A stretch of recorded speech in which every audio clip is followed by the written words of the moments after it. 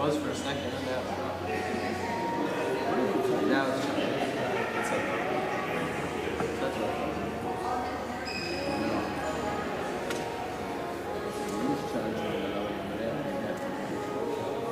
Well, I guess it's charging.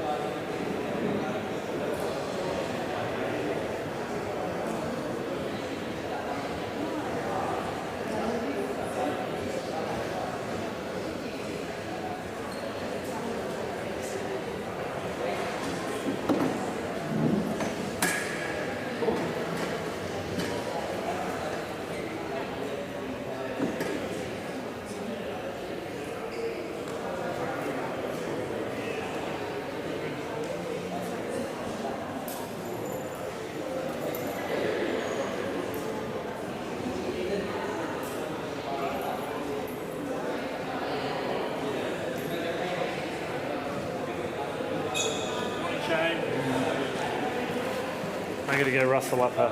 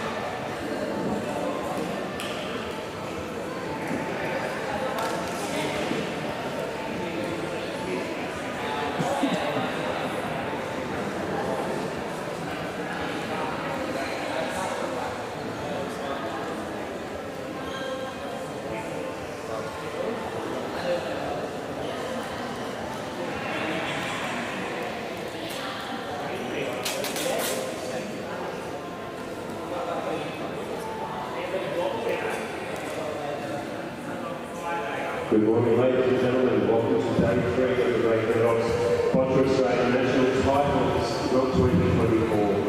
Hope you've all well rested and looking forward to a great day of competition. We'll be announcing the athletes shortly, and we'll report for the first round of the day. And we're beginning semi-finals and wrapping up some other round matches. Just a reminder that it's going to get a little bit warm outside. The Intermission, as well, seems to be high-graded today, please. Please also be aware that we've got our official photographer moving around different parts of the court to play at different times. And we have just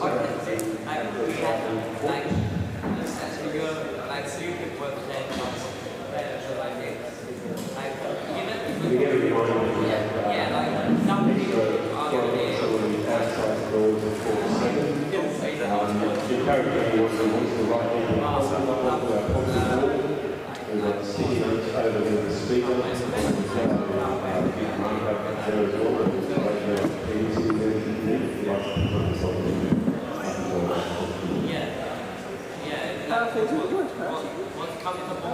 We'll move into individual competition today, moving straight into our team pairs competition before we have our medal presentations for the individual competition to round off the day.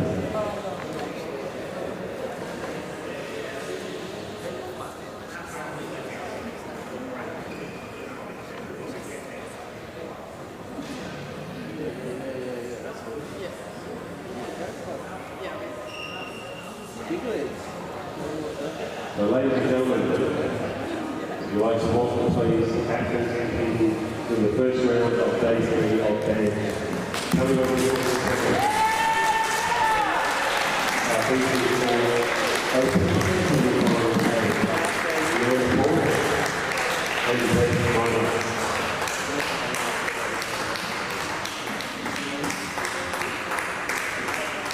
on court 6.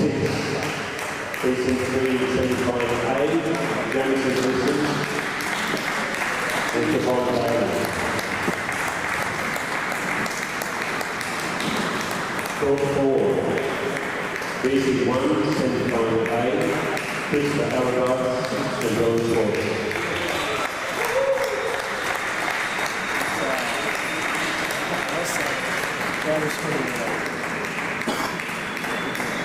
Court 3, BC4 Open Final Semifinal B, David London and Dr. David.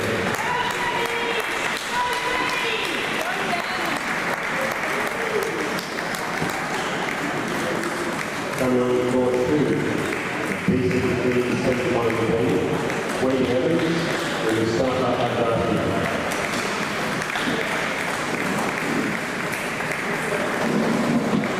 And court 1, BC1 semi-final team, Matthew Whiting and Corey Ryan.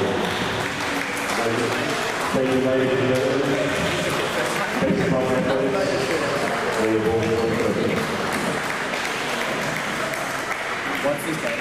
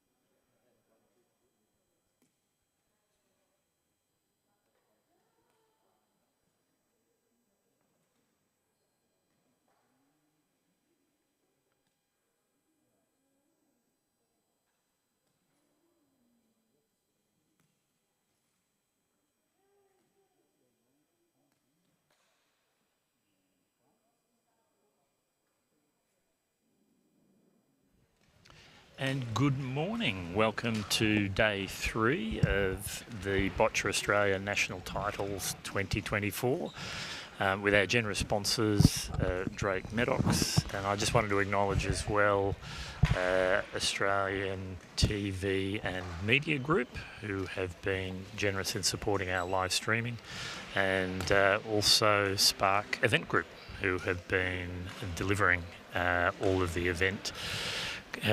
All the machinations that go on to deliver a national titles. I'm Richard Buller, President of Boccia Australia. Those who've tuned in before over the last couple of days, you may have caught me, but for the first time I'm very welcome, very happy. Gee, it's too early. I've got nothing to say. It's just too early. Come on. It is a Sunday. So, good morning everyone, I'm Jack. I'm currently at level 1, and I would say at level 1.5 now, because I've just passed the first part of my level 2 refereeing, and I've got my part 2 today around 11 AM for my theory. So, I've been involved in Boccia for just over 2 years. So you're a newcomer. So quite new. You're sort of making me sound like the veteran. Like, so, well, we'll see how we go. So you're in our good hands for the first session this morning. We have refereeing. We have Ross from Queensland. And do you want to introduce us, Jack, to the players? So In the blue shirt, we have Brent from the ACT, and on the right, in the grey shirt, we have Fiona Porch, who's independent athlete this year, who's from New South Wales.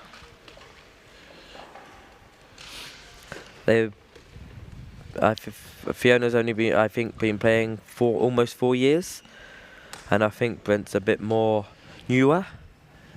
And I think looking at Fiona, she needs you to just talk a little bit quieter, Okay. because you might be disturbing her. So the good news is here, Jack, we can sort of whisper, and okay. people online can hear us, no problem. Now, why is Fiona playing red? Just Red. because what we try to do is just take through some of the some of the basics.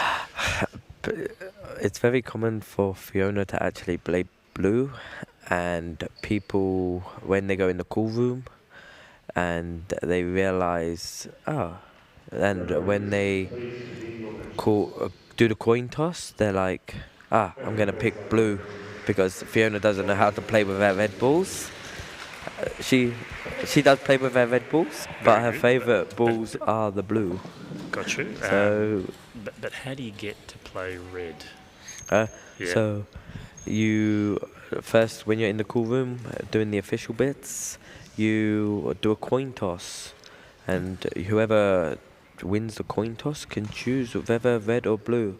If you choose red, you get the first ball of the game. If you get blue, you get the last ball of the game. So depends on their tactics. It could be up to their advantage.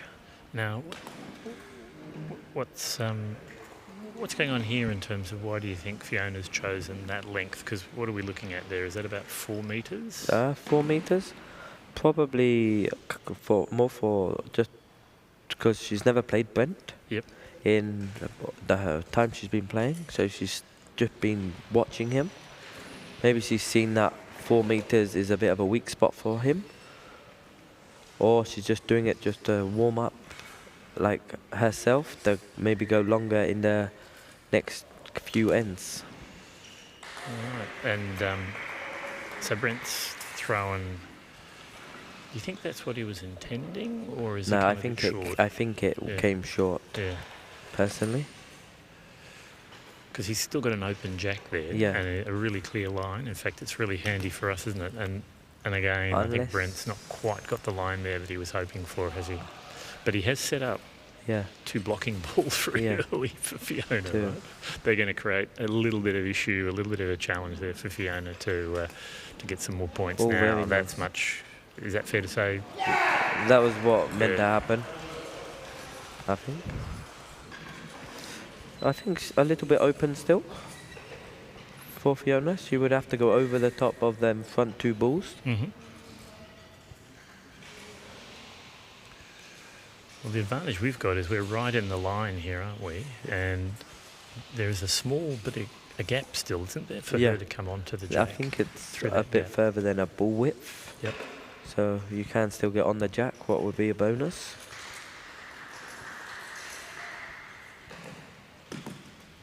And she was so close to getting that, wasn't she? Yeah. But she's still got 1 ball ahead of him. She's still got 1 ball in extra. And I think she's actually opened up that. Yeah. I think you said it was just wider than a ball, and it's now become a little bit wider, that gap, for her to get through and find the jack.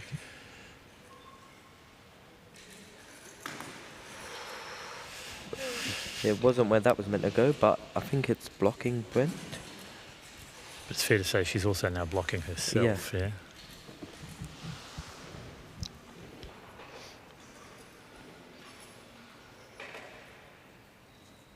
So this will be the up and over, is that what that... Yeah. Yep, there it is, there's the lob, yeah. That was not meant to happen. How hard is that lob to get accurate? I think pretty hard. Especially if, it depends on your restrictions with your joints. If, like Fiona, who's got hardly no, her restriction in her wrist is very limited. So doing that sort of shot. That was a nice over the top. Yep. but she's But still still, not done enough. But no. tell us a bit more about, I guess the challenges that our athletes have in terms of where their particular, restrictions So, or impairments. if like with Fiona, she's got one type of dwarfism, and when Fiona was born a few years ago, she was actually the only dwarf in Australia with her condition. So she has a completely fused neck. She's got arthrophosis. I think that's how you pronounce it. Sounds good enough to me. And then that affects the overall condition. Yeah. Affects her wrist and Her ability wrist, to. her elbows. She's had within the last 3 years, she had a double hip replacement too, due to her condition. Her ankles are locked in the position, so there's very little movement. And then in terms of throwing as a player, as an athlete, what then does that raise as challenges, I guess? So she has the with your wrist, and a more able-bodied person, you can pretty much give your wrist a full 90-degree, if not more, angle movement. Right. So she might only have I would say 30 to 40-degree angle. Yep. So you can't get as much. No, so Brent's just done a very nice getting behind that red ball. He's used his own ball to ricochet closer to the jack.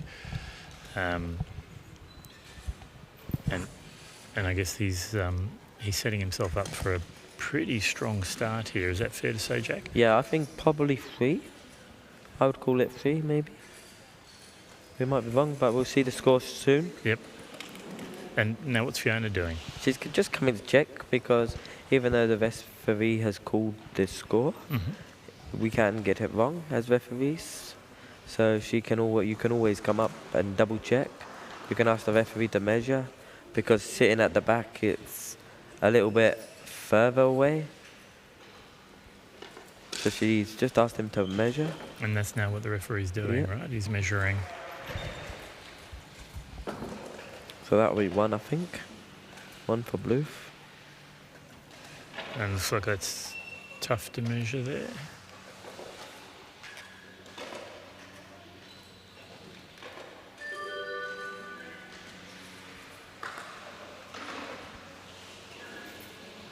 I think it's 2 blue.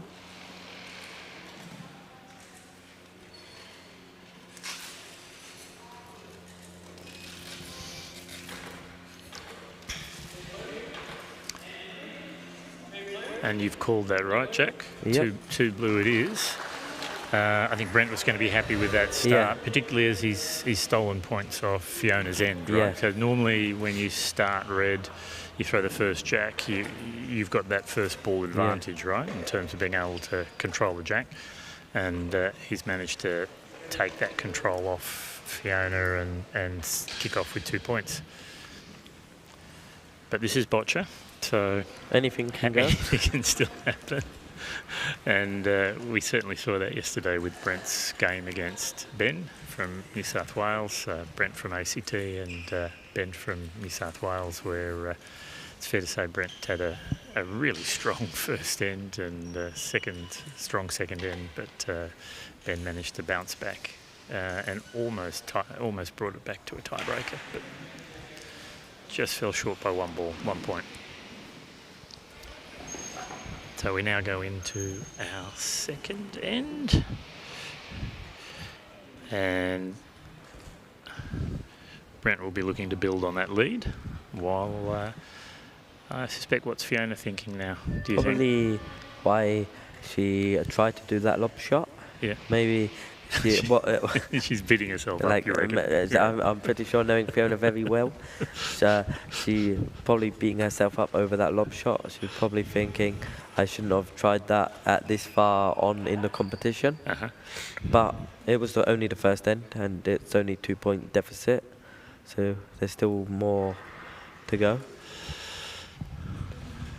All right, and welcome to our 12 viewers who have got up early with us this morning, on Sunday morning, to catch the first game on the show court for day 3 of the Boccia Australia National Titles.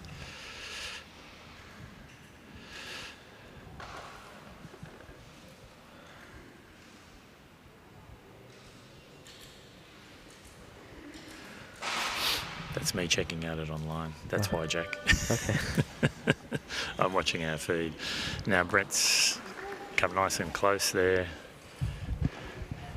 He's actually played. Is that the same length, or is that a bit? A bit further. A bit More further. a bit further. It does look like it. That's what I was wondering. Yeah. Probably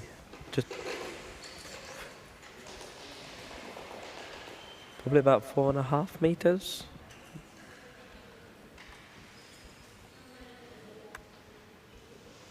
See, hopefully, but there's still a gap.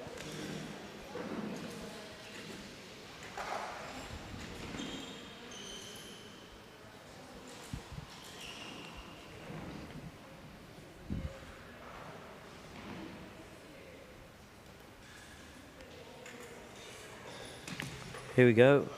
Oh, Ooh. great line. She absolutely had that on the jack there, but perhaps was it just a little bit too much? Power. Yeah. Yeah. But I think it definitely went where she wanted it to go, but just. Yep.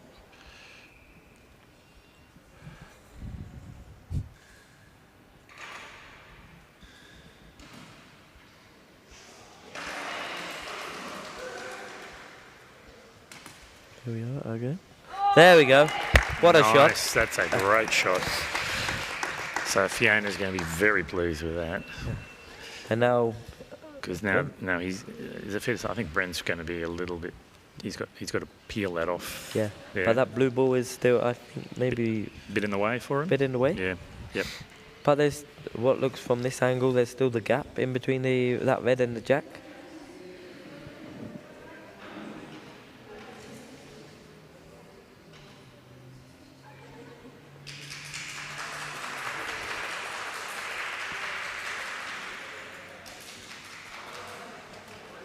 See what? Oh, that's gone very long. So I think Brent's not quite got the line there. Yeah. Now did he move his chair there? He moved it a little bit. A little bit, gotcha. Or he just sort of moved himself a little bit in the chair too, right? Well, and in fact, he's over-adjusted, hasn't he? He's gone Yeah. a little bit from one, and now he's over-adjusted on the other side. And I think now his 3 balls have gone. He's only got 3 left. He needs to start thinking maybe a different game plan. So you reckon defensive now? Different thing, because if you don't get it on within the first couple, you need to start thinking about blocking. So you can't give too much deficit. Because he probably wants to have a comfortable lead going into the 3rd end. Oh, nice. And Brent's very happy with that. He's letting us know how happy he was with that. And he has done well, hasn't he, to push that onto the side of the ball, which starts to narrow Fiona's options, doesn't it? And she's coming to have a look. Which you're allowed to do in your own time. Yep, so in your own Fiona's clock is ticking. She's got still 2 minutes and 30 seconds. And how long do opens have for each end? They have 4 minutes. Well, it's quite a lot of time. But you've got to execute all your throws. If you're going to come out and look, that happens in it. And also, I think it's if you measure, is that right? Yeah, if you ask for time, a score, that all happens in your own time.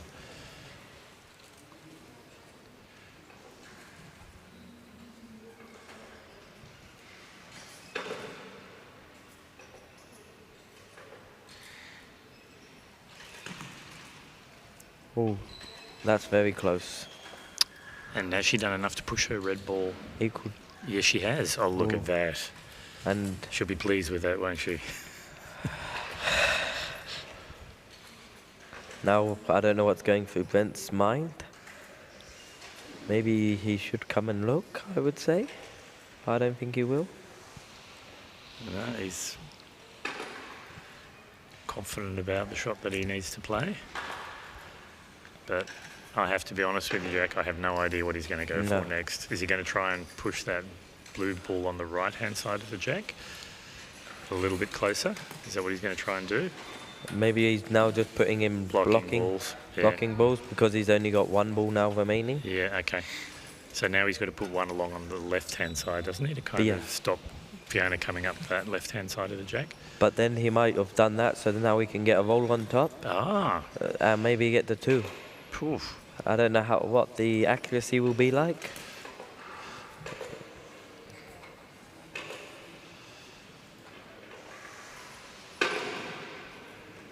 Is the ref going to get out the torch?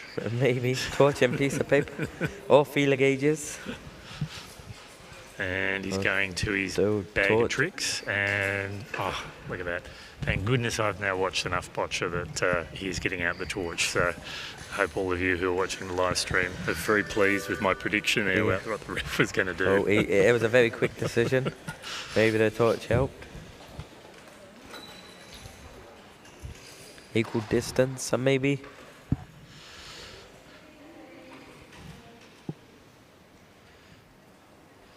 Sweet. He played all his balls. So Fiona's got choices here, right? Because she's got 3 balls to work with. But she could push it back. Maybe maybe she's gonna take a minute and think. Maybe she'll push it back, and then she's gonna be able to. So it was called equal distance. Oh, it is it? It was called equal distance. So that means they're both going to get the point. And at this early on in the game, maybe it's not the best thing to do, being a 2-0 deficit to Fiona, with still 3 balls to go.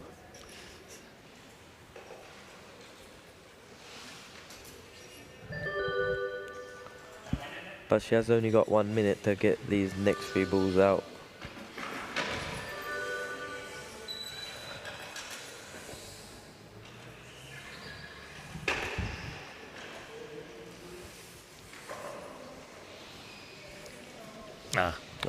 Here's smart a big move. change of decision.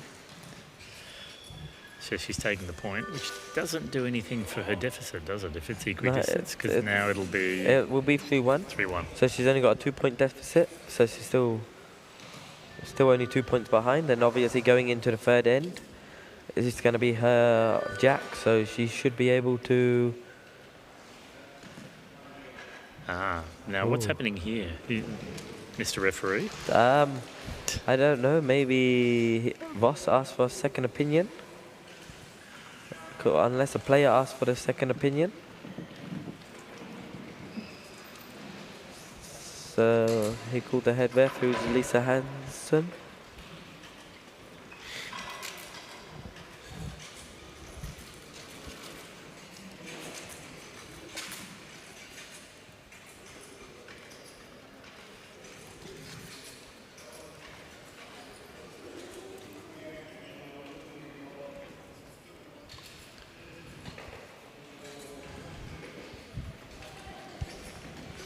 Now... Oh, they're coming out to look. Yeah. Maybe the call that... Maybe one of them blues are actually closer. One of the colours are closer. But then would Fiona have made a different decision? In terms Maybe of not, off? because of them 3... Is it 3 or 4 balls up the top of the head? It's a really tight head there, isn't it? It's difficult. And I think you could see Fiona go through the thought process, couldn't you? She was like, okay, I'm going to do this. And then she just thought, nah, that's going to be too challenging. Now the feeler gauges have come out. That's the feeler gauges. They don't often come out, but when they do, it's... Oh, so that red is further away, right? I think that red is actually closer. Because it looks from this angle that it went straight through. But Brent's the one who's smiling. No, they're both smiling. Oh, now. they're both smiling? Maybe that equal distance. Who knows? We'll find out in a very short minute. And how often does this happen? Not very often. No. So I'm glad it doesn't happen as often as it should. So there you go. You're getting the opportunity to see something a little unusual here, but also shows us some of what does happen with boccia, where it can be quite tight. There we go. It is. So It's it was one blue, equal one red, and distance. that's left both of the athletes are smiling. Oh. So going into the third end. And now, as a ref, having had the head ref come over and check your call, is there what does that feel like when the head ref, I guess, comes to the same conclusion that you do? When they come to the same conclusion, it's a very big bonus, a sigh of relief.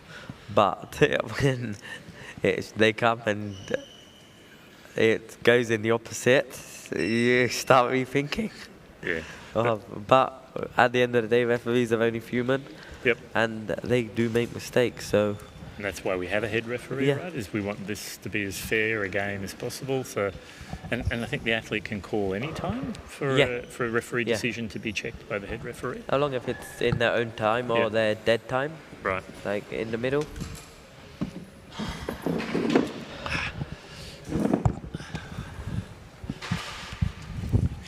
Is that better if I sit like that, Shane?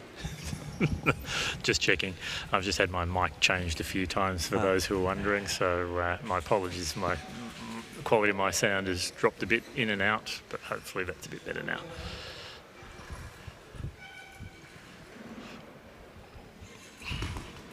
Now Fiona's chosen to go much longer here, Jack. What's the thinking? Probably looking at that last Brent's end, he didn't have that much accuracy on that half. Some balls were going further, so maybe she's thinking if she gets this first coloured ball on, Brent might end up going too wide on his, what will give her a good advantage.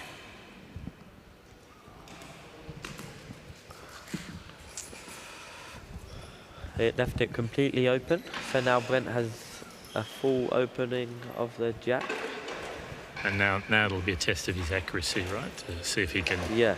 Because the circle there around the jack, for that length though, that's still pretty tight, isn't it? Yeah. Like there's not a lot of it's accuracy at that length is hard. Three balls Yep. in it, so it's... But if he gets it on the jack, Fiona's going to be in trouble at that length, right? At that length and being this far on in the game. But he went short. So it's still possibly anyone's game.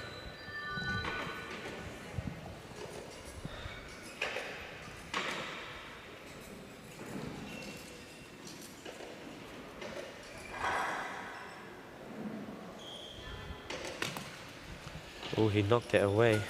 But has it got closer? No. Still blue to play, and for those that have recently joined us, we've got Fiona from New South Wales, from independent athlete, playing Brent from ACT, and the current score is 3 to Brent and 1 to Fiona. Now it's red. It's going to be red. That he did get that last blue ball closer.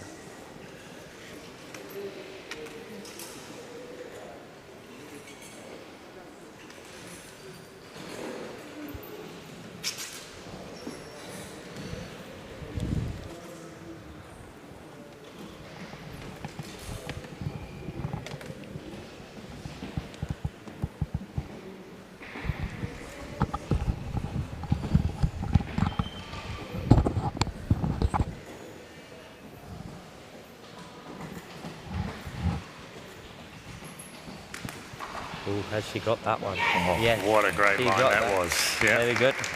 She'll be very happy with that. Yeah. So now Brent, now blue.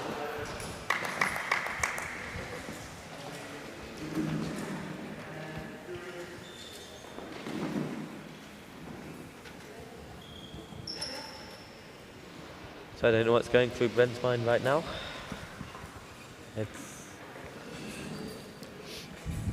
I think he's going to want to get on the jack, isn't he? Yeah. But that blue ball, I think, is a little bit in the way for him. It's making it a little bit harder for him to find a clean line. That ball just didn't bounce straight, did it? It just hit the deck and turned off spun off to the right. And that blue is definitely blocking, I think, now. Yeah, you can see him leaning over Yeah. there, can't you, to his left to try and get a cleaner line. Oh, and that one's also Going a done bit some wide. interesting acrobatics, hasn't it, in the air, that one? It's kind of turned as well. Is that him actually spinning the ball as he's throwing? Or? Maybe it's I think when he releases, it's coming from his thumb, like the last thing, and I think he's just putting a bit of a spin from the thumb. Because that's just two in a row. That Yeah. You're right, he is. That is. I just saw in the air as in it the was. thumb. Yeah, yeah. I don't know if that's his normal throwing technique or Yep. because of the distance. Yep. He has to throw like that. Okay. All right. That's the So other now end. let's see what Fiona can bring up in this third end Then with four four balls still to go. Because this is her chance not just to equalise, But to get a head start to But go to- into the final end.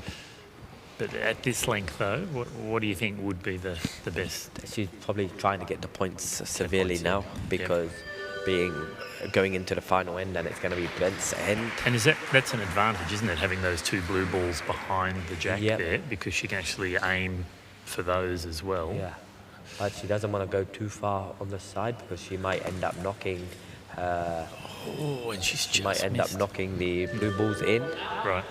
and you don't want to be giving your opponent points. Yep. But she's still got 3 balls,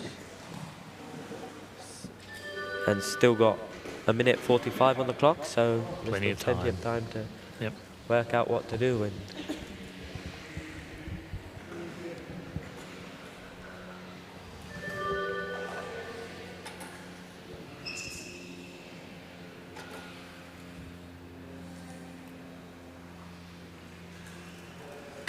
so does this? That fell very short this time. So with her last 2 balls, she should. And will she have kept the harder balls for later? Because that last ball was clearly one of her softer balls. I think actually she did play both of her harder balls earlier on. Yep. So Nice line. That's nice it. That's a line. point. That's 2. Yep. That is definitely 2. So now she's Yeah. got the lead. And there was a sigh of relief there Yeah. from her. So hopefully she can get this last ball on to go into the final end with a 1 point yep. advantage. She might give a little cheer if she gets this point. And like that. Right. Oh, yes, she did. Like that, she was definitely happy with that one. Very happy with that Very. one. Yep. So that does make She it was very, competitive. with a smile from ear to ear. I don't know what. Yep, very happy with that 3. So Brent's got Now Brent is a this competition. thing, yeah. Yeah, this is definitely. But both of these this is the first game. They're both unbeaten in their pools leading up to this. Right. So being unbeaten, it's like very like. Yep. So we've got 2 very well matched players Yeah. here, right? So, and obviously whoever wins this is going to go into gold, and the runner-up of this one will go into the bronze playoff. Yep. Playoff. Yep. So they're probably, and both of them haven't won a nationals yet. So gaining a gold at nationals is probably on their bucket list to do of things.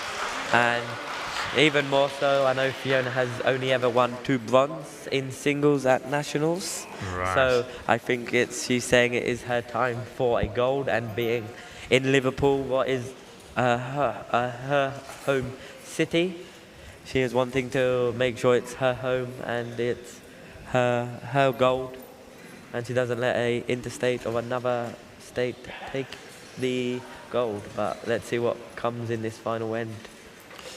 But Brent, having seen now Brent play a couple of times, he's going to be very competitive on this Yes. last end. So he'll also have that strong appetite to having got this far, and as you say, being unbeaten track record. Now he's chosen to go shorter, but he's actually taken it right across the court, so that's actually longer for Fiona. Yeah. Yeah. So let's see what comes from this one. If he can get it on, because his first ball's not always been on. And perhaps a little bit shorter than he would have liked, but that's gonna make Fiona work anyway, right? Yes.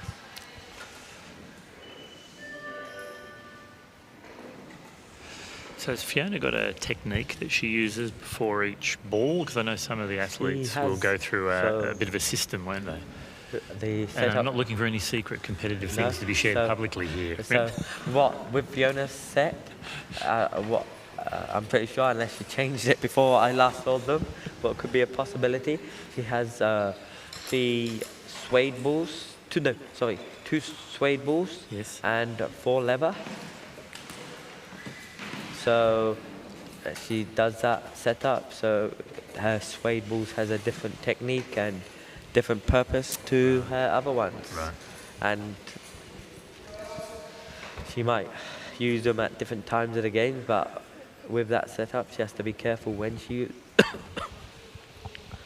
uses them, because she obviously doesn't want to use them too soon. And what do the suede balls do differently from the non-suede balls? For Fiona, it's a part of her tactic, so I'm going to keep that one a bit quiet and not share that. That's all good. That's all good. And I guess for those who are watching, who aren't aware, they are soft leather balls. And the weight, though, is the strict parameters, right, in terms of the weight? So now you're testing me. Well, you've got your level 2 exam tomorrow. This question might be in there. So it's 265 is the minimum, and the maximum, but don't count me on it, I think is 283. So it's about 10 or 12 grams, 10 or 12 grams. Yep. I might be wrong, and someone might on the live feed can correct me if I am wrong, and if you are aware of it. So please pop it into the comments, because we're gonna help Jack get past his theory for level 2. Yeah. So Fiona has only used 4 balls. So she has only got 2 left, so now she needs to make it count. She really needs to get one in on the jack, right, inside that circle. Yes, inside that circle, and because it's still very open. But that... And, it was very... too hard. And clearly that blue is causing her a great deal of trouble, right? Yes. Yeah. So, and Brent still has still 5 balls. Yep. So... I don't know, he's probably thinking what he's going to do, because he actually only needs 2 points to win at the moment. Yep. So he might only need, but then he might just take it to a tiebreaker, because that was way off. Yep. So now Ben's got 5 balls. And you can see Fiona's not happy with happy with herself there on that last end. Now let's see what can come from Brent. So presumably Fiona will be hoping that those 3 in front of the jack are enough to cause Brent trouble. Yeah, or at the back if he puts it with too much power and it goes in, that's 3. Yep. And he is actually coming out now. The first time, I think, this game. This game, yeah, that's right. But it's fair to say he's got 5 to play with, right? 5 to play. That's a very comfortable position. Especially with your opponent having no balls remaining. Yeah.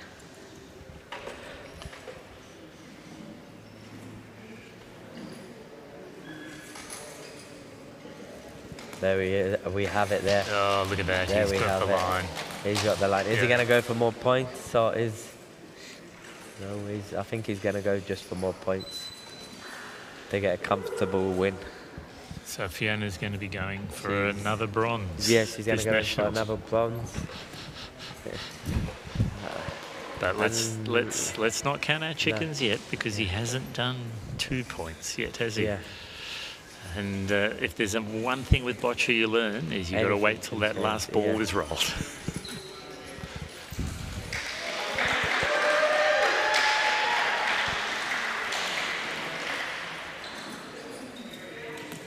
There we are. Oh, is he going to ask for a score? Surely. No, I don't think he's just going to keep going. Well, he's got 2 minutes. He's got plenty of time left on the clock here. With 2 balls to go. And he just needs to get 1 more blue well within that circle, and I think he'll call it. That was very short. No. That still could be a scoring ball. Still could be a scoring ball.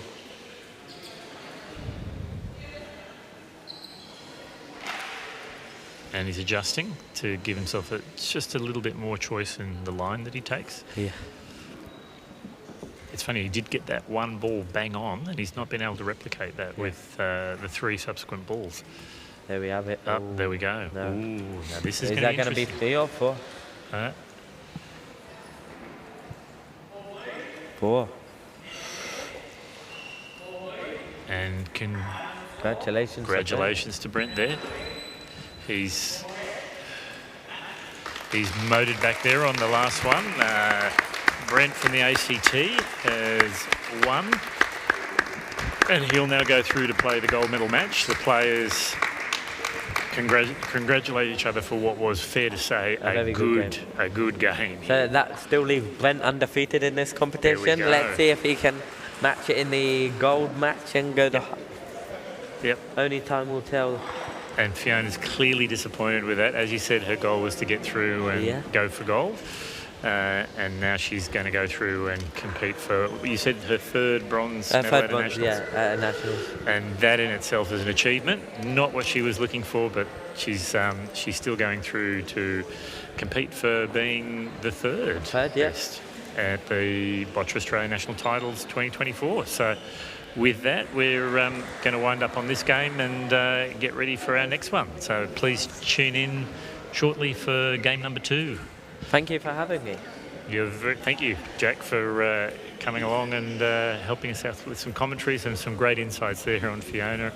But Brent has taken the day on this particular game. Yeah. See you all soon. Thank you.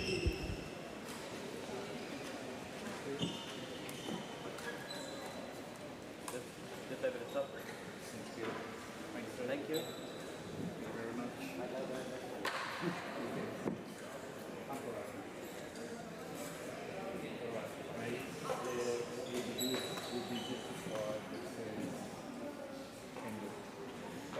Thanks for watching. We'll be back soon. Thanks for watching. It's the last one. Yeah, because that'll just give it into the actual whatever.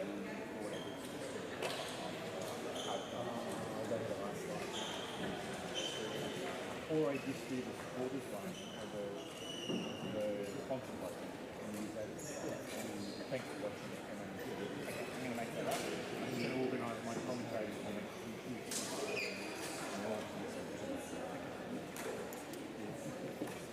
That was quite well, though. Seriously, like, this was I've never done anything like it. And that's it. Once you know how to do it, it's actually really easy. You haven't got a lot of choice like that.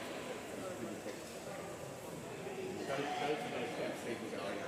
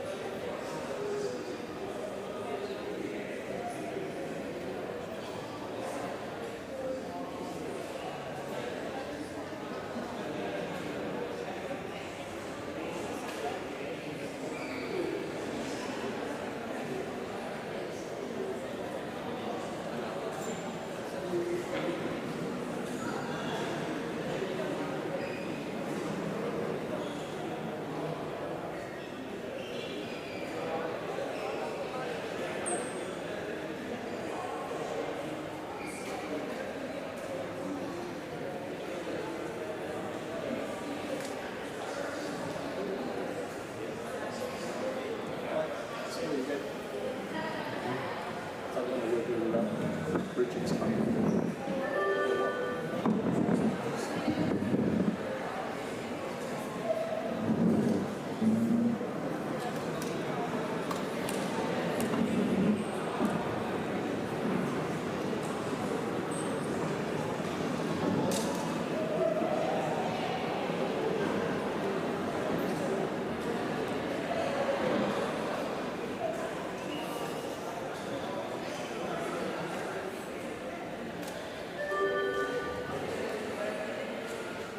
Ladies and gentlemen, this is the picture notes for the match on court 2, court 6 in the next round.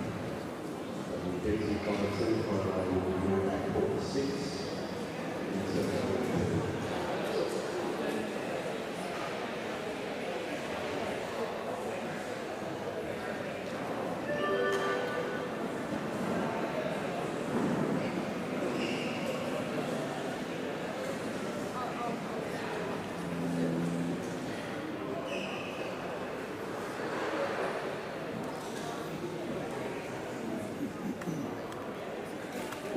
Pop over and get my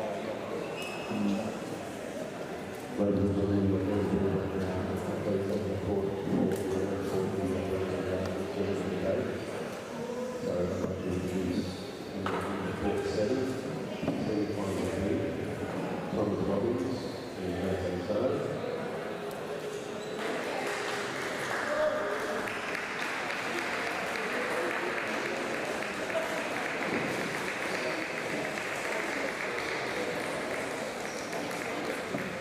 On court 6.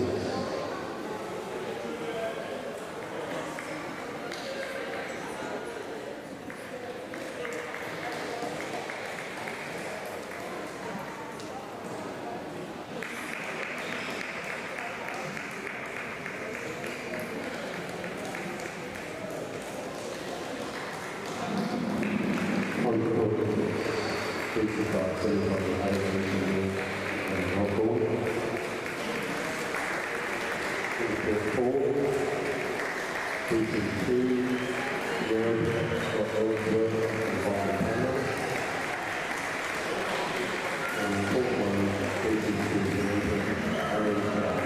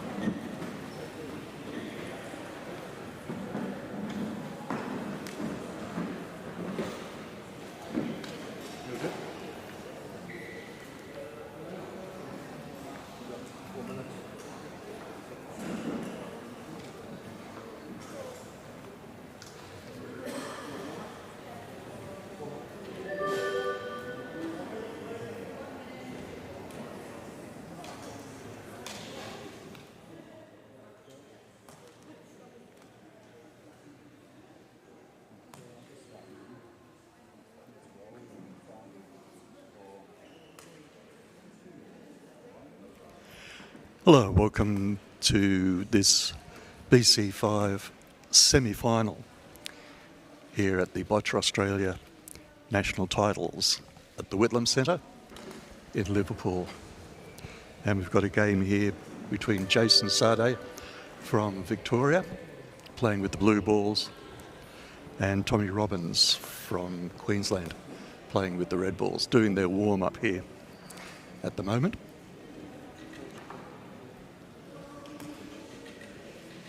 Players have been in the call room for a little while and spending some time on the warm-up courts before then. So at the moment they're just getting their arms warmed up again, making sure.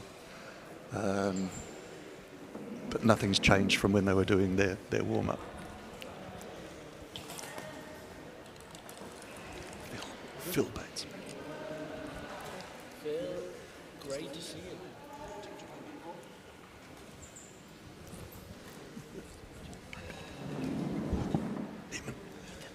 Ethan. Great to see you today, Phil. Ethan here from Boccia Australia, here to watch the big game. Yes, this will be a great one. BC fives are always a very dynamic This is it, classification. Yeah. And two of the best here. Two of the best for sure, yeah. Not too bad. I'm very familiar with Jason myself, so I'm very, very keen to right, you're a see the Victorian. big game.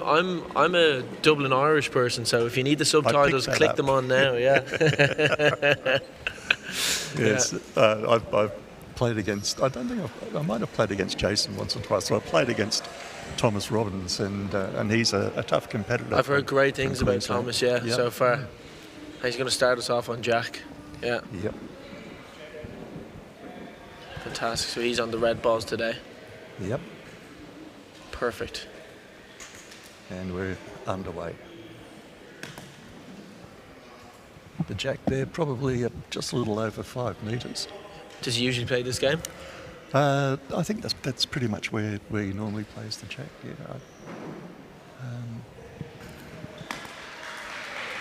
Probably not the best start that he was hoping for. Not the best start, but as we know, especially in boccia, these things can go a lot worse. And sometimes you see our ball flying past the Jack. Yes, at that's that right. early stage. Yeah.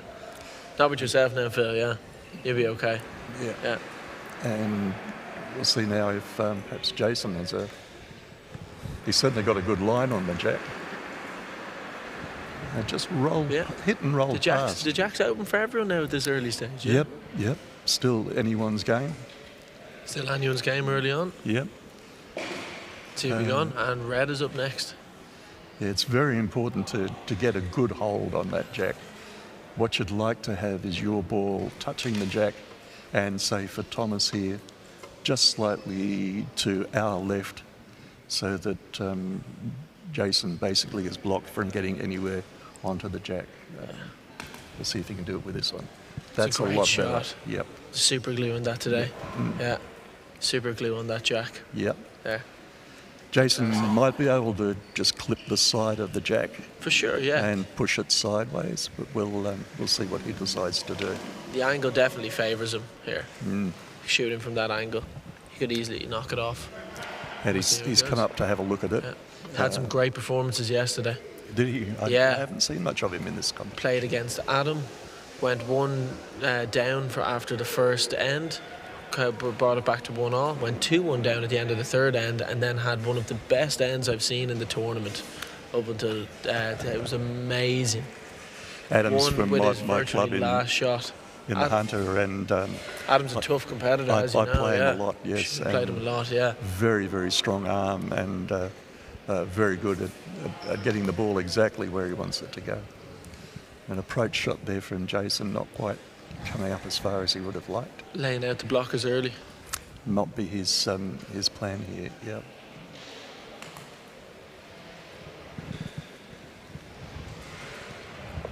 Where they put the ball, it's hard for me to see.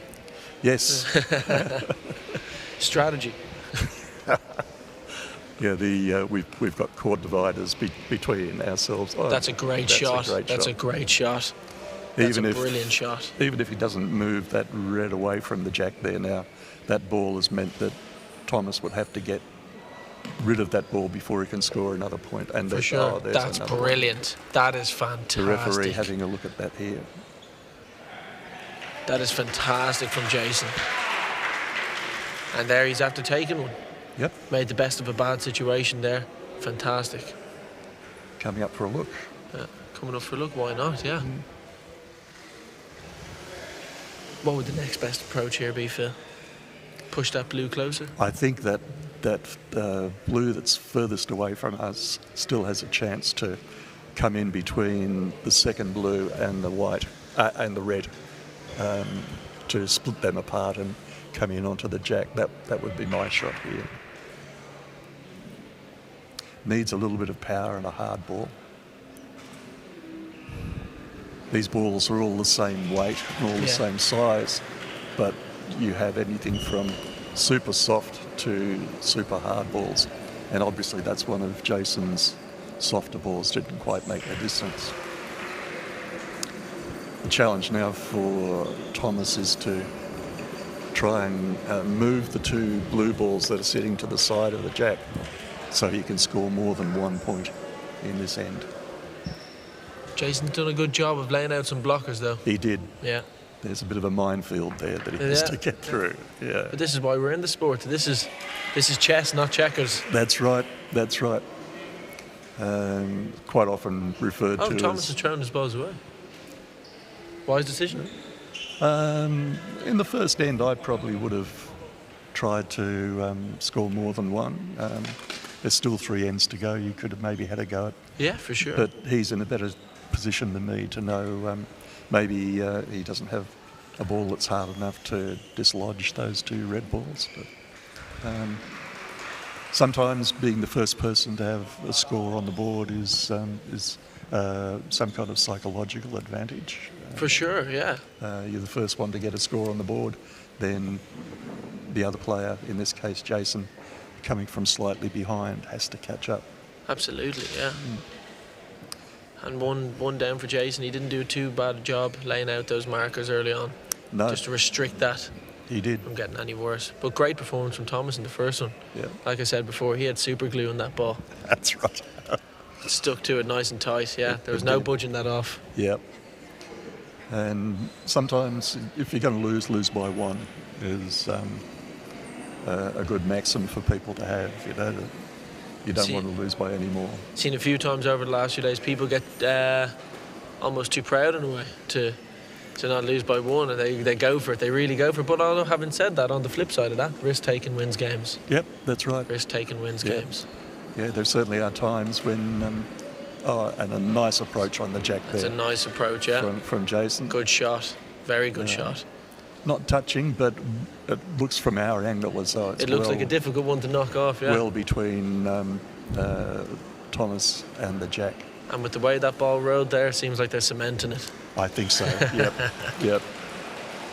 Sometimes when there's a little bit of a gap between the ball and the jack, it's hard to knock away because, first of all, you have to actually knock the ball up onto the jack. And that's good. He's turned the jack to the side. Yeah. So now he's got a slightly bigger, shall we say, target to aim for. He could just pop the jack backwards, leaving his ball in front, or could decide to move Jason's blue ball back and leave his ball where that ball was. Either of those 2 options would be available to Thomas at the moment. Very tactical. It is. Thomas, yeah. There we go. Yeah, I think blue gone could back be... just a little bit too far. Maybe from our angle. No. Blue go? Okay. Blue to go, yeah. Thomas jumps in and ahead. As you said, Ethan, it's a very, very tactical game. But a lot of people think, you're just throwing a coloured ball at a white ball. But there's far more to it than that. People who say that, they should jump in and have a game. I think see how they get on. Yeah.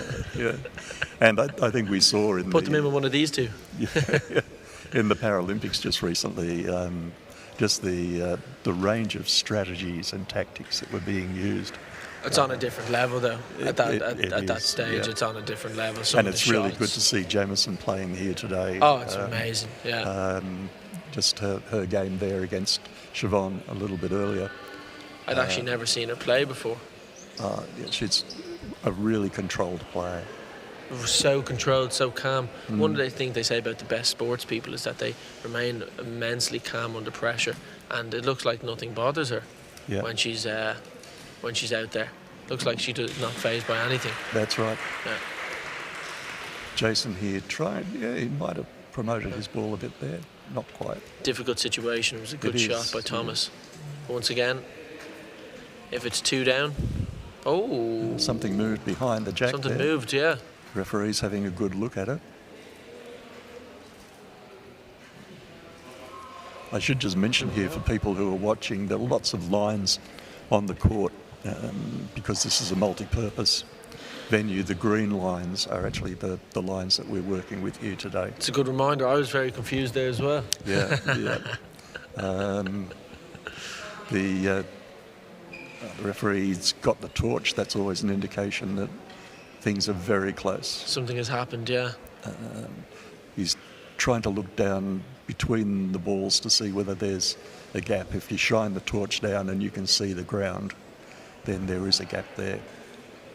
It's calling the head ref over for her opinion. We've had to go to VAR here, so to speak. Yeah, yes, that's right. To go to the big screen and see how we get on. Nerve-wracking moments. Yeah.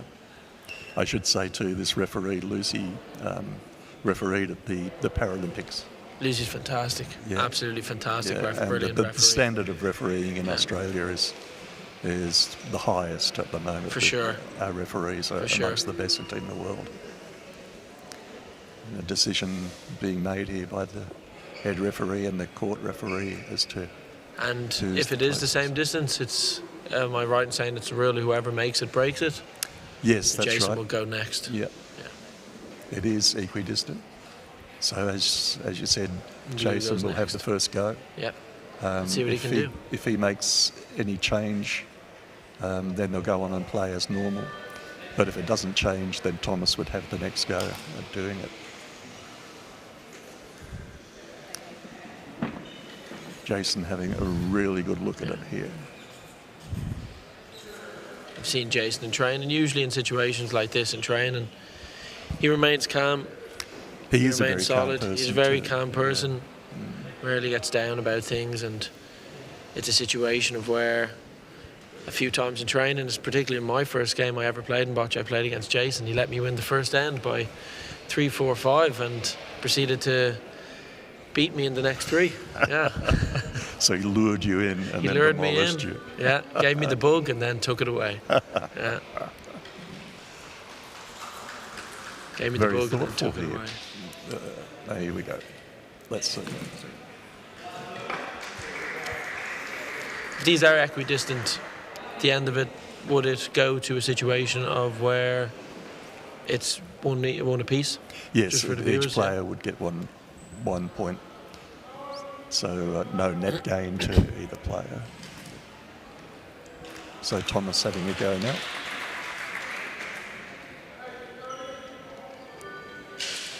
Looks like Jason's actually played all his balls, and Thomas has 4 balls left and 2 minutes and 45 seconds to play them. Trying to lob over the top there, I think. An Trying interesting approach, yeah. to land it on the jack and push the jack backwards, separate it from the head. It's a very good shot to have in your armoury. For sure. Going for the bunny hop. Yep. 2 more balls left to play for Thomas. Yep. See what he can And, do. Want to be careful of knocking one of those blues just slightly closer. That's the risk, yeah. But like we said, risk-taking that's right. can win games. Yeah, and in this situation, that might have changed things. I wonder if that was the ball that was closest. Knocked one of the blue balls away from beside the jack. Thomas's last shot. What he wouldn't want to do now is knock the jack back onto that blue ball if he does succeed in lobbing it off.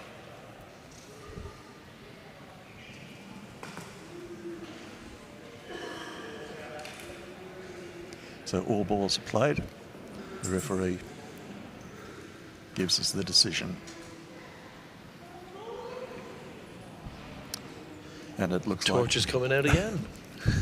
it must still be very, They have to very get these close. decisions right, though, at this stage. They So, do. So fair credit to Kevin and Lucy for taking the time Yep. to go yep. in and making sure that Because we're in the semi-finals. Yeah. So a lot depends on this measure.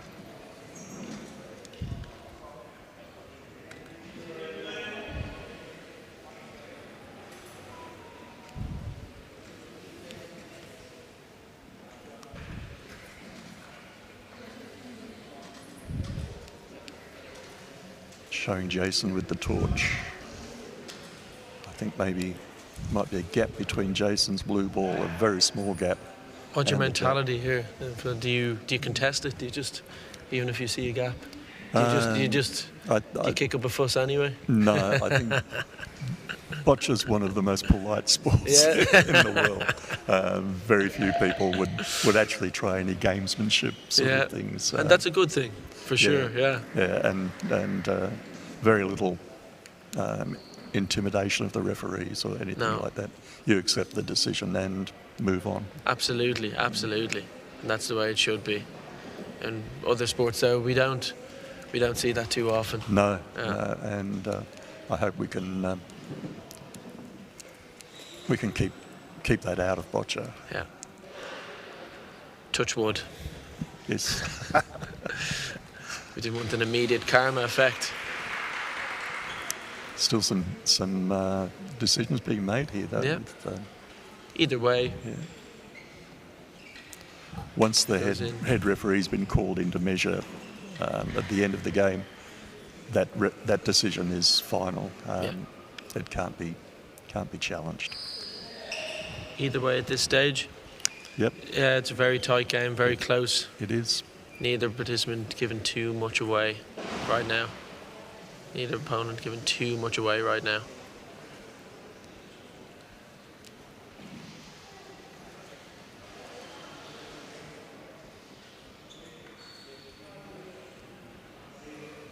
One red. One red.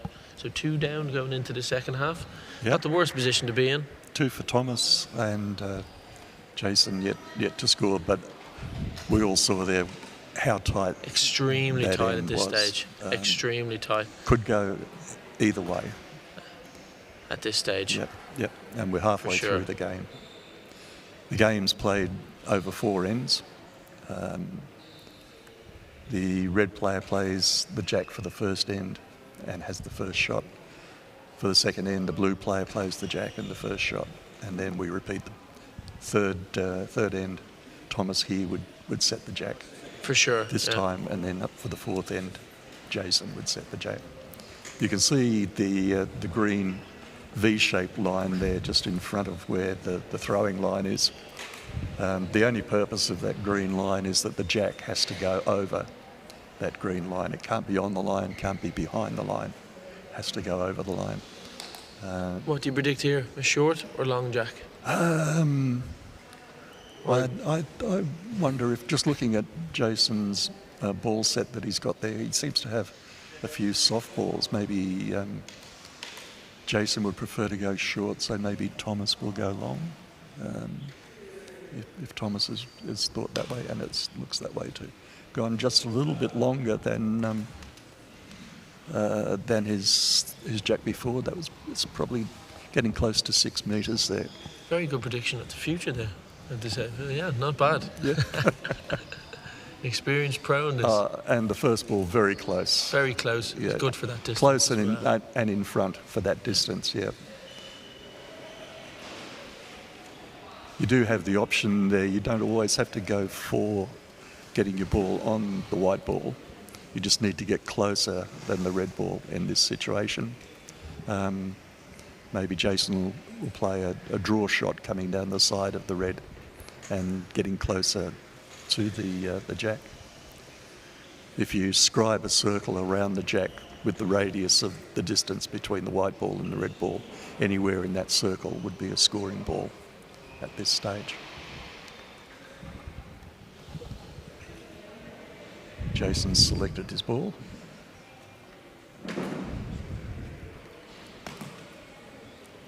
Gives it a mighty heave. Could be very close there, very close to play again. It's a brilliant shot by Yep. Jason. That's Yep. a fantastic shot by Jason. Considering the circumstances, that is on the money. Yes, that's terrific. So probably what Thomas is going to try and do here is push his red ball up. If he could push it up and just slightly to the side, so it comes in between the blue ball and the red ball, blue ball and the white ball, that would make it very difficult then for Jason. But he's done the thing that you have to be careful of, Yeah. and he's knocked the blue ball up. It's a risk-taking game, though. It is. Yeah. As you were saying before, you've got to take the risks. You've got to win take the game, risks. And when- particularly when it's as close as this one. 100%, and a long jack is obviously, it's always a difficult one to navigate. It is. I'm sure you know much better than me. Yeah, and for some reason, this 6 metre is, you might prefer it to be even longer or even shorter, but there's something about 6 metres that is always a bit awkward. Oh, for sure. But it For looks sure. like Thomas might have pushed his ball up onto the jack, and there's a measure Yeah, from the referee. a really good shot. And we've got a really good look at it here. We can see what he's doing with the calipers. These referees undergo a lot of training and a lot of examinations to move up from one grade to another. And your measuring technique is one of the things that Blue is slightly closer. taken. There. Yep, I think so.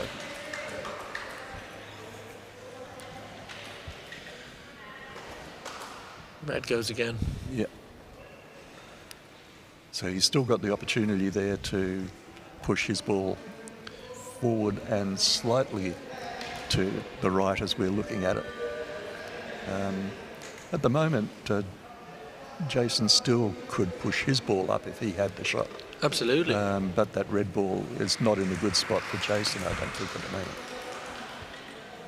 It's not the worst situation to come out of it, yeah. Yeah. It's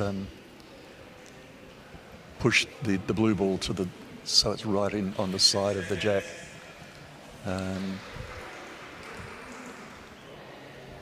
Thomas could possibly push the red ball that's further away in between the other red ball and the blue ball Yeah, to get it onto the jack and sit it in there nice and tight. so many balls are surrounding the jack though with a lot of open space in behind. It's Yep, that's always right. a risk, That's isn't right. it? At that distance, you've got to play with a fair amount of power, and power is the enemy Thomas of has it though. accuracy. He Thomas does. has it. Thomas has the power from what Yep. I've seen over the tournament and in this And you'd game. be choosing one of your harder balls if you've still got that left in your set. Well, he's done nicely There there. we go. Pulled the jack up, the red ball up onto the jack, and he's got two red balls blocking Jason's shot. From our angle. So this is very interesting. It's turning into a very well-constructed head from Thomas. It's a tactical game. Yeah, it's a very tactical game this time round.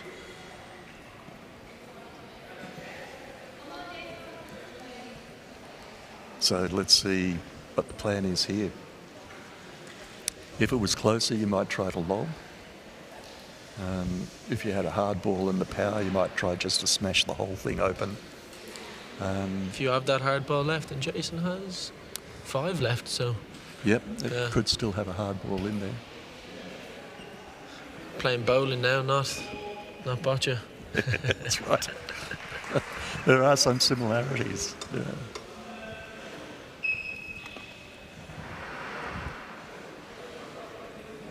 Let's see what Jason can do.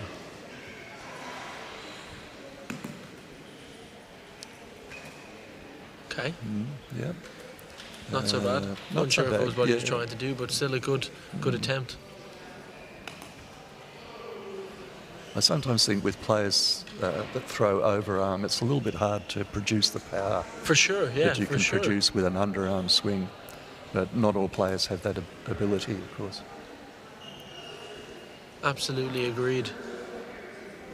Another It's a very ball close coming into affair. the This head. is. It's very It tactical, is. very tight. Interesting to see what At we this distance too. You know, you might expect this down closer to the players, but this is a very tight head.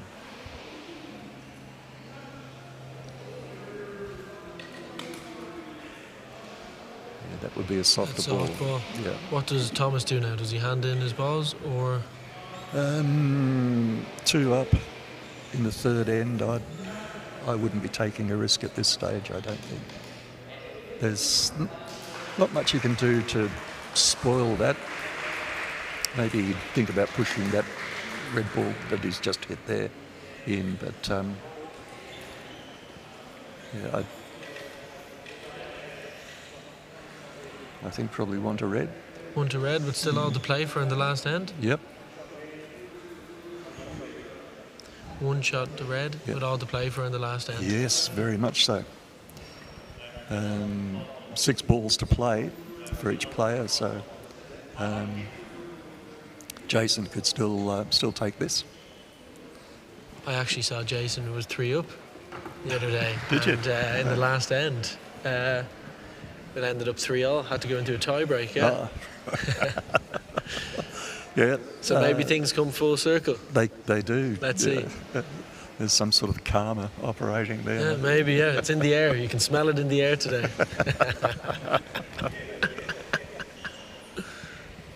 So if Jason can get his jack in a good spot and get a good hole in front of the jack with a soft ball, and it takes Thomas a long time to clear that situation away, then Jason can still come from behind here. And it's all that is possible. All is possible. I made a big mistake yesterday. I was watching a Jason game where I let my bias come in. He had one shot that he got on jack, and then his opponent surrounded the jack, and I said, throw your balls away, take the one and move on. He proceeded to get all 6 of his balls close to the jack and won by 6. Wonderful. Yeah. I missed that one. Okay, Unfortunately, I didn't miss that one, so yeah. Shows how much I know about boccia.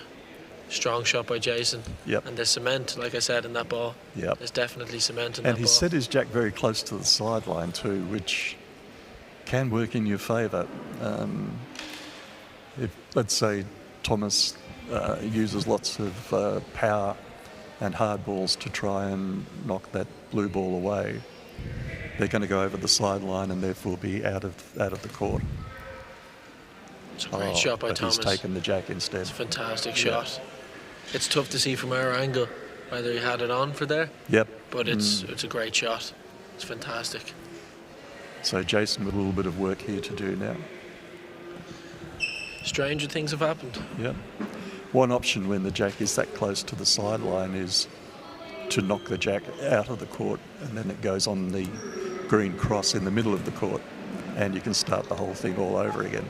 Absolutely. I saw Jack Torrey take an approach like that in BC1 yesterday. Did he? From Right. Vic. He threw a ball into the centre and then proceeded to try and knock the jack out. It didn't work in his favour, but I thought it was interesting. Yeah, that's an interesting thing. If you put a ball in the centre, then knock the jack out, and they put the jack behind your ball, yeah, you're in a very good situation there.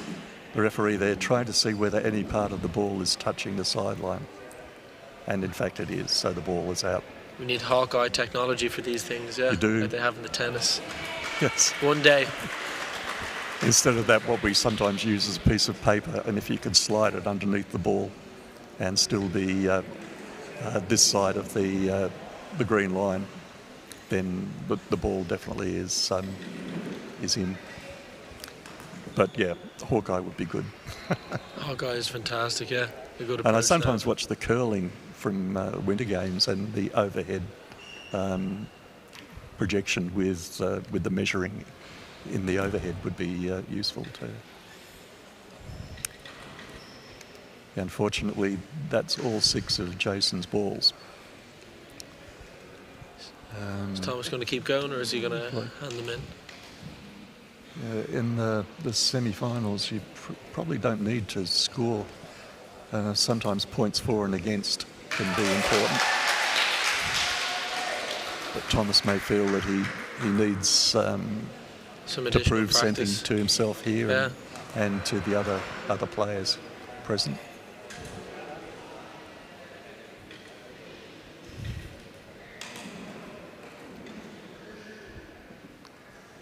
So as the things are at the moment, Thomas would win this end 2-0.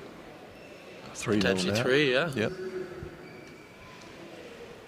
All those 3 red balls, of course, closer than the 2 blue balls that are left on the court. That was a soft one. Yep.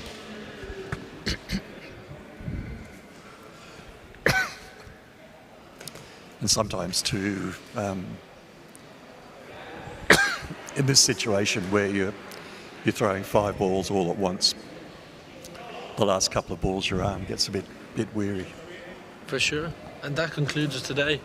Unfortunately not for Boccia Vic, but a great performance from Jason. Goes into the 3rd round playoff. Thomas proceeds to the final. It seems to be against, as I tried to gaze at the score sheet without my glasses, on the court on the other side here. That's 2 to Adam and 1 to Alicia, with one end left to go. That would be a major upset that the leaders of each group don't proceed to the final. But yeah, I've seen Alicia play yesterday. Fantastic player. It's a strong BC5. Yes, It's a strong BC5. it's really good to have the New Zealand players over here because brilliant, fantastic. it brings an unknown factor into the game for we Australians. And even though some players went over to New Zealand a few weeks ago to play in their national titles, that cross-fertilisation is a great thing for us because we're bringing in new ideas, new tactics. Yeah.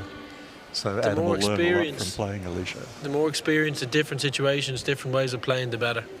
Exactly. Yeah, and Alicia's definitely taught, I'm sure, a few players in BC5 a thing or two. She's fantastic from what I've seen yesterday. Adam's a good player as well. Adam's strong. Yep, They're just actually going into the fourth end now. that's Yeah. right. Yep. No way to take our mics and go over and commentate on that game. We might We might go over as pals. sign off here and then go over and have a look. Good stuff. Yeah, that sounds good. Yeah. Yeah. If you're joining us online, stay with us.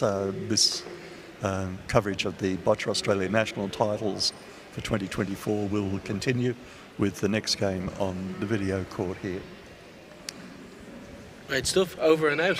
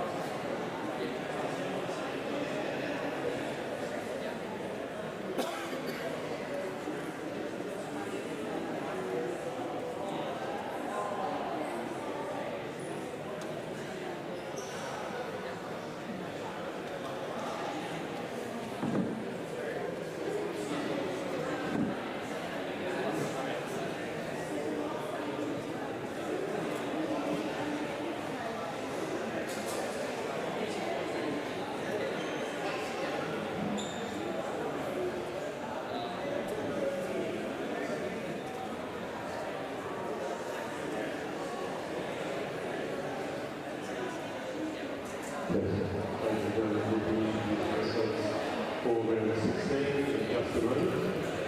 And we will be having an announcement about something special we're going to be asking you to do shortly. In terms of a group photograph. More on that soon.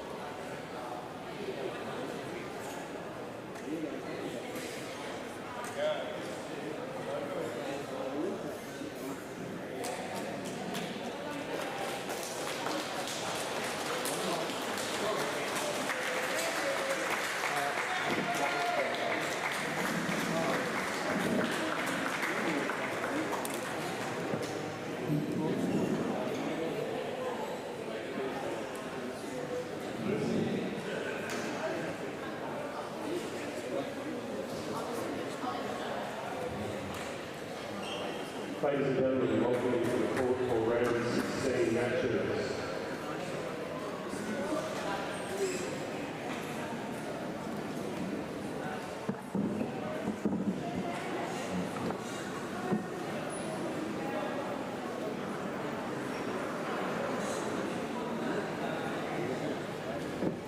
Heading to court 7 for the BC3 gold medal match is between Jameson Leeson and Wendy Evans.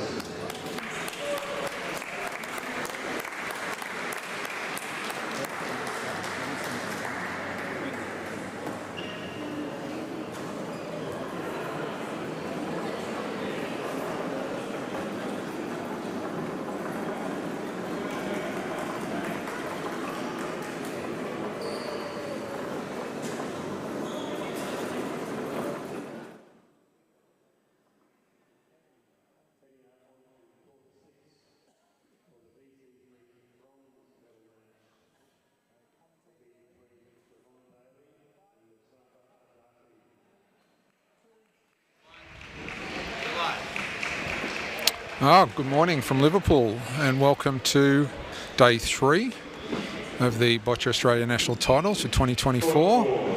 We are here with the gold medal match for BC3 and it's going to be a good game, I'm sure. I'm here with a high performance coach, Ken, Morning, Ken. Good morning everybody, and welcome to this very special event. So in this game we have Jamison Leeson, who will be playing blue, and Wendy Evans, who will be playing red. So what happens with that, for those that don't know, they go to the call room before they come into the court, and the referee will do a coin toss. Whoever wins the coin toss chooses whether they want to play with red or blue. Sorry. So obviously Wendy or Jamison. Wendy has either chosen to go red or Jamison has chosen to go blue. So the red player always plays the jack first. They're on the right hand box as you're looking at them from the court. Red is always on the right hand side, blue is always on the left hand side. And you will have seen these two players many times, Ken. Any tips about how they're going to play this game? I have over many years. Obviously I've coached Jamison since she started, which I think is about 5 or 6 years ago.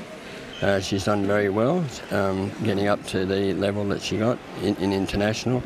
As people probably know, she just won a silver medal at the Paris Paralympics, which is a huge achievement for her. She was ranked 9th in the world going into that competition, and managed to finish second out of the best players in the world. So she's done that was a huge achievement for her. And as a bonus, we saw her medal yesterday. She's brought it along with her. Oh, it's yeah, not a bad looking piece of kit. No, yeah. Most people are very interested in looking at it. It's a very special thing to have. Whereas Wendy's been playing for quite a few years. I'm not sure how many years, but I have coached her as the New South Wales coach on many occasions, and she's a very good player. She was in the Australian team at one stage and did travel overseas to an international event and did quite well, but she's chosen not to pursue the international career and just go it.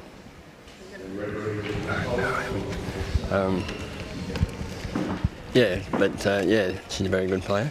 So both these players have got to the gold medal match here by getting through the competition undefeated. So they were both in a pool of 4, and so they won their 3 games in their pool, which got them to the semi-final, and then this morning they both won their semi-final. So that's why they're in the gold medal match now. And I'm assuming that you know reasonably well the 2 ramp operators as well that form part of the team? Yeah, definitely. So Kylie is Wendy's ramp operator. She's been with Wendy for many years.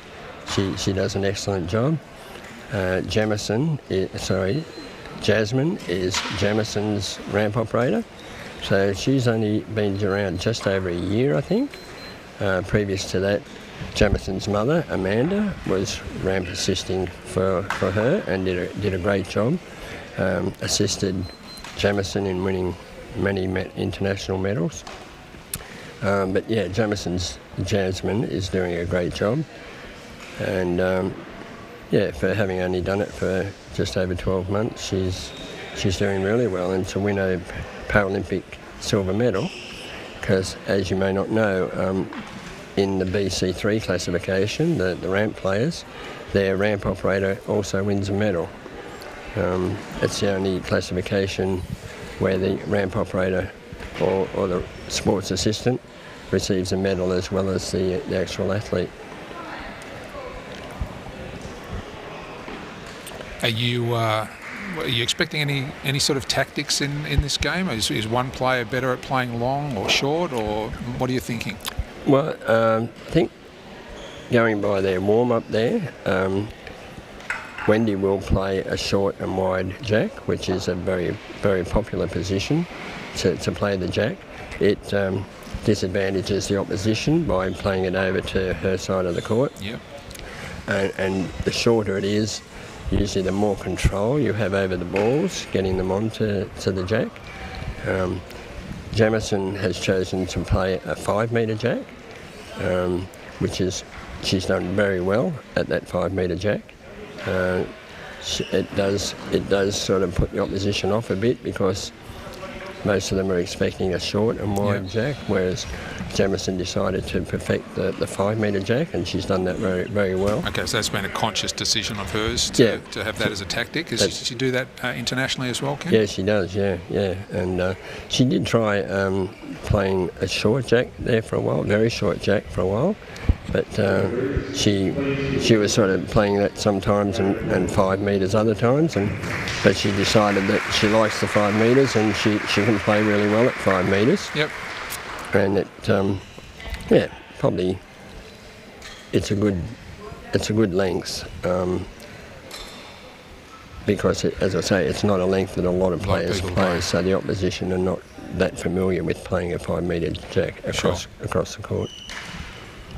All right, so we're about ready to get started here. Yeah, they've done their warm up, so Wendy's about to play the jack. Yep, and she's going to play that out, unfortunately, by the looks of things.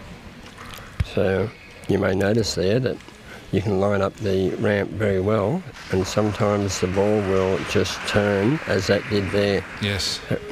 If that had gone straight, it would have been in a perfect position, but unfortunately whether it be the floor, it could be an uneven part of the floor. I don't know whether Wendy has played on this court before, but all the courts are slightly different. The floor can be slightly uneven in certain places, whether it be the floor or whether it be the jack. May have an uneven part on it that's made it turn, but that turned significantly. I haven't seen a jack turn that much in a long time. Yes, that certainly did take a hard kick left. So that's put her at a big disadvantage because now the jack goes to Jamieson, so she gets to play her jack in this end.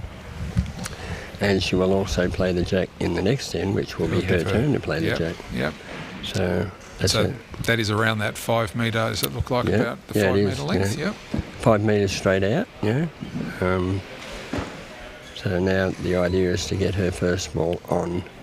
So getting your first ball on is the most important thing in these games, to try and block the opposition. So what she'll do, instead of getting her ball perfectly in front of the jack from where she's sitting, she'll try and put it slightly to the left so as it's completely blocking Wendy. Yep. Yeah. So here she goes with her first ball. Yeah, and that's pretty good. Just pulled up a little bit short, but it's still in line, so it's still a very good shot. And of course, the players all have a variety of hardness with their balls, so they can play different shots as they go. Correct. Yes. So it varies from super soft to super hard, and then they have a range of hardness in between that, and then you use particular balls depending on what you want to do. So you would normally use your super soft or your soft ball as your first ball, right? Because if you can get that on the jack, then it's more difficult to move. Yep. So what can happen here, because that ball is pulled up slightly short and I can't see the exact angle to see whether it's completely blocking Wendy, Wendy should be able to hit that on the left-hand side as she's looking at it, to move it away from the jack. She's using her hard ball. Yeah, she's done exactly that. So that's a really good shot. Her ball has gone out of play. Yeah, which normally happens with the hard ball. When you use it as a knockout, they'll usually end up out of court. But she's just achieved the desired result there. She's moved Jamison's blue ball out of the way. She's now got a clear line of sight to the jack. Yep, so now she should... Same thing with her playing this first drawing ball. She should aim to slightly the right-hand side of the jack, so as it's completely blocking Jamieson. The thing that can happen with that first ball of Jamison's falling slightly short, in the attempt to knock it out, sometimes it will knock it back onto the jack if you don't hit one side or the other of it. Yep. And then you're in a more difficult situation because you've then got to try and knock it out again. And so you use more balls up by doing that. course, both these players have now played a number of games on these courts, so they'd be familiar with the conditions. Yeah. They know what to expect out of the conditions, so they're probably going to see a pretty good game as far as accuracy is concerned. Yeah, we should do, yes, for sure. And that's going to be... yeah. It's good. It's holding. She has got shot, so but over to Jamison. It's not blocking the jack, unfortunately. So Jamison still has a clear shot at the jack. And from the ramp operator's perspective, it's important to note that the end of the ramp must be off the surface at the time of delivery. If it's out of the box. Yes. So everything has to be in the box. So there's 6 boxes on a boccia court, and in the individual competition they use the 2 middle boxes. The boxes are 1 metre by 2.5 metres. Yeah, nice shot. So Jamison's just drawn up to that jack. It looks like it may have gone slightly left. It should be holding. Yes, it is holding. And it's also now in the line for Wendy as well, right, so that's yeah. going to put her at a disadvantage. That's right, yeah. And with that red ball there, so that's what we call a wing or a wedge. So that blue ball is in the wedge, which means it's going to be hard to knock away. Right. So Wendy has a few options here. If she tries to just hit that blue ball and push it through between the jack and the red ball, it probably won't go through, because the jack and the red ball are the soft balls. Yep. And the blue ball is a soft ball, so trying to push that through would be really hard to do. Even with her hardest ball and on the double extension on the ramp, it would be hard to do. So her option now would be to, not sure what that was. I think she might be blocking. I don't know whether she might have been trying to push her red ball back and it turned slightly to the right. And of course Wendy's probably used her ultra hard ball on that first shot. She's now down a couple of hard balls, which is going to make it a little bit more difficult to move those out of the way. That's right, yes. But as I was about to say, the option would have been to move that red ball, and quite often that happens and people think, oh, that's a bad shot. But Wendy would need to move that red ball back out of the way so she can then hit the blue. She's got space then to move the blue ball away from the jack. Okay, so the players are really thinking not just the shot that they're about to play, but several shots ahead that potentially they'll need to play. It's a little bit like a game of chess. You've got to think more than one shot ahead. Yeah. So I think that was Wendy's attempt to do exactly as you said. Yeah, to move that red ball out of the way. Unfortunately, it's missed. So now with only 2 balls to play, she will now try and block it up. Because if you're going to lose an end, you don't want to lose it by any more than 1 or 2 points. Yep. So she should now try and block it up to stop Jamison from getting any. Just concede the 1 point that Jamison's got.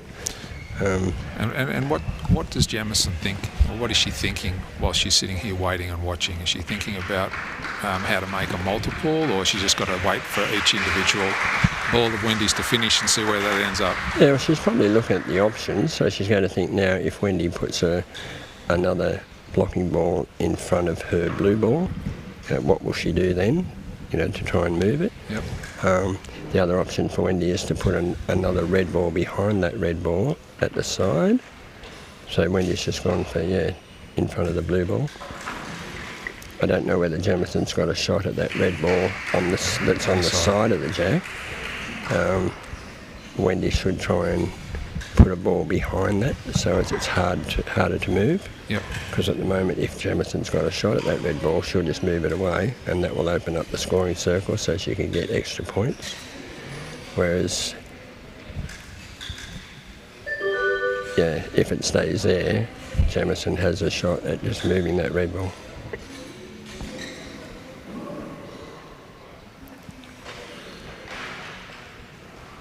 So this is Wendy's last ball now. This should go behind that red ball to stop Jamison being able to move that.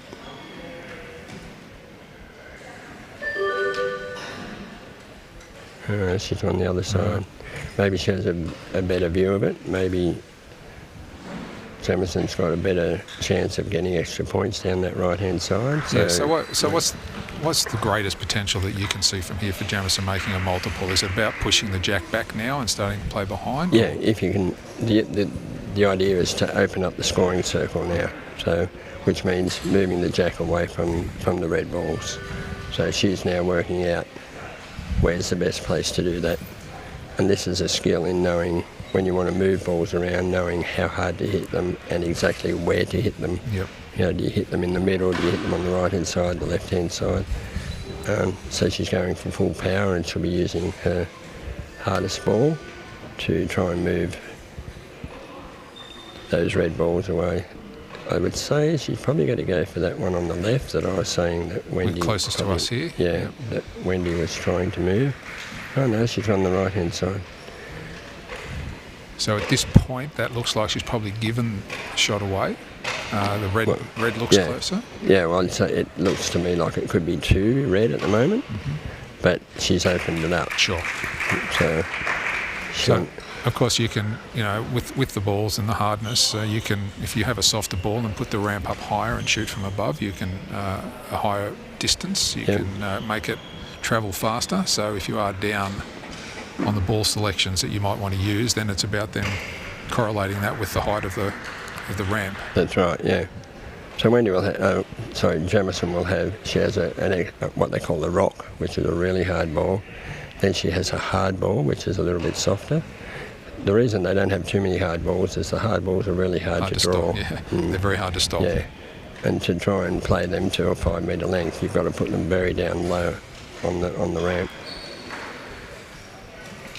Oh, that's Great shot. Yeah, she just jumped over, but I don't think that's holding. That may have been her intention.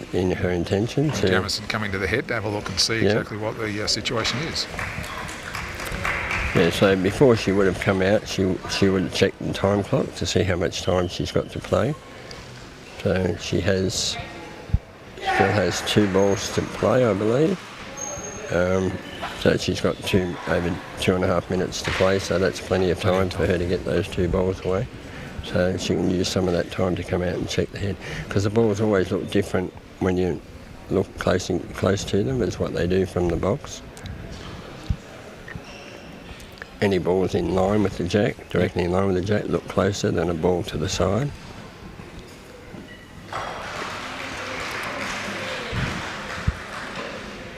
Of course, they've also got to adjust as the jack keeps moving. The distance is now getting longer. That's right, yeah. And that's all a skill in itself, is judging how far away the ball is and how far it's moved, and then making that adjustment as to where you put the ball on the ramp. So she's pushed that red ball back again. Yeah, and that looks like she's probably taken a shot though with that front blue. I'd say it's one blue. I think she probably would have liked to have hit that. Yeah. Umpire showing one blue there to Jamison. I think she probably would have liked to have hit that a little bit harder to move it further away from the jack. But it's an opportunity to sit Wendy's red there that's just behind the jack, which should probably make her a second shot. Yeah. She had a ball on that, and she's just to push it back a little bit further and hold. That would give her that second point. So ideally, with that last shot that Jamison played, you push that red ball back and hope that your ball will sit behind it. Yep. And that's the thing with working out exactly how hard you've got to hit it. Oh, that's a great exactly shot. What she's done. Yeah, Yep. She's gone in on that red. So that should be 2 blue now. Yeah. So the end is called over, and Jamison takes it with 2 shots. 2 to blue, yeah. So they both played very well. Wendy did well to block it up. I mean, if she hadn't have blocked that well, it was possible that Jamison could have got 3 or 4 points in that end. Yeah, and as you said at the beginning, 1 or 2 shots is about as many as you want to go down if you are going to go down. That's right, yeah. Still in the game, she's got another 3 ends to play. That's right, yep. Another 18 potential shots to win, so going down by 2 is not the end of the world in the first end. No, it's not. As I said before, it's still a slight disadvantage to Wendy because now Jamison gets to play the Play jack that, again. yeah. And will most likely play, as you indicated before, play that 5 metre length Yeah, sure on do, her side yeah. of the court. Usually the only time they will change where they play the jack to is usually if they're going into the last end and you're down a few points, they'll quite often play the jack long to the back of the court Yep. and try and upset their opposition.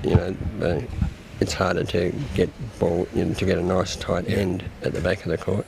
So harder to And break it's a harder- big number. Yeah, that's right. It's harder to get a big score. Although,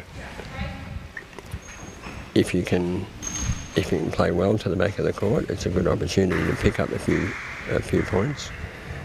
But also, when I'm coaching a player, when they ask me where they should play their jack, I will say play the jack where you feel most confident that you can get the most points, and where you can be sure of getting your first ball on.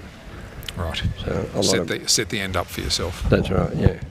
So some players will think, oh yeah, I'll play the jack at 7.5 metres, that'll put my opposition off, and then they can't get their first ball on. Yep. Yeah, so they're defeating the purpose of doing that. And also, if you play at a certain length and you lose by like 3 or 4 by playing it there, yeah, well done. That's nice in line. So you probably wouldn't play your jack there again in the next end. You'd try and go somewhere else that might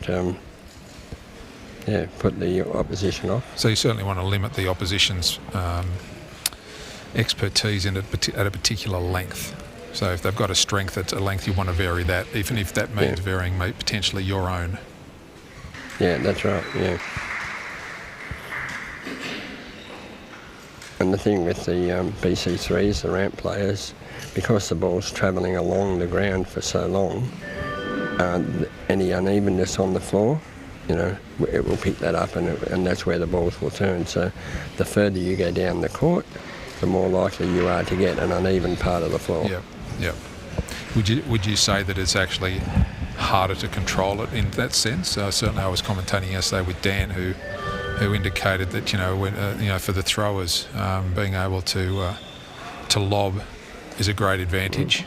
It does actually take away those discrepancies you're talking about in floor conditions or the jack. That's right. Yeah, exactly. So Wendy's used her first ball to contact Jamison's and slightly move it out of the way. So she's probably can see what, 3/4 of the jack now. Yeah, it's a bit hard to tell from where we are, but it looks as if she's got about 3/4 of the jack. So she now has to make the decision: can she see enough of the jack and feel confident enough to be able to put her red ball on that jack now in front of it, or does she need to move that blue ball further away to open up the jack a bit more for her to be able to get a good hold on the jack? So if she aims for the jack now and it hits the right-hand side of the jack, push it behind. That's then going to be easy for Jamison to knock it away. So it really needs to be. Yeah, she's going for the draw. Yeah, she's done a great job. Great work. Yeah, well done. So the problem there, it hit the jack right in the right position to hold and stay there. Yes. At the rate that ball was travelling, had it have hit the right-hand side of the jack, it would have hit the jack and rolled to the side. Right. Yep. And either left an easy knockout for Jamison to knock the red ball away, or left the jack open for Jamison to get on. But as it is, that's pretty good. That's pretty much right in line. Jamison's not going for her hardest ball and double extension, so she must feel she can, just needed to push it to the side. So that's another thing that they'll do. She set up the wedge again, I was talking about the wedge before. Yes. So had she used her hardest ball then and double extension, it would have knocked that red ball further away. Yep. And so, but now she's decided to set up the wedge. And quite often the players will do this in the tighter games. And of course, having that ball behind is not a problem. In fact, it's probably a benefit to have some cover at the back there as the jack moves back. Definitely, yeah. Because you could have the chance later on in the... Oh, that's just pulled up a little bit short. Yeah. Just needed another half an inch on that one. A couple of centimetres. It's sometimes not a bad thing, because if she can now push that up onto the jack and her ball that she's using to push it up stays behind it, as I was saying before, it's much harder to move two balls that are one in front of the other than if it's just a single ball there. So that will be Jamison's aim now, is to push that blue ball up and get the ball that she uses to stay behind it.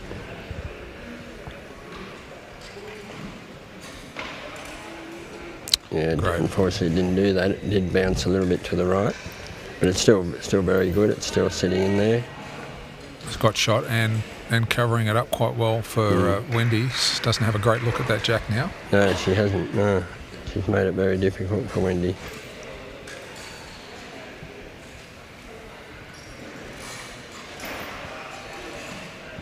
So with Wendy lining up, as you can see, her chair is over the line, out of the box, which you are allowed to do in your lining up. You can move to the side or out of the box at the back, but you need to leave at least one wheel in the box when you're lining up. You can't go completely out of the box. Right.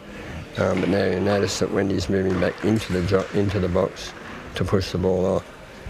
So at the time of release, when she releases the ball, everything needs to be in that box. Yeah, that's not bad. She's managed to move the balls around, so now hopefully she'll have a shot at that blue ball that's sitting right next to the jack to move that away.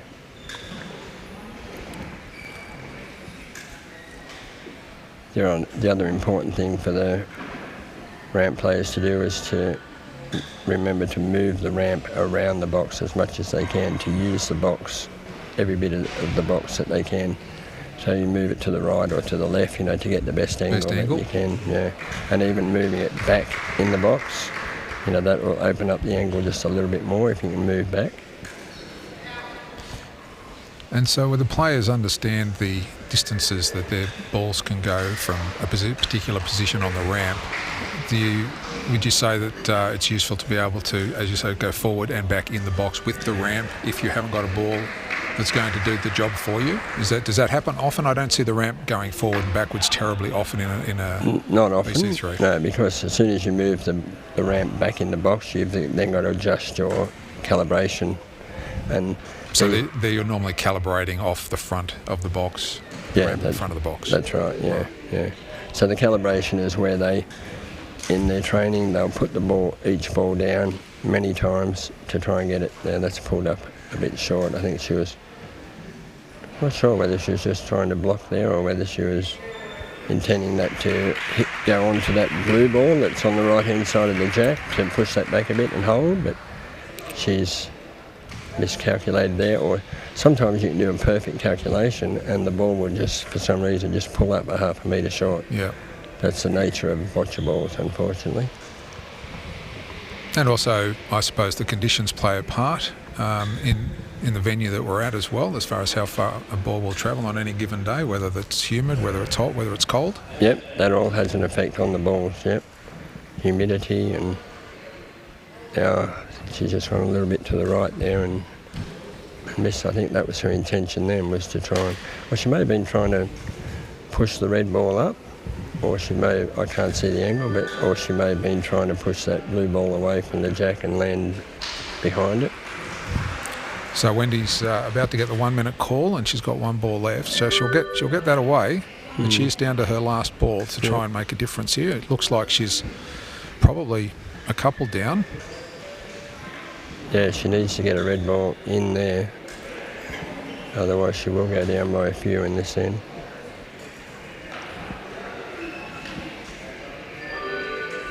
Alright, she's got one near the head.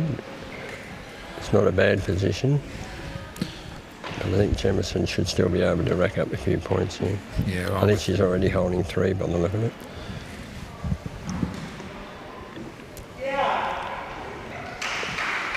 So Jonathan with a couple of balls left. She's got 3 minutes left, so she also has plenty of time to consider her options here. Yeah. And what I was saying about the calibration, they spend many, many hours putting the balls down the ramp and working out what length they go from what particular position on the ramp. They have all the markings on the, yeah, that's great, good drawing. Have all the markings on the ramp, and then they have their calibration sheet, so if they want a particular ball to go 5 metres, they know exactly where to put it on the ramp. Right. And then, as we're saying about moving the ramp back, so if they move the ramp back a half a metre in the box, they need to make that adjustment to know how far further up the ramp they need to put the ball to get it to go that extra half a metre. And of course the hardness makes a difference as well as to how long that ball exactly, travels. So all the balls are slightly different, so they have to make that adjustment for depending on what ball it is. So Jamison about to put her last ball down, and she's looking to add to her number there. Yeah, which probably didn't, but it certainly would have secured that that ball at the back of being in the shot count. Yeah, she may have been making sure that it is holding that ball that was slightly in front. Yeah, so that was a 4 to blue. Big end for Jamison there, taking a multiple of 4. Stretch the lead out to 6 after 2 ends. That's a good lead.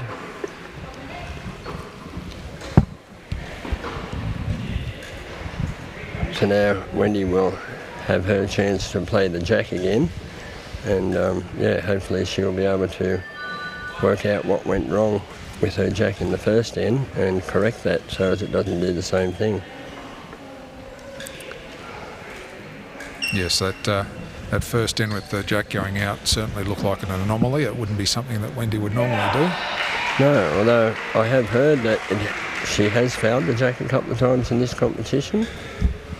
So whether she has got a problem with the jack, I'm not sure.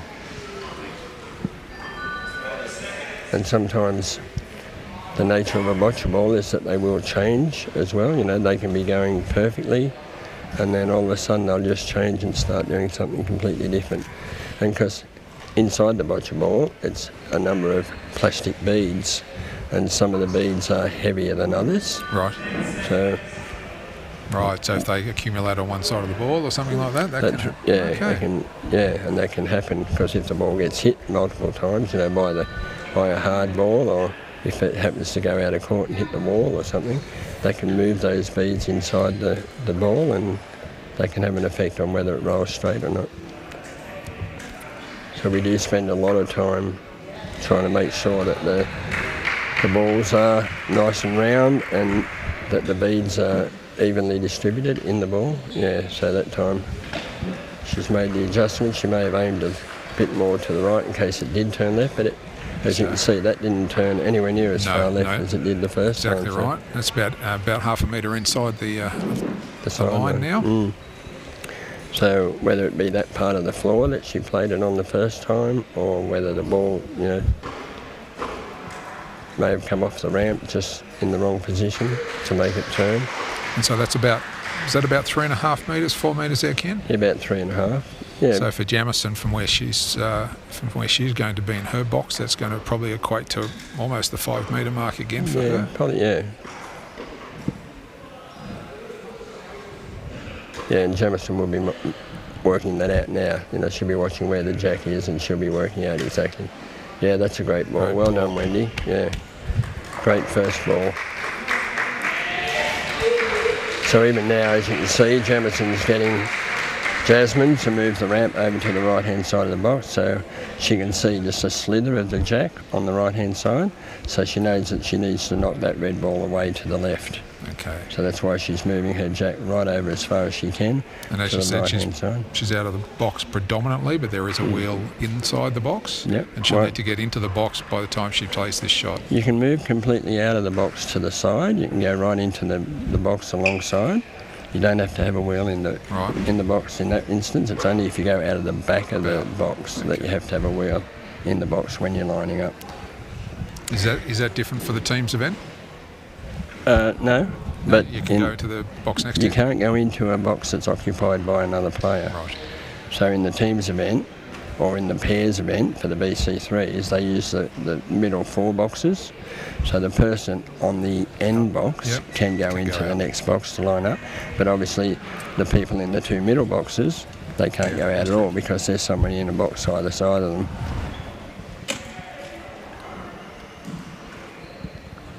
Yeah, oh, so that wasn't perfect. She was just trying to do the same thing there, just to push that red ball to the side to make a wedge, but She's got a piece of both the red and the jack then. So I'd say that ball turned slightly right. Didn't hit it exactly where she wanted to hit it. So you think Jam's going to play that same shot again, or will she mix something up? I would say so, yeah. So Jamison's very good at doing a shot that we call knockout to hold. So moving the blocking ball, the opposition's ball away, and then getting your ball to stay there in front of the jack. And she does it a lot in training. She does it a lot in competition games as well. For a while there, I was calling her the knockout to hole queen because she was doing it consistently and doing it so well.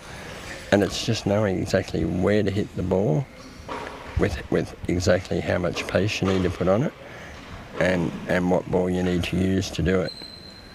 So I would say with the pace she's going here, she's not trying to do a knockout to hole. She's just going to try and move it away, yeah. So she's not, that up. She's not going to muck around with it. She's just going to get rid of it this time. So now she'll move the ramp back over to the left-hand side of her box to try and get an angle that will block the jack. So she'll try and put this drawing ball slightly on the left-hand side from where she's aiming, so it's just blocking Wendy.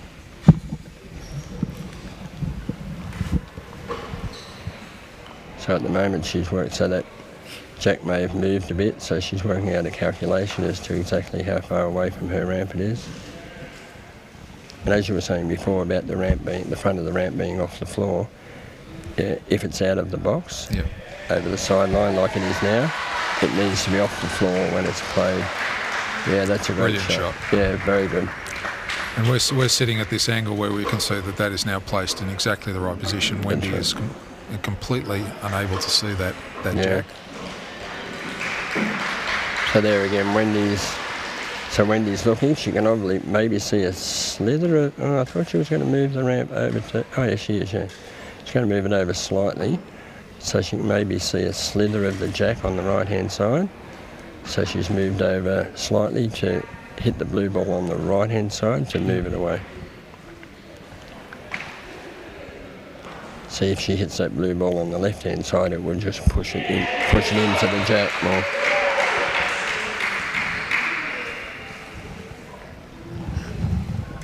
So we can see the bronze medal game is going on behind this court between Siobhan Daly and Mustafa Adati, and I can see after 2 ends it's a very close game. That's 2-all. Okay, so that didn't move it very much.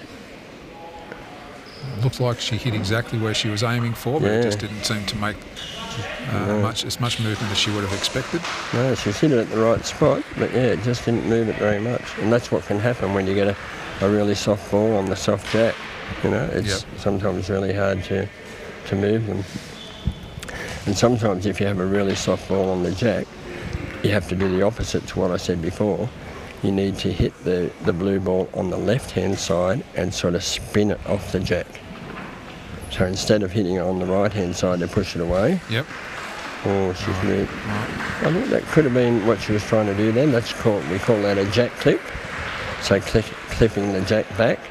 Okay, so she's given a bit more distance between the front blue ball and the jack now. So would she be looking now to, I'm going to say, draw that shot, or is she now going to look to push hers up? Yeah, it's not ideal. She's still blocked by the blue ball. So she's got the option here is to try and draw down the right-hand side of the blue ball. And which is not easy to do. She can't get a good hold on the jack. She'd have to pull it up just in the right. Yeah, she's probably got 6 inches there to do that, right? Yeah. Or she could try and go between the red and the blue ball and come down on the left-hand side of the jack.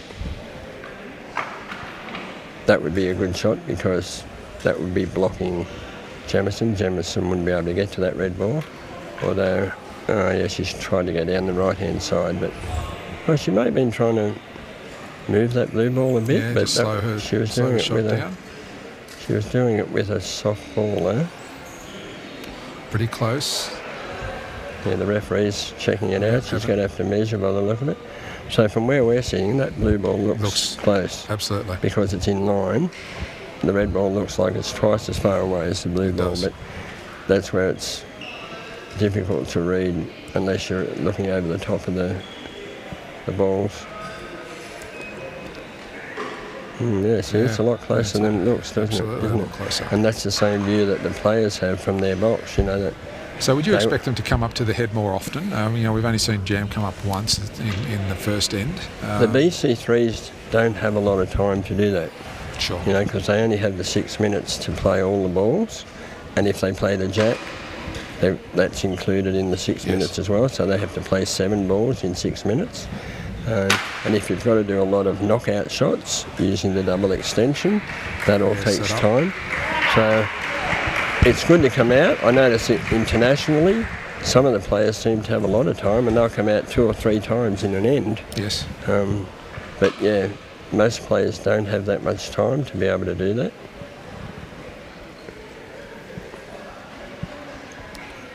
Yeah, she's trying for that. Oh, that's pulled up just a little bit short. But in a good spot for a push-up. Yeah.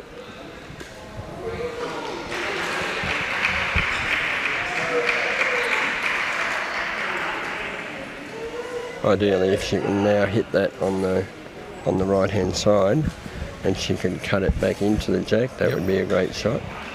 Not an easy shot to do, because there again you need to know exactly where to hit it, with how much power you need. And would that be a shot that the high performance coach would be thinking that should be played? Yes. You've got to earn your money here, Ken. Yeah, well, the problem with that is the ball that you use is going to go off to the side. It's not going to be anywhere near the head. Okay. So a different shot here. She actually was holding the ball there that time on the ramp. That's because it's a hard ball, and she wanted it. She was trying to block, so she was trying to get it just to go that distance. So she's got to play it from low down on the ramp. So that's interesting. Jamison is going to concede, throw off her remaining 4 balls. I mean, she has a chance there to get more points. That is interesting, isn't it? You would think from sitting here that there is an opportunity to increase the count there. There definitely is, but I think that's a bit of sportsmanship that Jamison is up 7-0. Yep. Going into the last end, she can't really lose from here. Unless there's some penalties. Yeah. Called. Yeah, there would have to be a couple of penalties. Yeah, so that was a bit of sportsmanship rather than piling up the points. She's decided to throw off and take the win. I mean, they'll still play the 4th end, and she gets to play the jack again.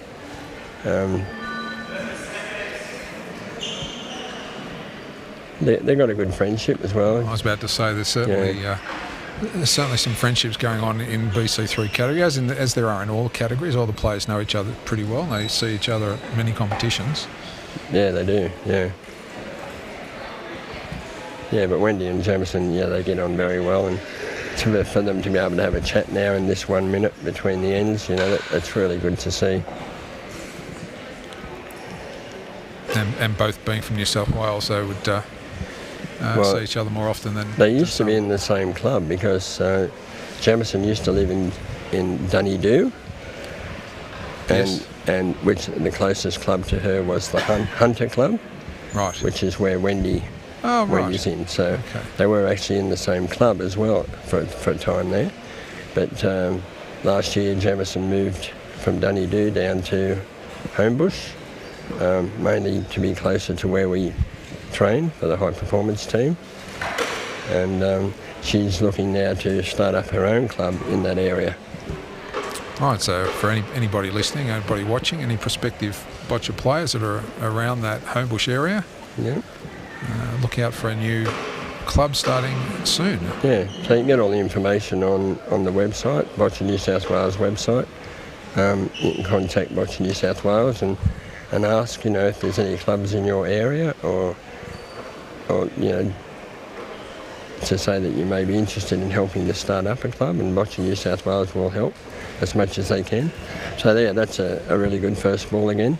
Interesting that she's played the jack there 3 times and she's played her first ball, and each one she's been a little bit closer to the jack. Yes. So she's corrected that each time that would be the same ball that she's played 3 times. And she's corrected it each time just to make it go a little bit further. So it's that happy medium between having it too short, or if you hit the jack too hard, it will hit the jack and bounce off, which is not a good shot. And does the hardness of the balls change over time? And I'm talking not just about a game, but over months or years that you use it? Oh yeah, they do, yeah. Yeah, so they will soften. And you have to make that adjustment then, for where you used to put it on the ramp. Now, well, the players, they will check their calibration. Oh, so I don't know whether that was what Wendy intended to do, but she's knocked the jack back away from the blue. I think the blue is still blocking her though, so she won't be able to draw onto it and get a good hold, I wouldn't think. So whether now she decides to just draw up one side or the other, and I can't see from this angle whether she has got a draw onto the jack. I don't think so. The jack's about 30 centimetres now behind, maybe a bit more, 40 centimetres behind? Yeah, behind the blue. She could try and move that blue ball to the side a bit to open the jack up. The risk there, though, as we said before, is that, if she doesn't hit it on one side or the other, it could just push the blue ball back onto the jack again, and she'll be in the same position she was before that last shot.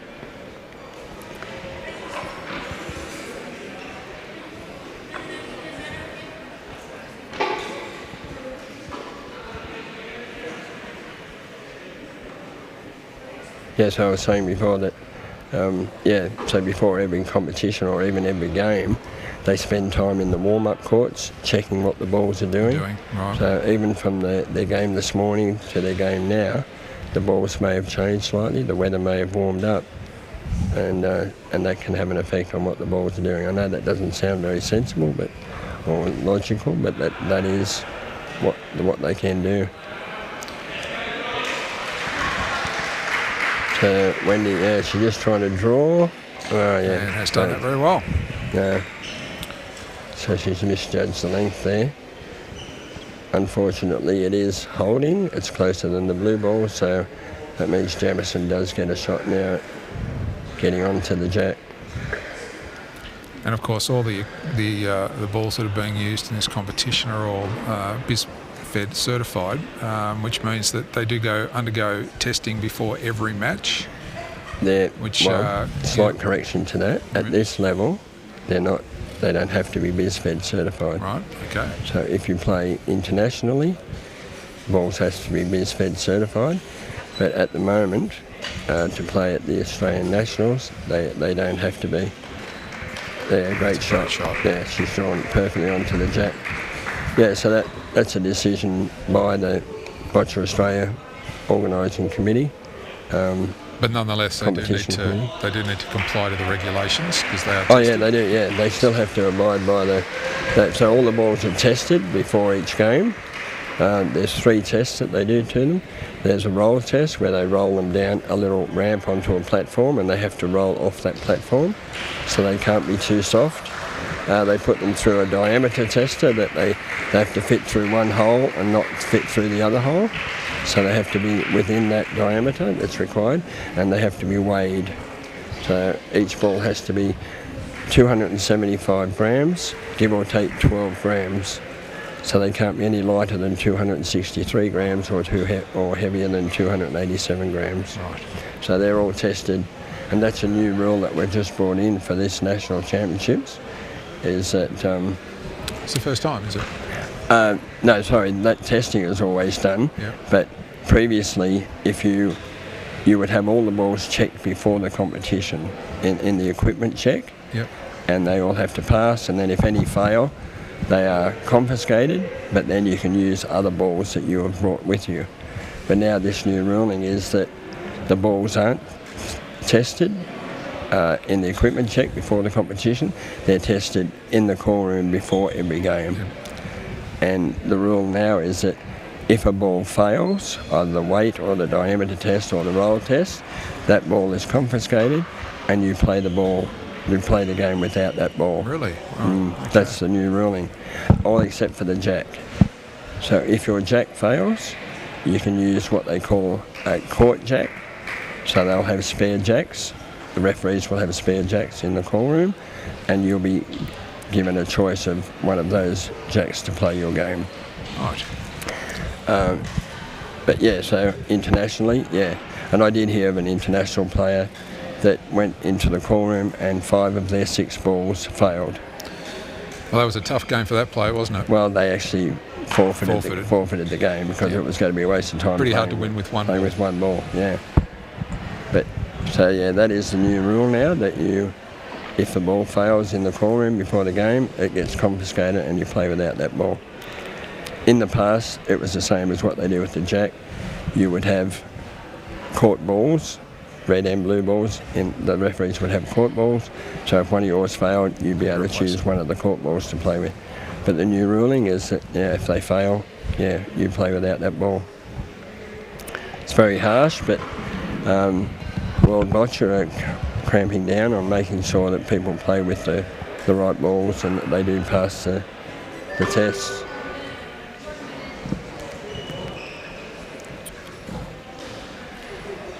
Just looking at that bronze medal game going on behind this game, looks as if Siobhan Daly has picked up 3 in the third end, so she's now leading 5-2 going into the final end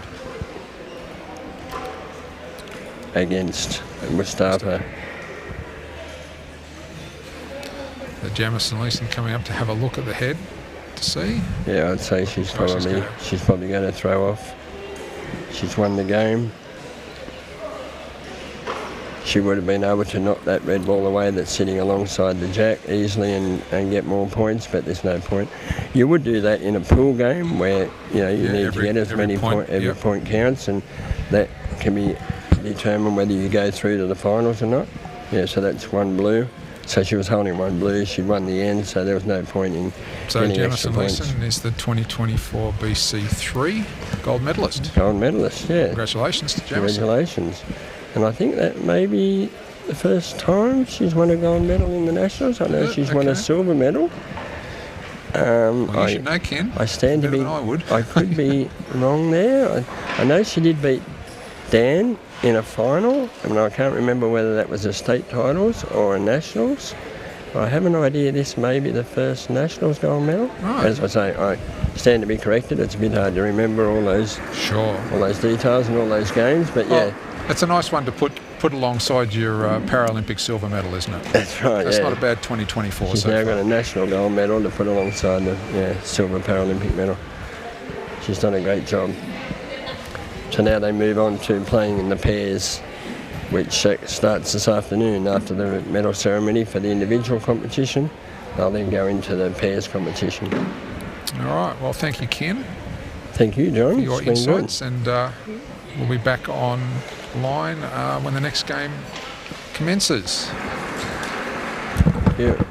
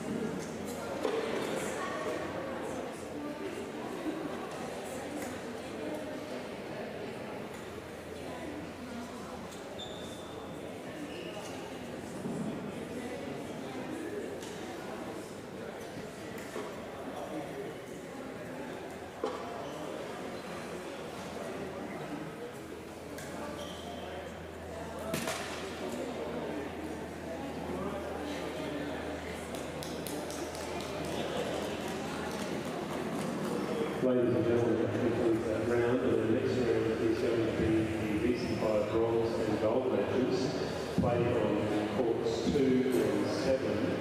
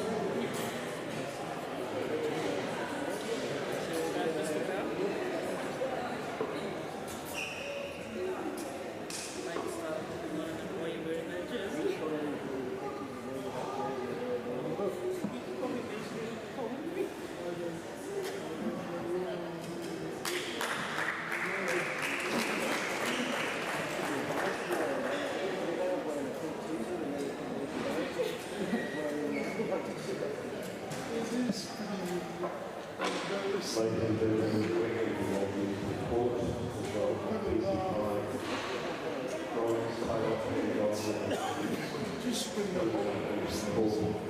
7, the gold medal match is Adam Alcorn and Thomas Roberts.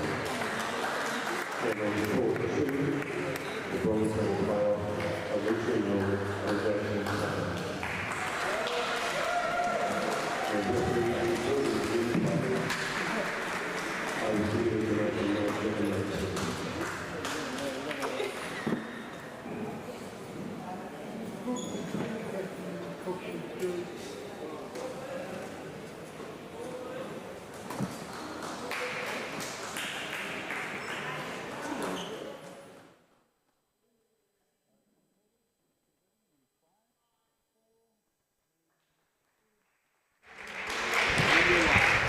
Okay. Well, welcome to the. Hello, welcome to the Australian National Titles. We'll be commentating Adam vs Thomas. I'm Aaron McMahon, And I'm Barry Edwards. and we'll be your commentators for this matchup. So in the BC5 the category. BC5 gold medal. BC. We've got Lucy is going to be the referee, by the looks of it. Yep.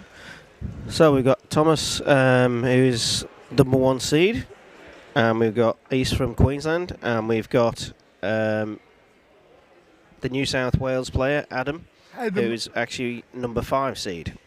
Yep.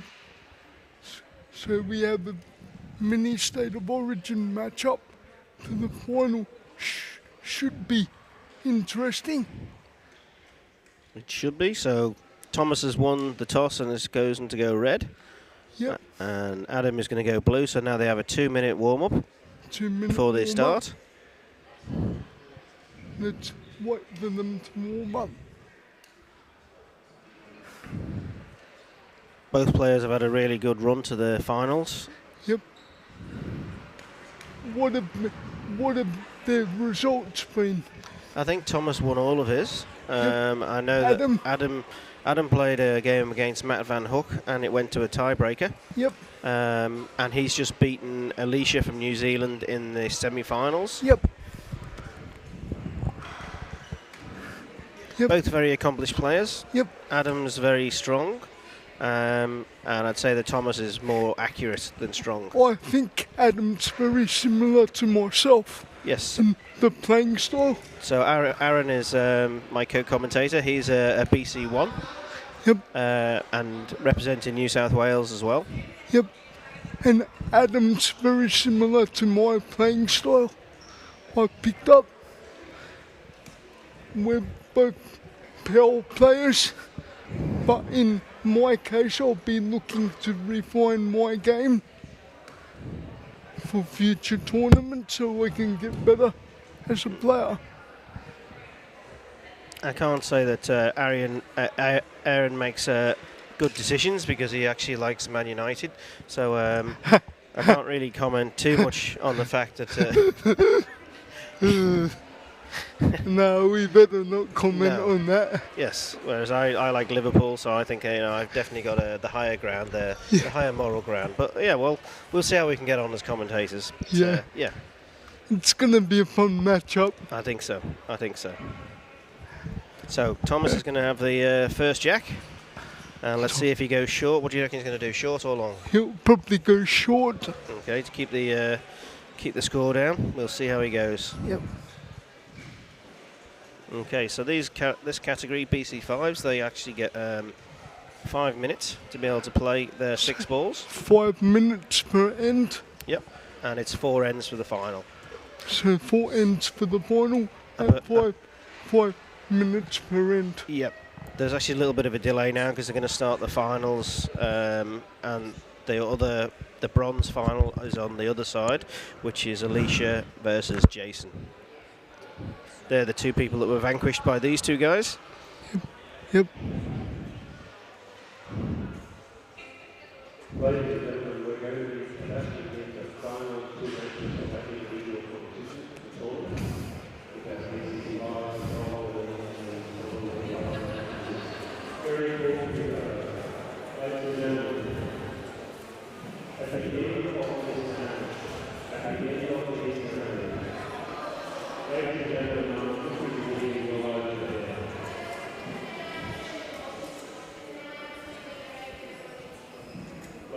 We just answered a few things.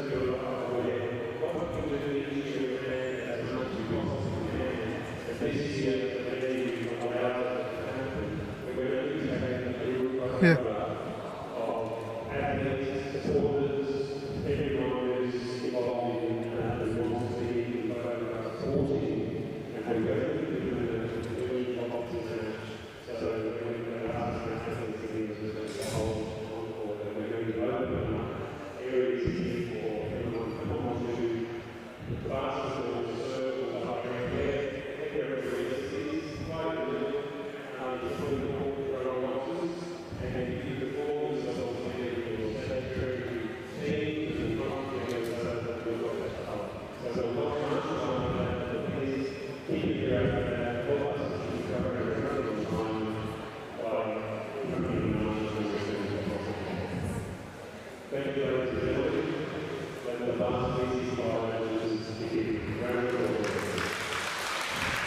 Okay, so it looks like we're about to get started.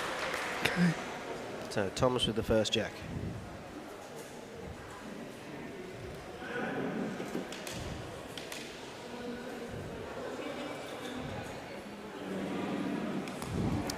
That's a medium jack, so he's gone That's a past, medium. just past the cross, which is 5 metres. And we'll see how accurate he is with his first ball. Yep.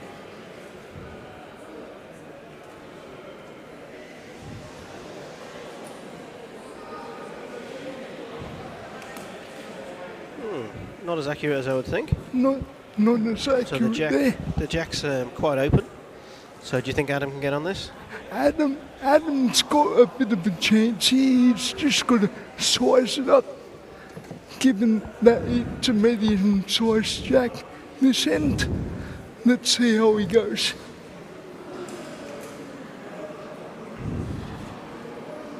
Adam doesn't waste any time, but he pulled that one left, He's pulled it left. and it's still blue to go. Adams plays in the Hunter in New South Wales. Yep. Very good, accomplished player. Yep. Oh, he's Just got caught up with the other red ball there. Yep. I'd like to see him move his chair so he's not to keep doing the same thing. He's gonna. It's pretty close. I'd like to see him just move his chair around a bit so he's not always on the same angle, because it could be a bit of a disadvantage if he doesn't move his chair. So the referee, Lucy Bates, was just making a measure, and she's decided who it is to go next. And it is red. So blue is closed. Oh, she's changed her mind. She just changed her mind. She's now saying it's blue to go. We all make mistakes, including Aaron when he decided to support Manchester United. Yeah. Particularly coming from Liverpool in southwest Sydney, I should have gone for Liverpool FC. Definitely. Okay, Adam's still gone long again. It's a little bit of a nervous start. Bit of a nervous start by Ads there. Blue to go again. This is a little bit better. That's better. And then also it now sort of blocks Thomas a little bit as well. He can only see half of the jack. That's cool. That's a bit of a smart strategy there by Adam.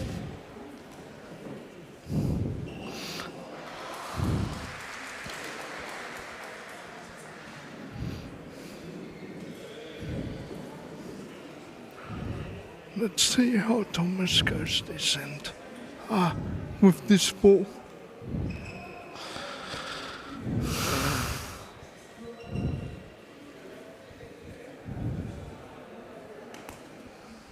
A little bit short. It's a little bit short. But he could actually, it's in a good position to be able to knock up if he can get the power.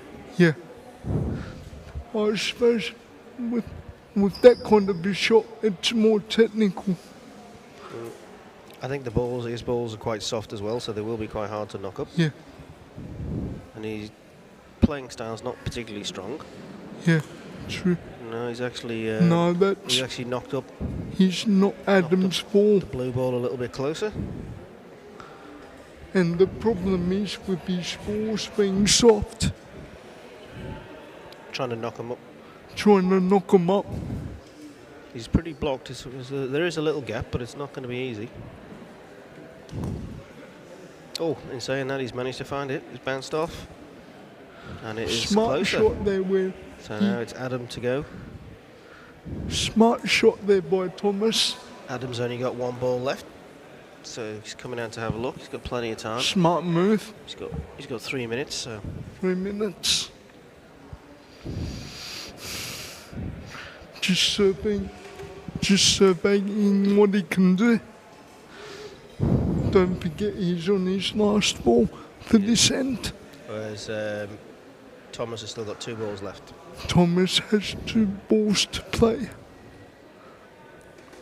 Now, Might be a good strategy to maybe block. correct. If I was Adam here, I'd block. Try and play defence.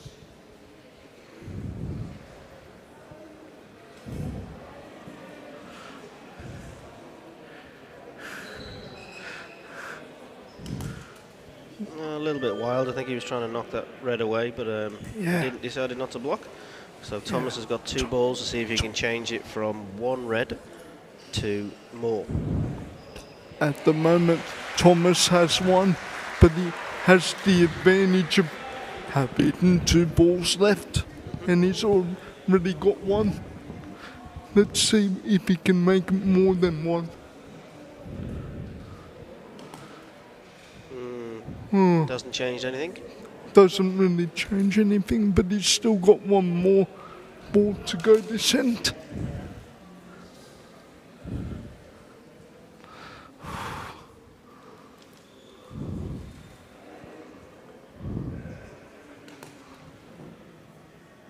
Okay, he's tried, but I don't think it's made much of a difference. I So the don't think it'll still be 1. So the referee has invited him to come and have a look. They're quite happy, they can see. And it's 1 red. Still 1 red. So nice low scoring end to start with. Nice. So Adam will have the next jack, so he'll be looking to Adam will control the second end of the matchup. yeah. And he'll be trying to get some more points to try and keep it on the go. And if I was him, I'd be trying to move around in the box next time when Thomas has the jack. Because I did notice in that He end, stayed straight, he stayed stationary. he stayed stationary, and you can't do that. No. You've always got to be moving within the box. Adapting to the different situations. Yeah. You've got to be able to adapt in a game like this, particularly a final, particularly a championship game. Yes, this is gold, silver medal. Yeah. Okay, so it's Adam to go with the jack. Yep. So he'll Let's throw see- the jack, and then let's- he'll try and get his let's- ball as close as he can. Let's see what he does with this jack, Adam.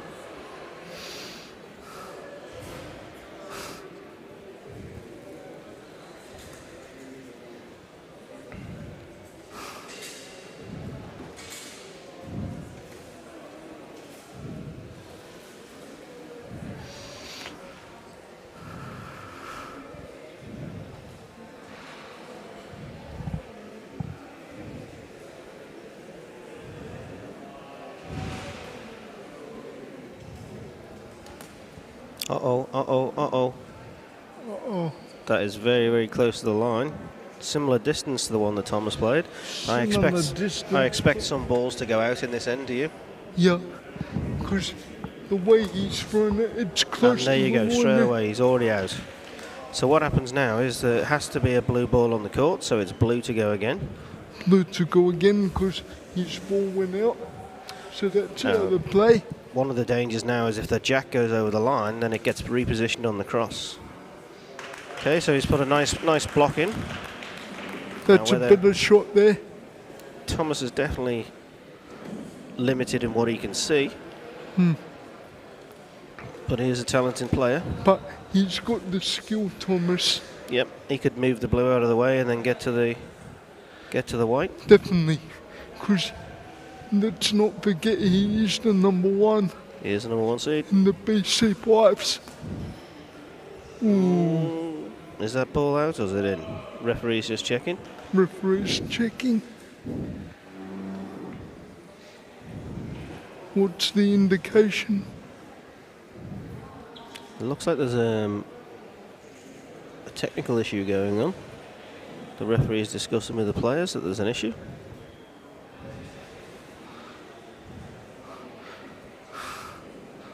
The timers have stopped for now.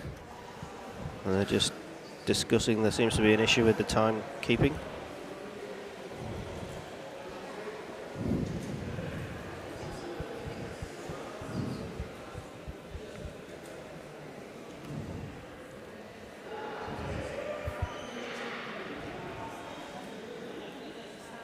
Right, so what's happened is they've given them 5 minutes, whereas the BC 5s only get 4 minutes. Yeah. So Aaron, who's a BC 1, how many minutes do you get? 5. You get 5. But the BC 5s, they're a little They bit get bit 4. quicker. They only get 4 minutes, but the timekeepers have got down 5 minutes. Because in my category it's 5 minutes, Yes. whereas the BC. B4, BC5s are only 4 Only minutes. 4. And the BC3s are the ramps, they get 6 minutes. If you remember, it's 6 minutes. BC3. So, while we've got a little delay in proceedings, I'm going to give a shout out to my player's niece, which is Talia Van Hook, and it's her birthday, 12 years old today. So happy birthday, Talia.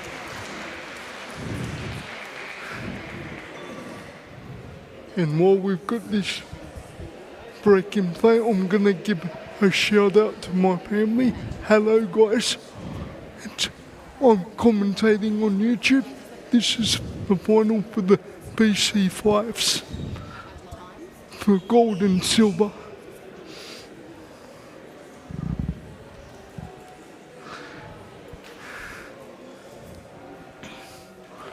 Referee just talking to the players.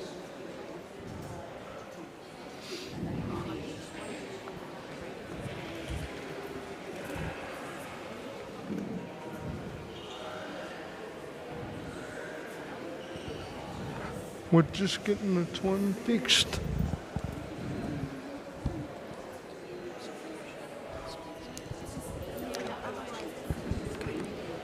Also, whilst this is all going on, it'd be nice to acknowledge the major gold sponsor of this event, which is Drake Maddox. Yep. And we've also got Spinal Cord Australia here as well, Yep. and Boccia New South Wales are helping. There's a lot of volunteers as well, so thank you to all of those players And and volunteers. I'd just like to express thank you to the volunteers that have helped put this event on. It's been a brilliant tournament, and tomorrow we have the teams tournament, which I'll be a part of. Which will be another spectacle. Yep. So we have got a little bit of an issue going on here, but We've got a bit of a technical issue with the score. and if anybody's interested, there is we had a while back at the last competition, we had Helping Hands did a video which was very good, showing boccia in all its colours. Yep. And that is available. I've actually got that recorded, but I'm sure you'll be able to find that on YouTube and on links. Yeah. Boccia Australia. And they're actually the same people are providing the coverage that you're seeing today. Yep. And unfortunately, we've got a technical issue, so at the moment there isn't any coverage. Just fixing the time. Yeah.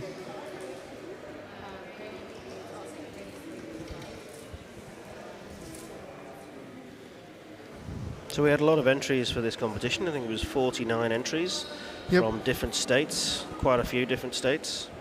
Yep. New South Even New South Wales, Queensland, WA, Victoria, ACT, New South Wales. New South Wales. Anybody else we've missed? I think New Zealand as well.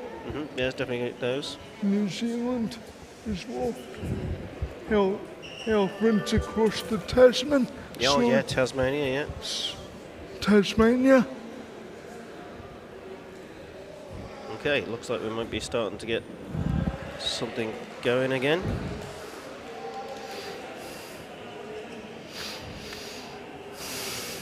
Hopefully this delay hasn't upset the players, hasn't taken their concentration too hard. Okay, we're back in play. We're back in play. And it is Thomas to go. Thomas to go.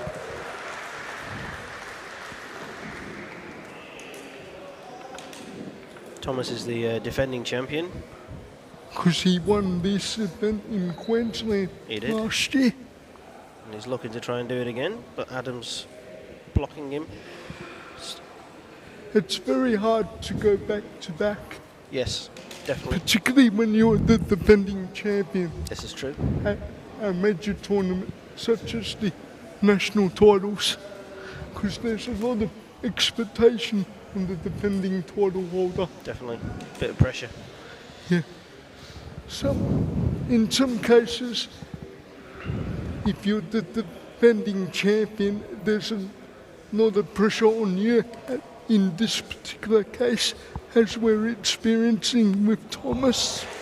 I've got a feeling, Aaron, that he's actually just trying to block.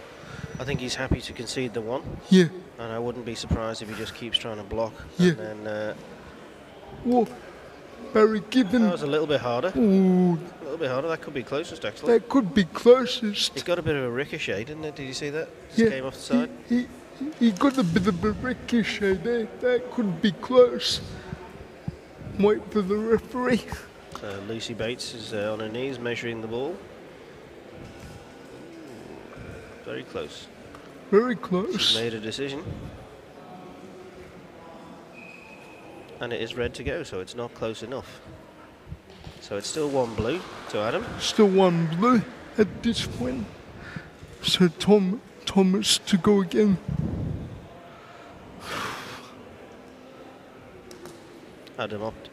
Thomas opting to go for the blocking. He's trying to block. Definitely. Now Adam will probably come out and have a look. I think he may well decide to throw off. Would you throw off, Aaron? Yeah, I'd be throwing off at this point because of the danger. It's dangerous to play a shot when you're in this type of position. Because if you play a shot when you're blocked off, you can cause the other more person's clothes, danger. Yeah. Yeah. Which New South Wales players know is called doing an axel. Yeah.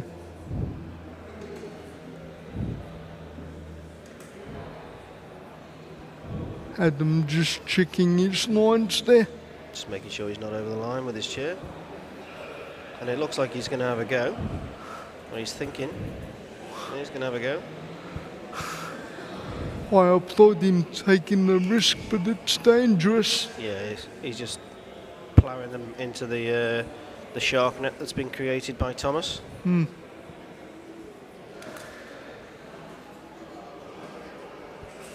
There's no way through. No way through. At this point, he's playing defensive. There's a little chance there, maybe, if he could push that one up. But he also risks pushing the red up as well. Yeah. Yeah, no. No. Don't really feel anything's changed. Still 1 blue. They're going to come out and have a little measure. Referee Bates is going to take the measure. Let's see what the adjudication is.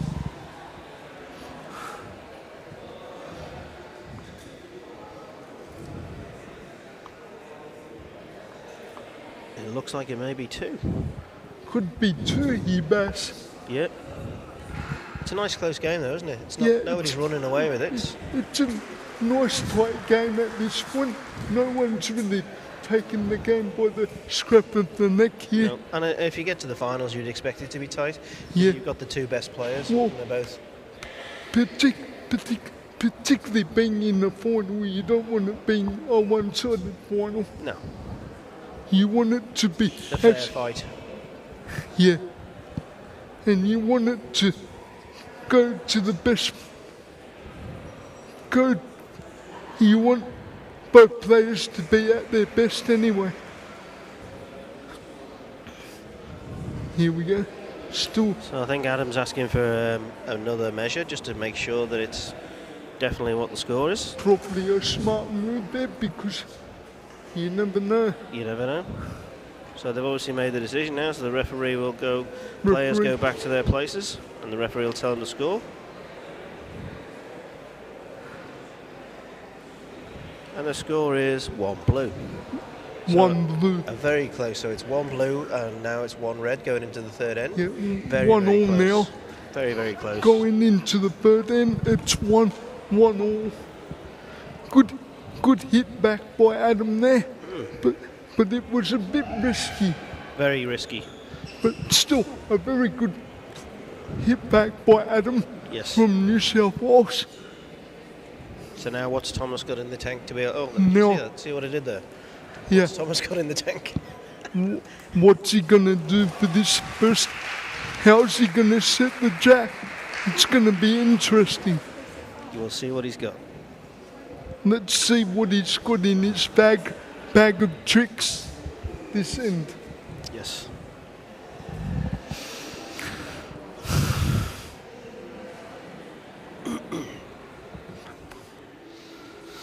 Referee handing Thomas to Jack.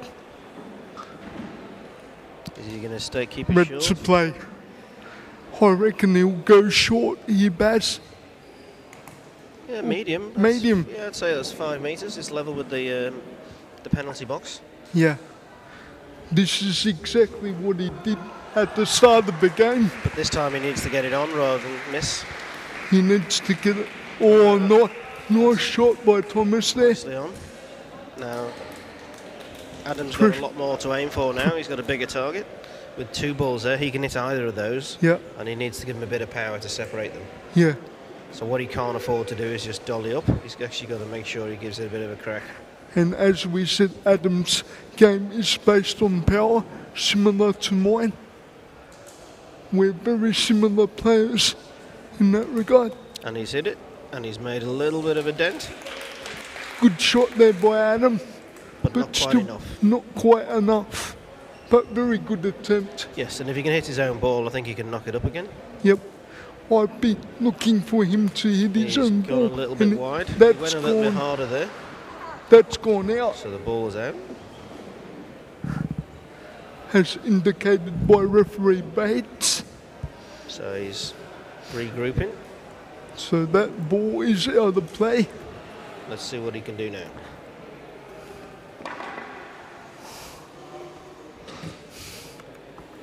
Adam doesn't take a lot of time getting ready. He knows what he's doing, and he's very quick at playing. Well, the key is timing backs. Yes.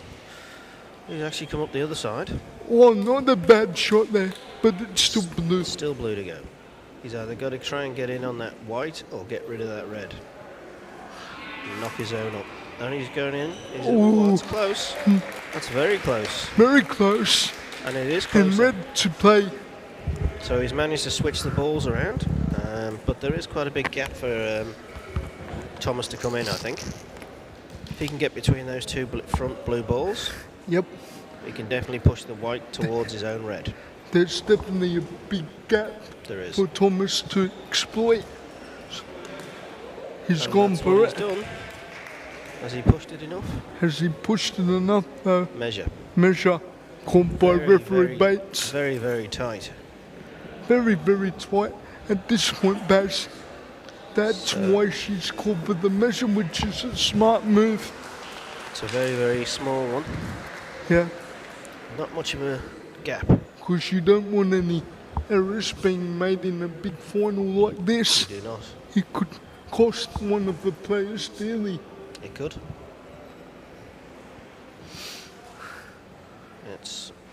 He's made a decision. And red, it is red blue is to still play. Closer.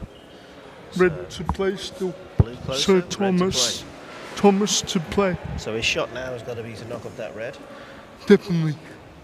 He's gonna knock his red up. I'll be looking for him to do that.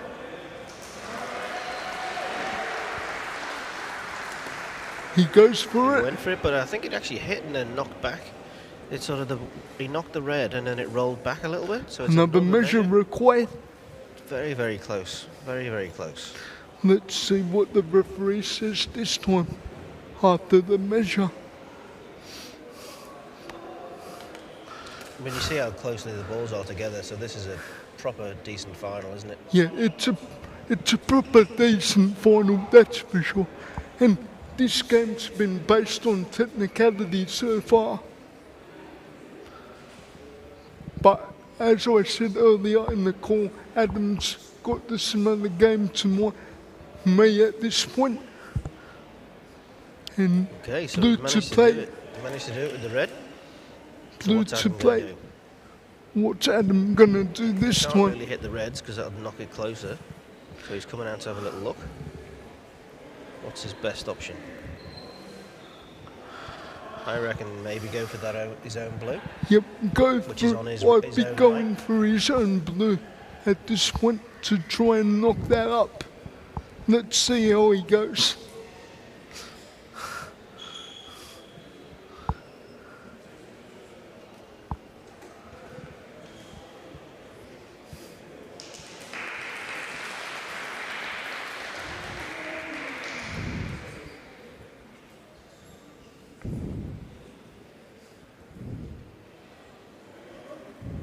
Oh, he's pulled it. He's pulled it. Pulled it across his That's body. gone out. That's a waste of a ball. It's another one gone. Waste of a ball. There's 2 balls out and there's 3 balls. He's only got 1 left. That was a poor ball there by Adam. It was. He's on his last ball for the end. Oh, and he's missed again. And he's missed it again. So he's likely to lose this end. Yeah. But it's so close, I'm not sure whether Thomas might think this is too dangerous. He might decide to try and throw off. What do you think? If I was him, if he thinks it's too dangerous, I'd be going throw off. It's very dangerous. Let's see what he does here. No, he's going to go for it.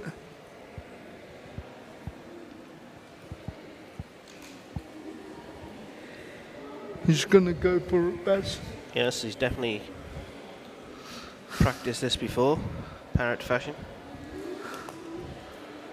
Oh, he's moved it, but it's very, very dangerous. very dangerous. He needs to actually hit it a bit harder now to... And see how the balls are so grouped on the jack. One big mistake and it could cost either one of these players the final. Good. Very, very tight game. So that hit and bounced off, so I don't think that's changed anything. I think it's still 1 red, but he hasn't asked the score yet. Oh, now he's asked the score. Well, let's see if I'm right. I think it's 1 red. He's That's what. So it was dangerous. Smart move by Probably Thomas good to news. throw The referee off. takes the spare ball. So Thomas is throwing off. He and the is. score will be 2-1 after 3 ends. Very, very close game. They invite the players out to have a little look. Yep. Very, very close game. The score will move to 2-1 in favour of Thomas. But Adam is going to take a look just to make sure. But it's definitely 1 red. Yep. So this is if he can get 1 blue in this next end, he'll go to the tiebreaker, which is probably quite fitting because it's been a very good game, hasn't it? Yeah. Oh, it's 2. 2. Right. Oh 2. wow. So Well, now Adam's Adam's behind got to now. get at least 2 to force a tiebreaker. He'll gotta need get 2. 2. Do you think that'll maybe make him go longer?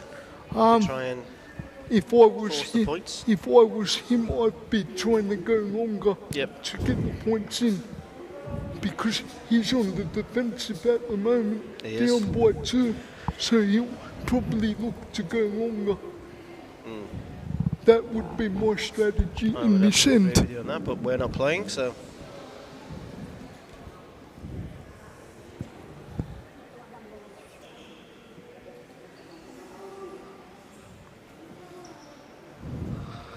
Let's see what he does this end.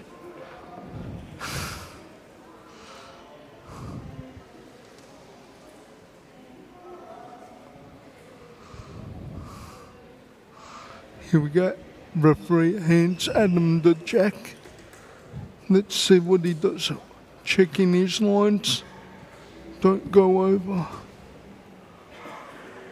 This is potentially the final end if he doesn't manage to get 2 points. He's got to get 2 to force a tiebreaker end. And 3 to win.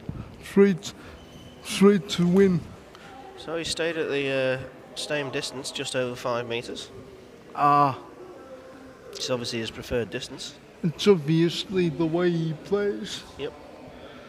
Now So- can he get it on? He's got to get it straight on. Oh, he's gone a bit hard there. He's left the jack open. This is the chance Probably for a hard, Thomas. probably a hard shot there. Probably a poor shot at this point of the final, because he's given the Queenslander the opportunity. Thomas, the defending champion, Which is not what New South Wales want to see. not. Ooh, very 50-50 that one. 50-50 Yeah, measure. measure.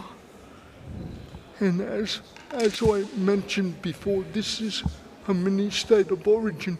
It is, yeah. So we want Adam to at least get to keep the final alive. Yes. But he needs 3 to win. So It hasn't been a great start to the end for Adam. But there's still quite a few balls to go. Still got plenty of time in the end. Red. So Thomas gets One to go red. again. Red to go. Which is probably not what Adam wanted. I think if I was playing, I'd want to be the next one to play. Would you? Yep. I definitely would have wanted that.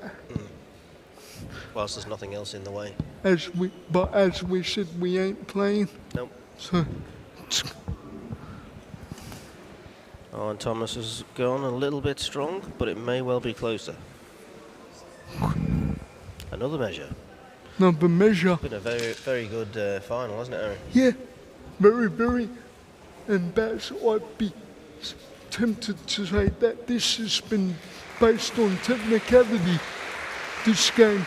It's very good skills game. Yeah. Let's see who's closest. Okay, so the red is closer, which is definitely an advantage for Adam now because there's not much in his way and he's got quite a bit of space. Yep. But he has got to get 2 points, otherwise he's Gonski. He needs to get two at the least to stay in the final.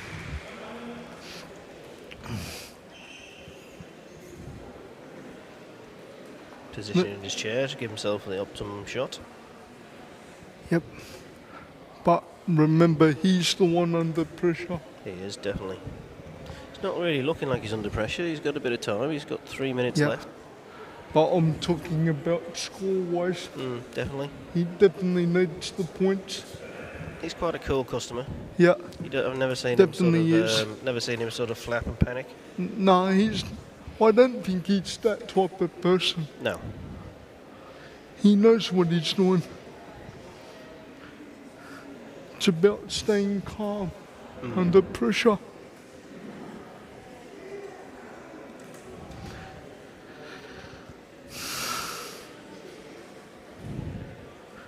He goes for it. Oh, that's a great shot. Great shot. He celebrates, he puts his arm in the air. That was a great shot. Great shot. Fantastic shot. Fantastic shot by Adam.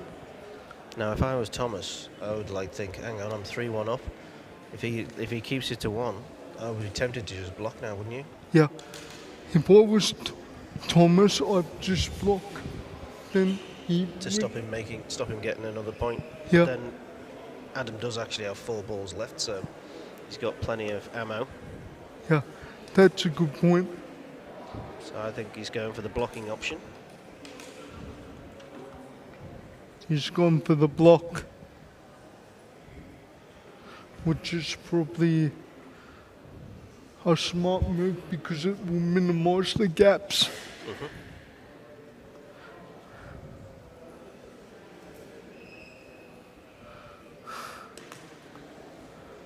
Oh, that was a little bit wild. Bit of a wild shot there, but not really blocking. Not really blocking. The gap's still open. He's got 2 minutes for 2 balls. He's thinking about it. It's important to take your time. It is. Oh. I'm not liking this approach because No. I'd prefer to see a block in there, wouldn't you? Yep. That's what I would be saying now. I'd be preferring to see a blocking at this point because I think this is a rather negative approach for the Queenslander. I do have to agree with you there. And now he's gone for the block, but well, it's quite good. I think Adam's got a space though on the right hand side. Yeah, if Adam goes on the right, he's got plenty of space there. Yep. He has got a bit of space. He's got one, but I think if he could get 2 and it goes to a tiebreaker, that would be a fair end. Yeah. He needs to get the tie break. Definitely under pressure now, and he's only got 1 minute and 3/4 left. He's got 4 balls, but he can once he starts hammering them out, he doesn't mess around.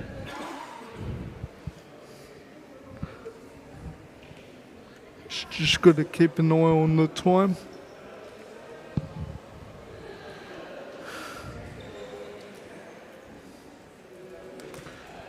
goes. Oh, there you go. I don't know if Excellent. it's going to be. He should really ask the score. And he's going to actually get. He's only got a minute left, so. Hawks is checking for the score.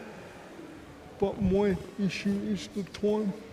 He's got to keep an eye on the time. He could actually win it here if he's closer, but I actually think that second blue is further away than the red. I would have to agree there. And he's got 1 minute, and he's got 3 balls to play. This is definitely a little bit of pressure. This is like Liverpool versus Man United in the FA Cup final. Oof, that's a nice shot. Nice. Now he's just powering through, not taking as much time. And here we go. Oh, he's knocked another one closer. It's Nice. I'd say it's definitely 2, wouldn't you, Adam? It's got to Aaron? be at least 2, Maybe we'll see. maybe 3. We'll see. And interesting. So they're going to come out and see the final countdown.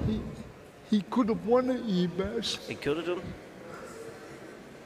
but I think it's mostly 2 I think you're probably right.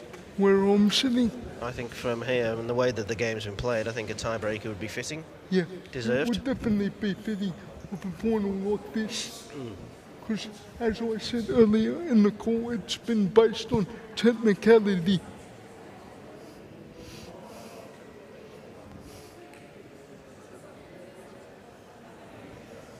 Definitely taking a bit of time for the referee to measure, see where we're going to go. Could be definitely 2, maybe 3. Hopefully New South Wales have stolen it. So Aaron's a New South Wales player, so he's obviously definitely hoping that New South Wales win the Origin. Yep, But let's see what happens. We're about to find out.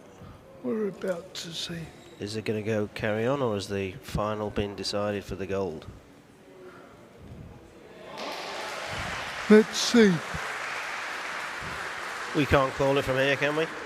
Can't call it from here. Okay. It is 3 blue. And New So South he's Wales actually have won managed it. to pull it back. 4-3 in the 4-3. final. What a fantastic result. Adam's the champion Adam's the gold champion for against the Thomas.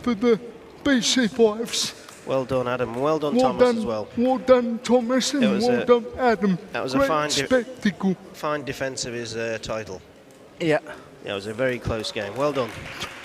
Thomas, Yes. Thomas shouldn't be ashamed. No, that definitely. was a great effort in his title defence.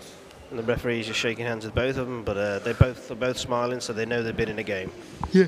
So well done to And the that guys. was a fitting into the final. That was a pass. very good end, wasn't it? Yeah. He needed 2 and he managed to get the win for 3. Yeah. So excellent.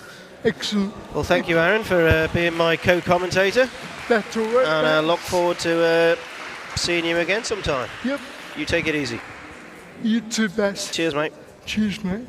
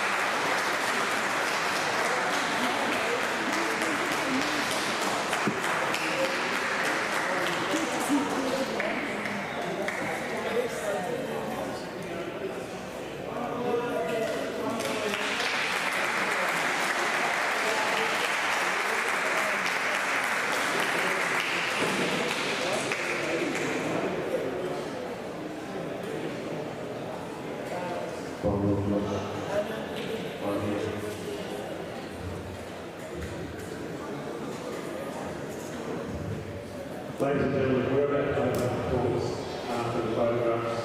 Games are completed and wrapping up. We're going to take 2 photographs.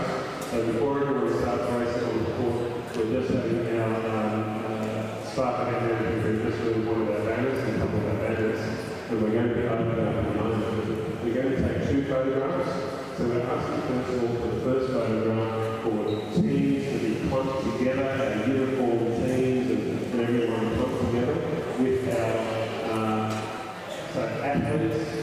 We also want our officials and also our picture volunteers are going to be in the first photograph, and then after that they will just stay put where they are, and we're inviting anyone else who wants to join in the second photograph to be around as well.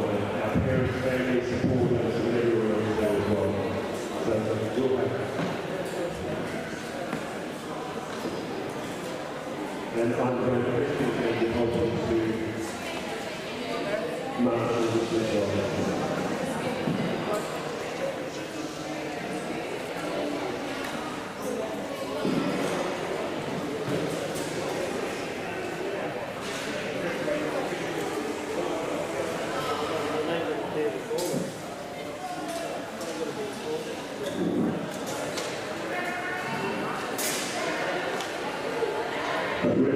please, make it all together, and our teams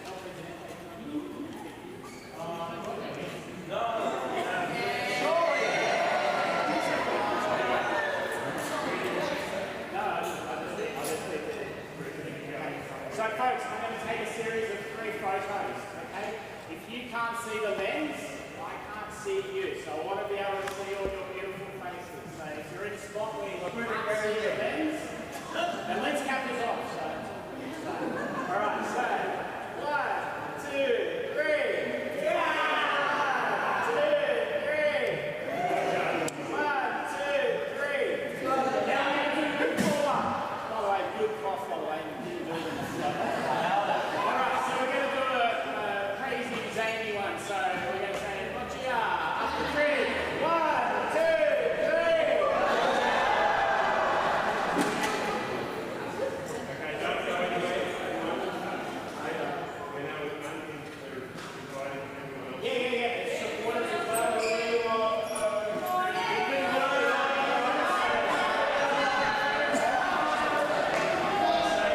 Can we please have everyone else come join together around the edges? Come on. Come on up here, please.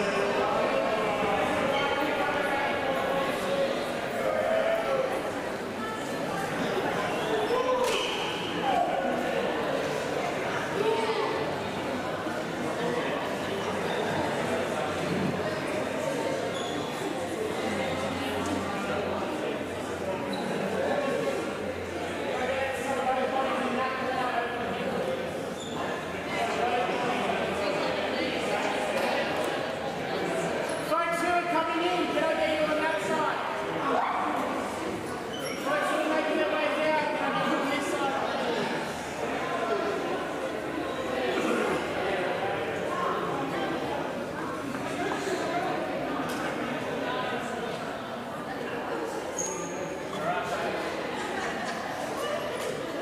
Alright, so same thing again. If I can't see, sorry, if you can't see the lens, I can't see you. So just get into a position where you can see the lens. And I'll take 3 photos. 1, 2, 3, Boccia. 1, 2, 3, Boccia. 1, 2, 3, Boccia.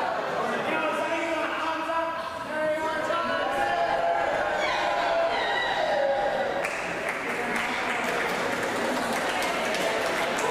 Ladies and gentlemen, we have athletes in our next round who will make their way to the pool room.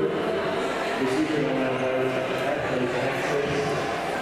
Please exit the pool as soon as possible to clear the area so we can use everyone. So we're now going to pool room here and coaches, just please make sure that your pairs and teams have the patrons on there. Don't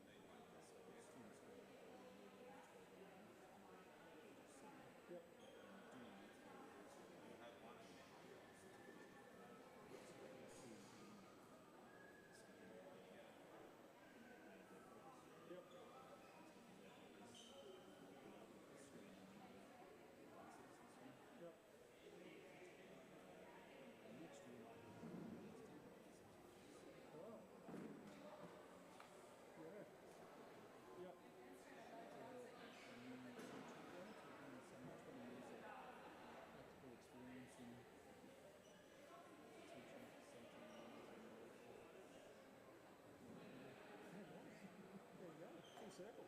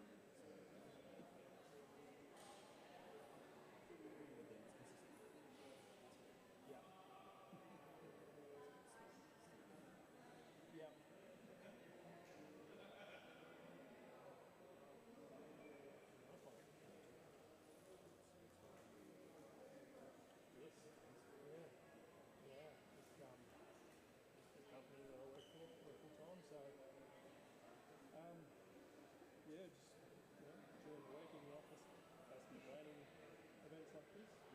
And on the weekend, a fair few sporting events. Well, yeah, events in general, but a lot of them we do are sports related. But we also do a lot of community festivals and charity walks and things as well. So this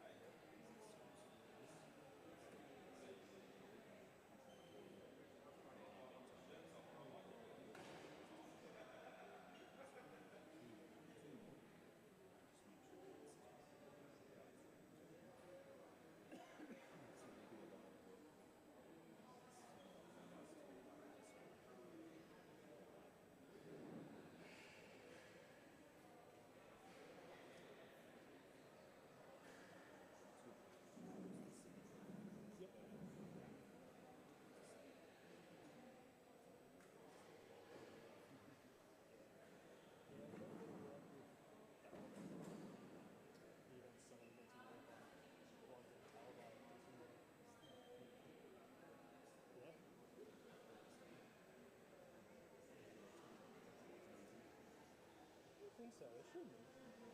Do you reckon you guys can look in warm up? Yeah. It's a weird, so their system apparently, so they can turn it on and off, like the switch, and they can't adjust what the temp is. I have to let them go on the roof, basically in the summer months, to basically change it to cold, and then in the winter months change it to heat. That's the dumb system that and how it's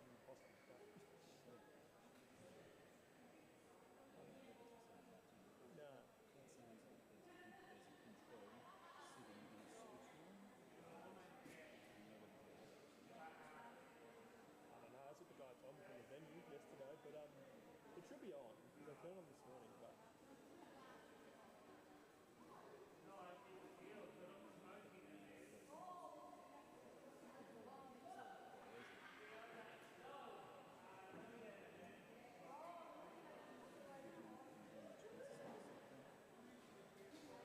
Starting to now, and previously done 2-3 years of staying most of it in Melbourne or Victoria. Yeah, we've got a couple of years in the state, but yeah, we picked up a few events like middle of this year, interstate pace. So this one we picked up Unison, which is like the born gas. So that's it. All the time, so I'm coming back over again. Is that No, so UNICEF's like a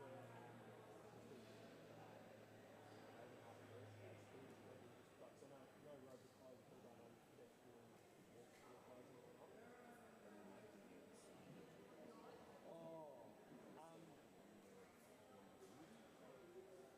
A lot, I think directions was it, but I don't think anything like but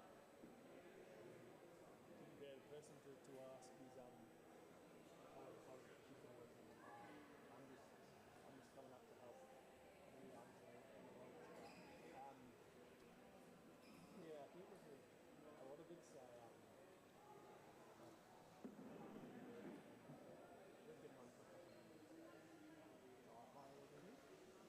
So it means that I get set up over here at the community, marketing, water stations, and everything. So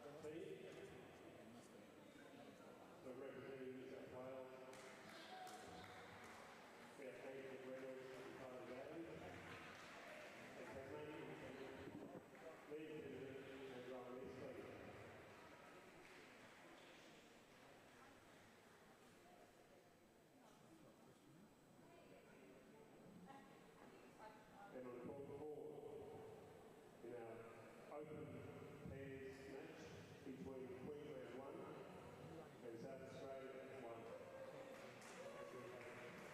Will Day and Jeff Johnson, South Australia, Olivia Smart and Stephen Egan from the Queensland. Call room opens for the next round at the published time, which is 1:45 call room, open for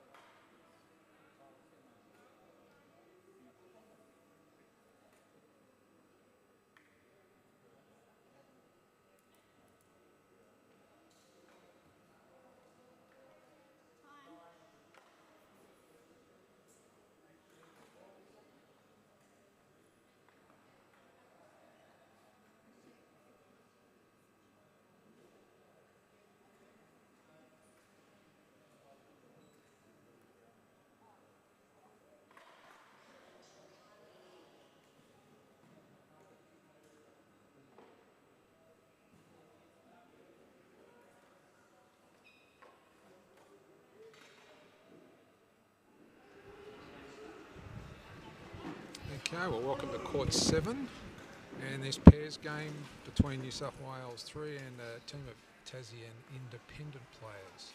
I'm with Scott Ellsworth here. Everybody should know Scott. If you don't know Scott, Scott's an Australian boccia player and plays for New South Wales. Welcome, Scott. How you doing? Yeah, great, thank you. And so representing the Tasmanian Independents is Liam Titterton and Rowan Eastley.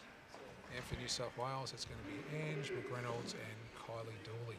I'm assuming, Scott, you know these players or some of these players pretty well. Yeah, I've known Ange for a number of years. She's a fantastic player, and Kylie for a number of years as well. They're both a very competitive force, and it'll be interesting to see how they go this afternoon. Absolutely. And just as an aside too, my wife, who's a teacher, used to teach Liam. So Okay. I've got a connection with Liam, or certainly have known Liam for a long time as well. Not in the boccia arena, but just as an individual. So here we are on end 1. That's Ange putting the jack down there. At what does that look like? About 3 metres there to you, Scott? Yeah, 2.5, 3 metres. It's they would have practiced this jackling with Ange and Kylie, and it'd be interesting to see. Ange will be aiming to put her first ball right on, which hopefully will be a great start for New South Wales 3.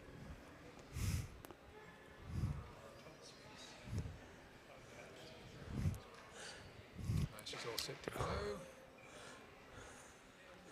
First ball's down and Great start. Great start. that's the sort of start you'd like to do every time, isn't it, Scott? Yeah, it's a dream start. I mean, it puts the pressure on the opponent straight away. Yep.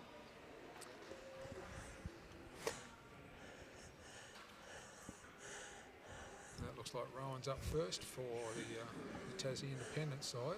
Yeah, Rowan's just taking some time to make sure that his ramp is lined up properly and his ball selection, and then he'll play. So he's got a good look at least what, half the jack, did you say there? I would say at least half, yeah. So he would be aiming to actually knock the jack back a little bit to open it up for his teammate in Liam. Okay, so probably using a hard ball as well. Harder ball, yeah. So clipping the jack back, which will clip it back into space for Liam. Beautiful.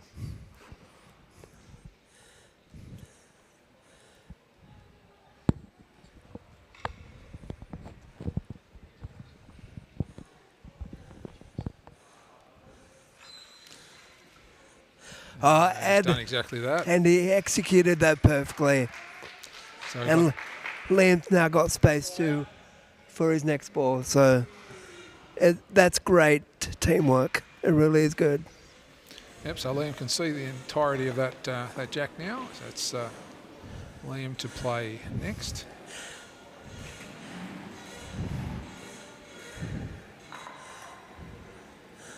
You'd see Liam as a newcomer to the sport. He's been around for a few years, but what do you know of Liam?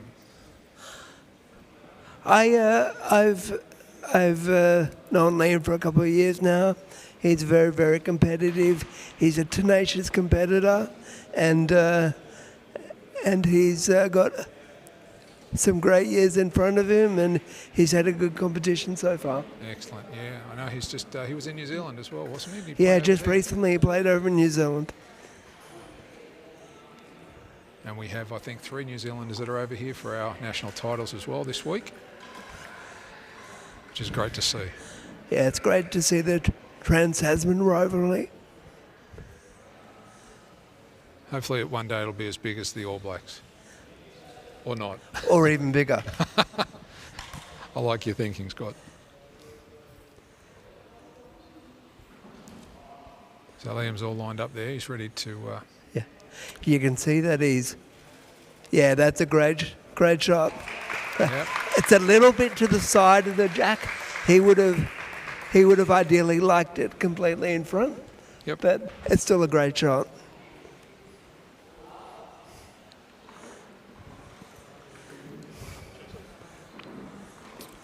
And so we'll have Kylie coming up here with her first shot. What do you think she's looking for? She's just looking to wedge it in between the blue and the white, and to basically hold the jack, so which will make blue play again. Right. That's a shot you'd play. That's a shot I would play. Kylie and Ange have been working together as a pair for a while, so I'm sure they would have a game plan and they would be looking to execute it to perfection this afternoon. Well, this is round 1, so you'd like to get away with a good start in this comp. And as you say, Ange has been around the traps, and so has Kylie. So between them, they should be a pretty formidable team. Kylie's taking the time to line her ramp up and make sure that she's got the right ball and calibration for the particular shot that she's trying to play.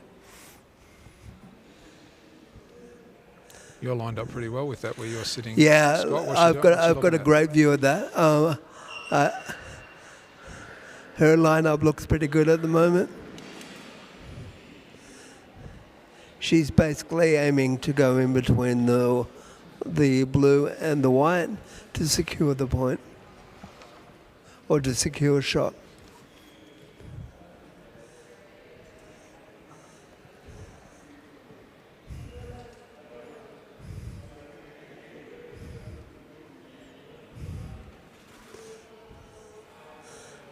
And just a bit shy. It's a bit shy. The great thing about that ball is Ange can knock the red ball into the jack. So it's still in good position. Not ideally what Kylie would have liked, but still in good position. Yeah. Well, that's what you've got a partner for. You can rely on Ange, as you say. She's been around a long time, so she's played plenty of boccia. Yeah, and it's also important to cut down the angles of the other team as well, or the other pair. So it's So no harm in putting it in front. no. A shot behind the jack is worse than a shot in front, Right. because you can always move it up. Yeah. Or take the blue out. Even better. That's a great shot, isn't Yeah. it? Using a harder ball there to get Yeah. a bit more momentum. The ball's gone out, so it's off the field of play. But there's still plenty of space around the jack. And where we've just got the referee has signified that he needs a measure. So the ref is measuring, and he'll tell which pair to go next. And I think red might be closer, so it's blue to play. Yep. Oh, I suspect that Liam could foresee that was going to be the result. He was already getting himself ready for this next shot. Now Liam's got a couple of options. He can ricochet in off the red on the right-hand side as Liam is looking at it, and come in off that red into the jack. Or he can utilise the space in between the two red balls. What's your preference? If you were playing this shot, Scott, what's your preference? Come on. I would use the space up the middle, but I don't mind a ricochet myself. So, and he's gone for the ricochet. He did indeed. Yeah. Didn't quite execute it, but he's now put something in front of the jack for Rowan to push up. And then Rowan can just push it up. Yeah. It's always thinking about what your partner can see and executing the tactics and making sure that you achieve the best result possible. So what's the difference in the mindset, Scott, between playing singles and playing in a teams event? It's a completely different environment. Individuals is basically yourself against another athlete, and then with teams and pairs, it's a partnership. So decisions are made together to gain success and ultimately win the match. But it's only the first end, so we've got a long way to go. Absolutely.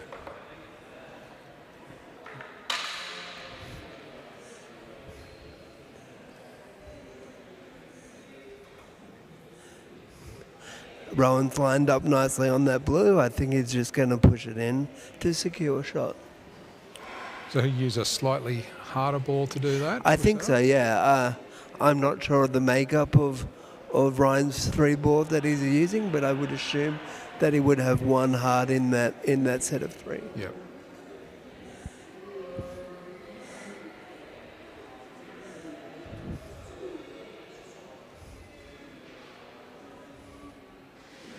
All right, he's all ready to go. Well, let's see what the outcome of this one is. Down to 2 minutes on the clock. Making. Oh, that's a nice shot. Yeah, it's a great shot. So, not only has Rowan secured a shot for blue, but he's also blocked off the angles which red have available for them. So it's covering two options in one. About as good as you can do on a single shot. Yeah, it's pretty good, yeah. Yep. It's a pretty good start. And Rowan's only been playing for a few years as well, so it's good to see him here all the way from Tassie. Yeah, so it's this. So the youngsters versus we'll call them veterans, will we? Or not quite? Oh, definitely veterans of the sport, Ange and Kylie. They've been playing for a number of years, but they're extremely good as well. So it'll be interesting to see how this match turns out.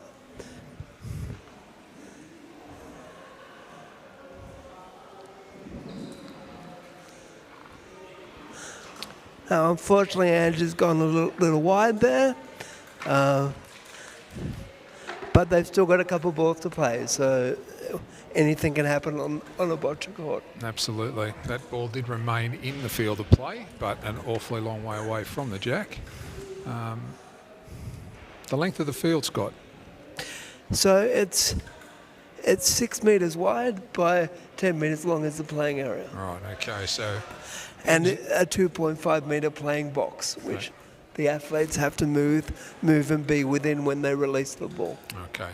So Ange's last shot ball is about 1.5 metres or so from that 10 metre end of the court. So it remains in play, but probably not going to be in the count in this head. 1 minute has been called.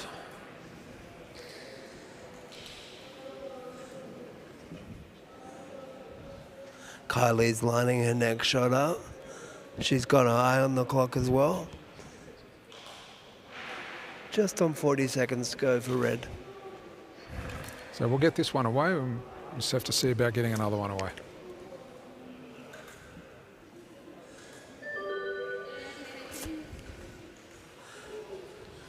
Nice attempt by Kylie, but unfortunately a little wide.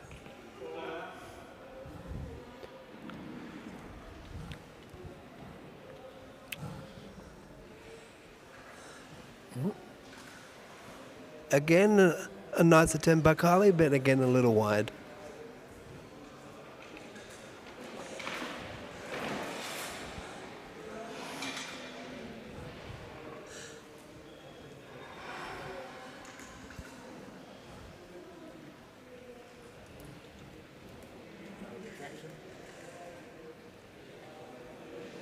So the referee has gone over to the scorers, I think, to indicate a retraction on that ball. Ball retraction, I think. Yeah, I don't think that the referee had signalled play to start on that one before it was released. So that's been taken off the playing field. Playing field, yeah. So Liam is actually asking a question now of the referee, and we'll see what happens from here. But at the moment, Blue is holding shot. Yep. And the clock has stopped at the moment while the officials sort things out here. Yeah.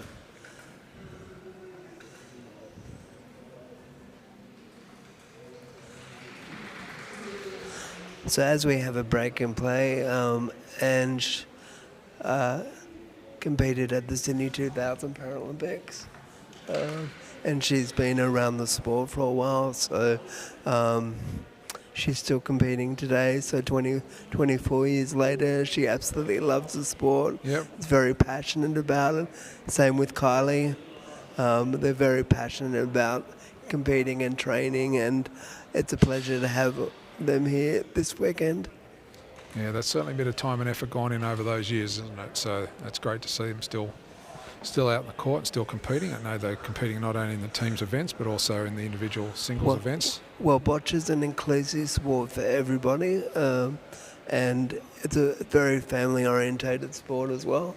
And you can meet lifelong friends through the sport. And Angie's 24 years has been fantastic, and she still enjoys every ball that she plays up until today. Excellent. So, yeah.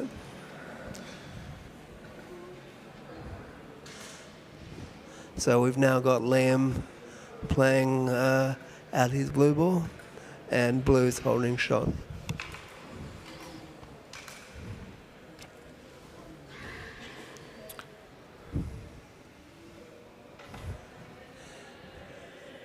And we've got 1 minute 30, just under 1 minute 30 on the clock.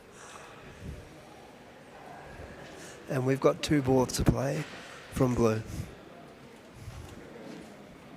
Liam just asking for an adjustment on the ramp before he releases. Yeah, it's a real. Yeah, okay, that's a great shot. Yeah. It's opened up space for Rowan to capitalise on the other side of the court. Yeah, so good team play. Great team play. Making sure that all the options are open for your partner is a fantastic shot. And I believe Liam has called for the score, which he's done, indicating to Rowan he'd like. And we've just got 40 seconds on the clock. And Rowan's got 1 ball to play. So, yeah, I think Rowan's just going to try and play a ball into that space and score another point. Yep. He's got 25 seconds to get that shot away. Still focusing on his lineup, which is a very important aspect of a ramp player's game, as well as any other boccia athlete. Yeah. 10 seconds. So, yeah. Time. So unfortunately, he hasn't got that last ball out. So.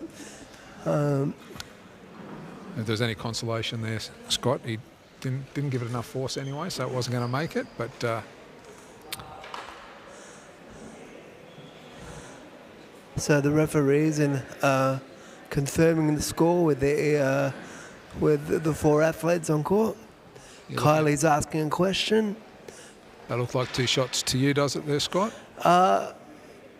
A boccia court can be deceptive, but at the moment it looks like 2, potentially 3, but I would say 2 in a measure. Yep. All right. Well, Proof's going to burn the pudding, Scott. We're Yeah, putting it on the line. Yeah, I know.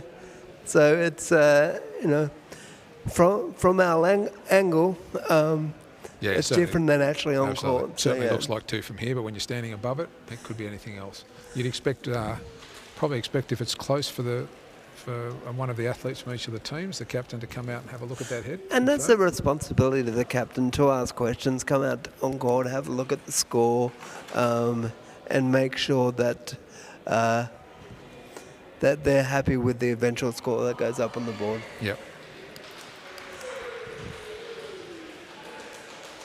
But as I say, there's 3 ends to go, so the game is still wide open. Sure, no matter what the result.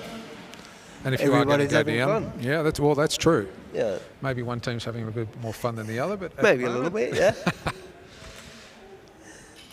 Look, if you only go down 1 or 2 in an end, that's not the end of Look, the world. 1 or 2 is better than 5 or 6. That's So, if you're going to lose an end, you always try and lose it by 1. So the referees are conferring about Yeah, something, so- or we don't know what, but So the referee's actually called the head referee over to have a chat. So I don't know what they're chatting about, but it's also part of the game as well. So, absolutely. Refs are always talking about something good when they're coming out in your games, aren't they, Scott? Yeah, I mean the refs at national level are extremely experienced. So it's great to have refs of that caliber here. And Lucy's actually an international referee that refereed over in Paris earlier in the year for the 2024 Paralympic Games. So it's great to have Lucy in the house. Absolutely. And of course, anybody that's watching or listening to this that is in the sport of boccia, the next level up, we're always looking for referees. Yeah.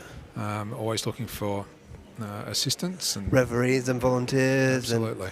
And, so, but yeah, it's great to have some very experienced referees in the house and some very experienced athletes on court.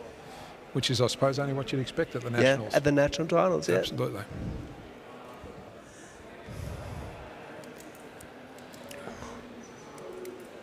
Certainly a long discussion going on. It is. I think what's happened is there's been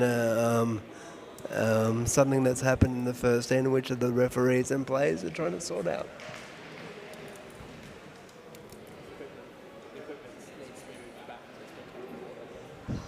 Okay, all right. So we're sort of hearing that this discussions around equipment and positioning of equipment in that first end. Yeah, so all the equipment has to be inside the athlete's box when the ball is released. Yep.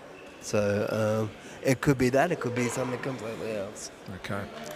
So at the moment, 2 to blue. So we've got 2 on the board for blue after the first end.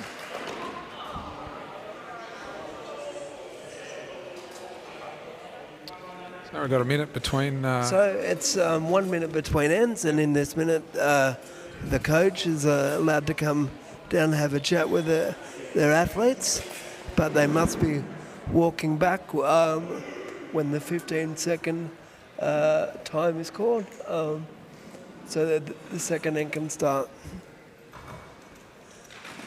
So any different sort of tactics here on the second end for Ange and Kylie now that they're down by a couple? It's extremely early, so I wouldn't expect a major change of tactics.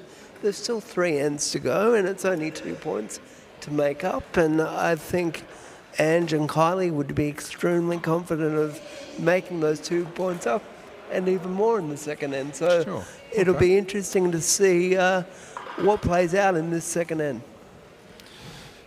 The coach for the Tassie independent team's been out to have a chat to his participants, maybe Yeah. give them some ideas as to how to play this next end, but certainly I'm sure to congratulate them on a good start. Congratulate on a solid start and just going over a quick plan for the second end. So in fact it is the Tassie independent team to roll the jack on this end.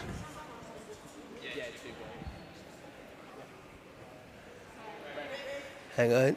Just a Yeah, pause to the game. There's a scoreboard issue here, so yeah. So we just stopped the game for a scoreboard issue. We're just trying to rectify the score at the moment.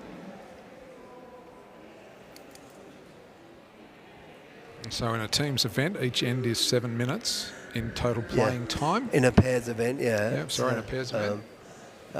7 minutes. Score's been rectified. We're ready to go again. Actually, not quite yet. It was 2 points. Yeah.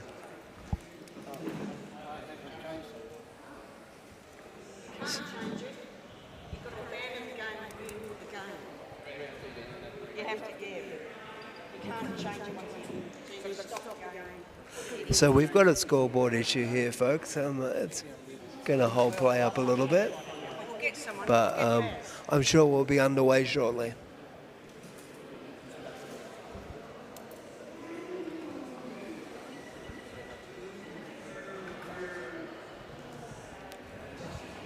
In the meantime, Scott, how about you give us a little bit of a rundown of your playing time in the Australian team? So I last competed for Australia in Dubai in 2019, and I've been competing for Australia since I was 13 years of age. Oh, I'm not going to ask you how old you are. That's okay. You don't I'm still young, mate. You're still young. young. Okay. You're only comparing yourself to me now, but that's okay. Yeah, and so I've enjoyed my time competing at all levels, and I really enjoy competing on the domestic level as well, and enjoy catching out with family, with the Boccia family and friends, and I've been fortunate enough to travel the world with Boccia and meet many international friends, and I'm still playing Boccia today, which I love, and it's a major part of my life, and I'm still very passionate about it. I've been playing since I was 13. So I couldn't tell you how many balls that is, but it's a lot of throwing Boccia balls. But I still enjoy every minute of Boccia, and enjoy meeting friends and catching up with the Boccia family. And what does training look like for a player at a national level? Well, I can tell you that Kylie and Ange they were selected in a pair a few months ago, and they would have been training at least a few times a week together, developing those core plans to execute on court. That takes time and effort, making sure that their balls are calibrated to each surface that they play on, making sure that they've actually got the balls that complement their strategy, and making sure that they can execute their strategy when it counts. And today it counts at national titles, so they would be making sure that every ball to the best of their ability runs true and straight. And do they, as part of that process, do they make sure that the hardness of the balls is split between the two, or one is a better player with soft, or one is a better player with hard? Do they get to that level? Yeah, well, they would have had plenty of discussions about their strategy, and plenty of discussions about their ball choice. I think Ange, I'm not quite sure, but I think she has maybe a soft ball in there with a hard ball to knock out shots. Same with Kylie, and I'm pretty sure Liam and Ron would have a similar combination in their set. And how does that vary or differ from athletes not in the BC3 category, so non-ramp users? What's the difference in the ball selections usually? Well, traditionally, in the throw classifications, the balls are a lot softer because we can actually throw the ball up in the air and then control where it lands. Whereas in the ramp classification, the boards would be considerably considerably harder because they've actually got to roll off the ramp and go to the desired length that the athletes want it. So it's a completely different game. Yeah. The rampers games compared to the throwers game. All right, I'm going to put you out there. Harder or easier? Or just different? Different. I think I had to go with the ramp just for a bit of fun, and there's no way that I could calibrate a ramp. I would prefer to calibrate my arm than a ramp. I'd definitely say that the 4 athletes on court are very skilled at what they do this afternoon. Yep. And there are both 12 panel and 6 panel balls that are played with, throughout Boccia. It's my experience as a handy life distributor that 6 panel balls are predominantly used in the ramp or BC3 category. Is that something you would find that you've seen in the past? Look, being a thrower, I'm not an expert on what the rampers use, but I can guarantee you there would be some combination of 6 and 12 there. Yep.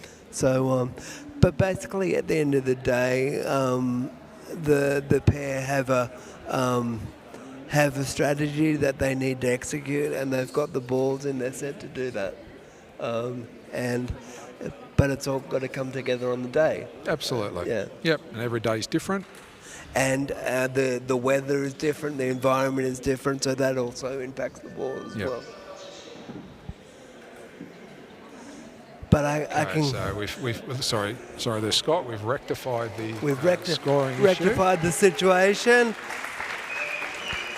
and I think we're about to get onto the second end. And as I said, it's early days. We've still got 3 ends to go, so it's anyone's game. Yep. So start of the second end here. 7 minutes for each team to get their balls out and done. So just a reminder of that score, Scott. It's 2-0 to Tasman Independent. And so Liam, I think, is aiming for the opposite side of the court because you have the 2-on-1 advantage on the other side of the court. Yeah. So you always play to that advantage.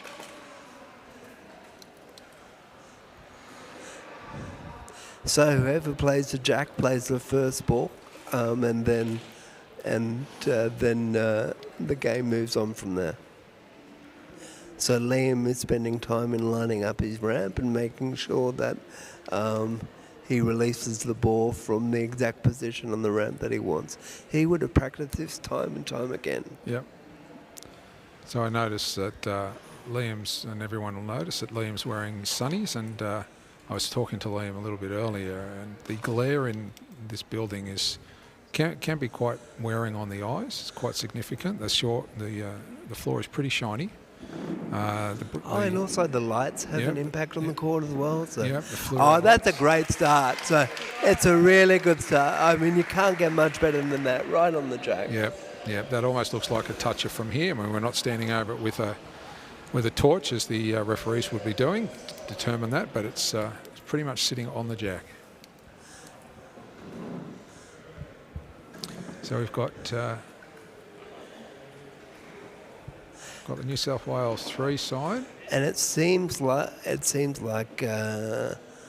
Ange and Kylie are discussing who's the best in position to take the shot. Yeah. So there's no order to this, is there? No, there's not. So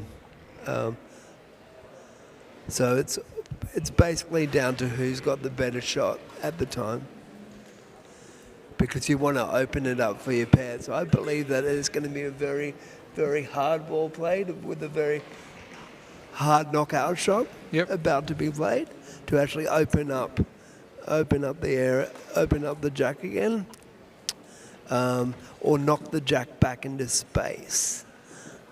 I'm not sure what Kylie can see, but I think those would be a couple of options going through her head at the moment. Yeah. Well, I think she can probably see a little bit of the jack, but not a lot. That was a great start by Liam with his first. Basically, it's covering the jack. So Ange and Kylie are going to have to do well to actually to create space so they can actually score a point in this end. Yep. But they've got 6 balls to play, so anything's possible.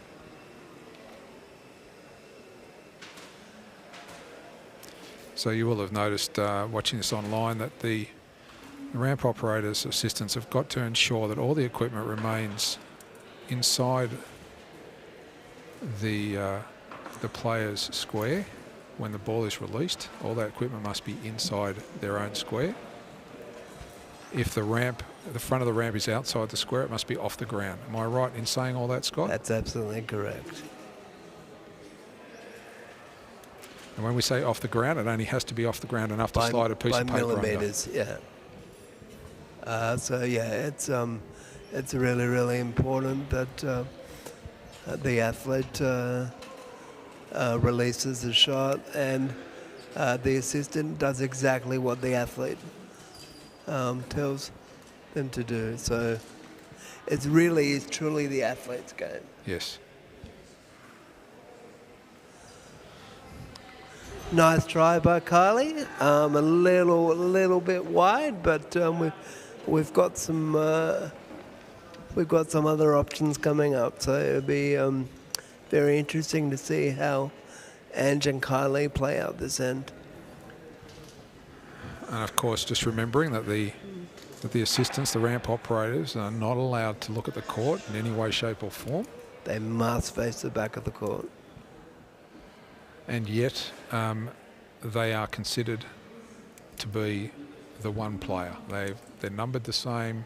They will take home the same medal that the player will take home. So there was another knockout attempt, and unfortunately again it's gone wide. So who do you think's got the best angle there, Scott, out of the 2 New South Wales players? So I believe it would be Ange to actually knock the jack back. I believe that she can see a little bit more of the jack than Kylie. Yep. So it would be up for her to split the jack back and open it into space for Kylie.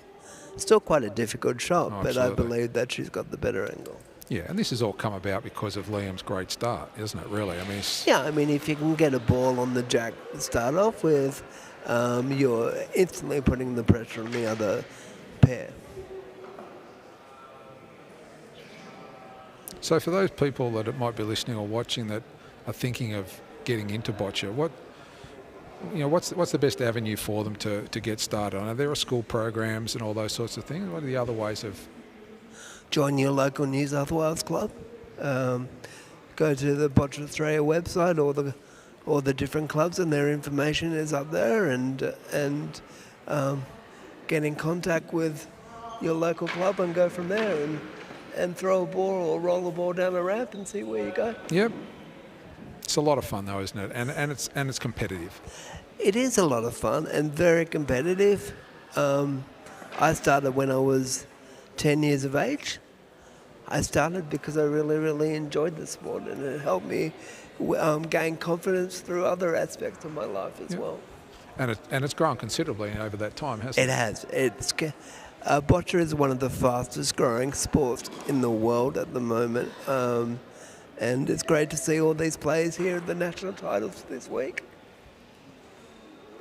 And they have travelled from interstate, and as we said, there's 3 players from New Zealand over here as well. We've even had people travel over from Western Australia, so that's a 5-hour. It's even further than New Zealand by air. So it's great to see almost every state represented here, or every state represented here this weekend.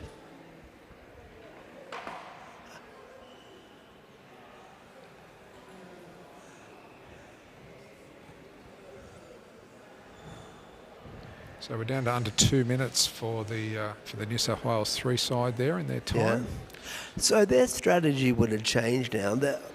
They've already played 3 balls, now 4. They're in these last 2 balls. I would hope that they would be thinking about blocking up the Yep. head. Yep. Because otherwise blue have a very open avenue in. So, and the last couple of balls, I would suspect that they're thinking about blocking up. Otherwise, blue could score big here. So yeah.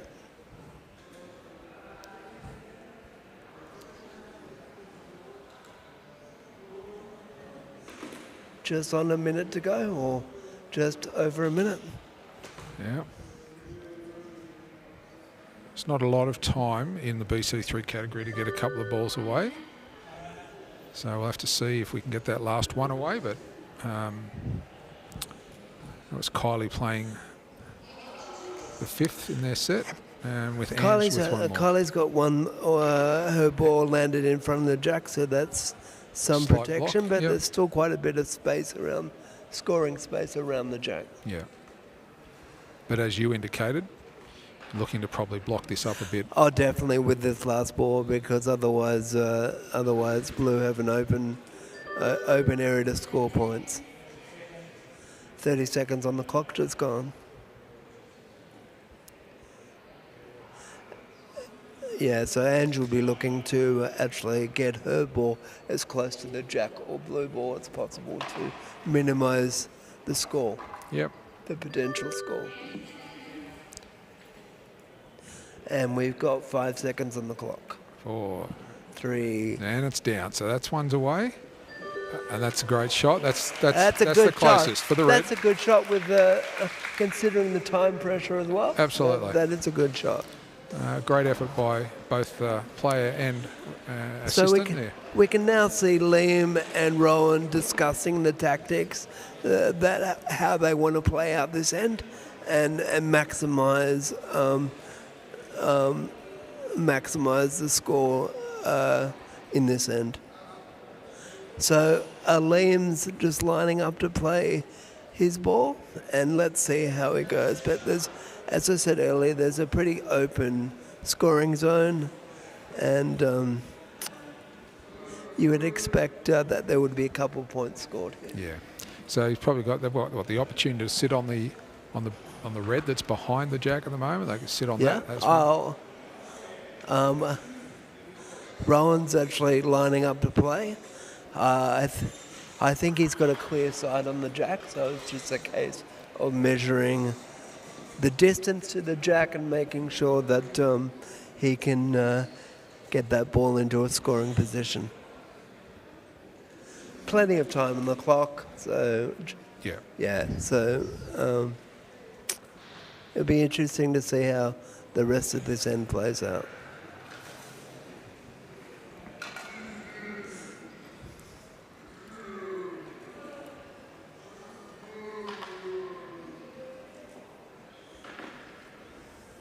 You can see Rowan just making sure that every part of his process is followed, and so he can get the best result that he wants on court, hopefully.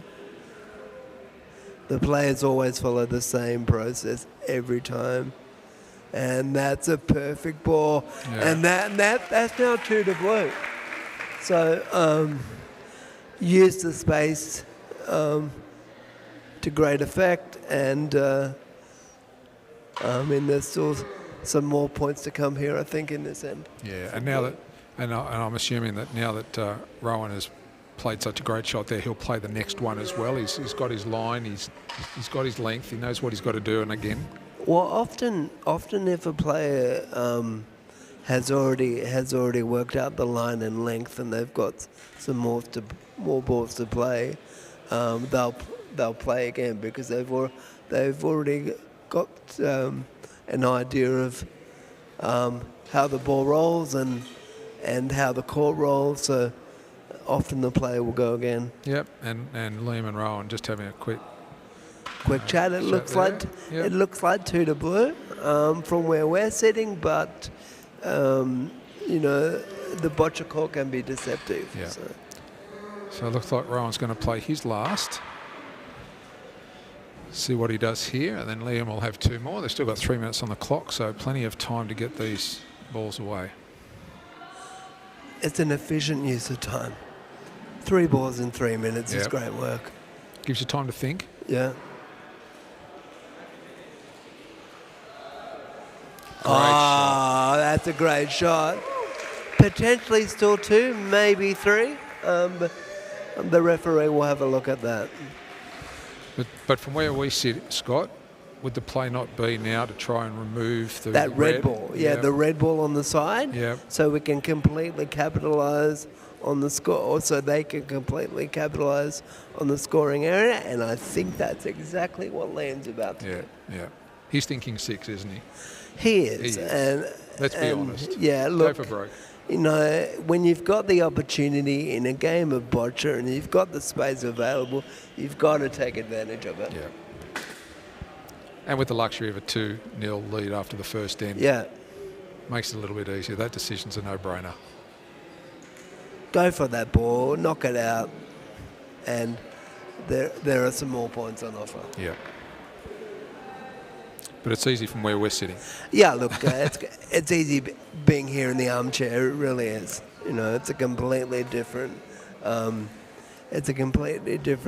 game on court. Yeah. I do really well from here. I do a fantastic job from here, mate, but I prefer to be on court. Oh, that's a great shot. That's a great shot. And he's really lined up for another one to. If you could just repeat that. It is. So really, they've got the space where they really don't need to move that red. No. Yeah, you're right.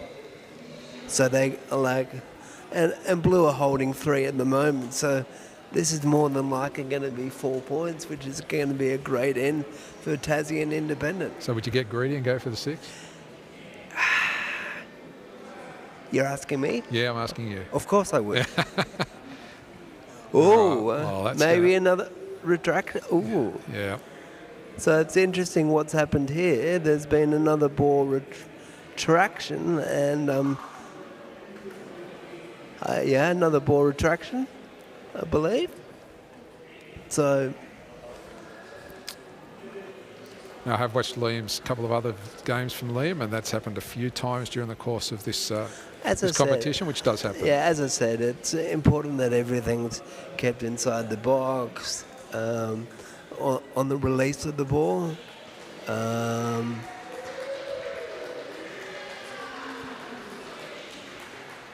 So I believe that Liam's going to come out and have a look at the head and see what's going on.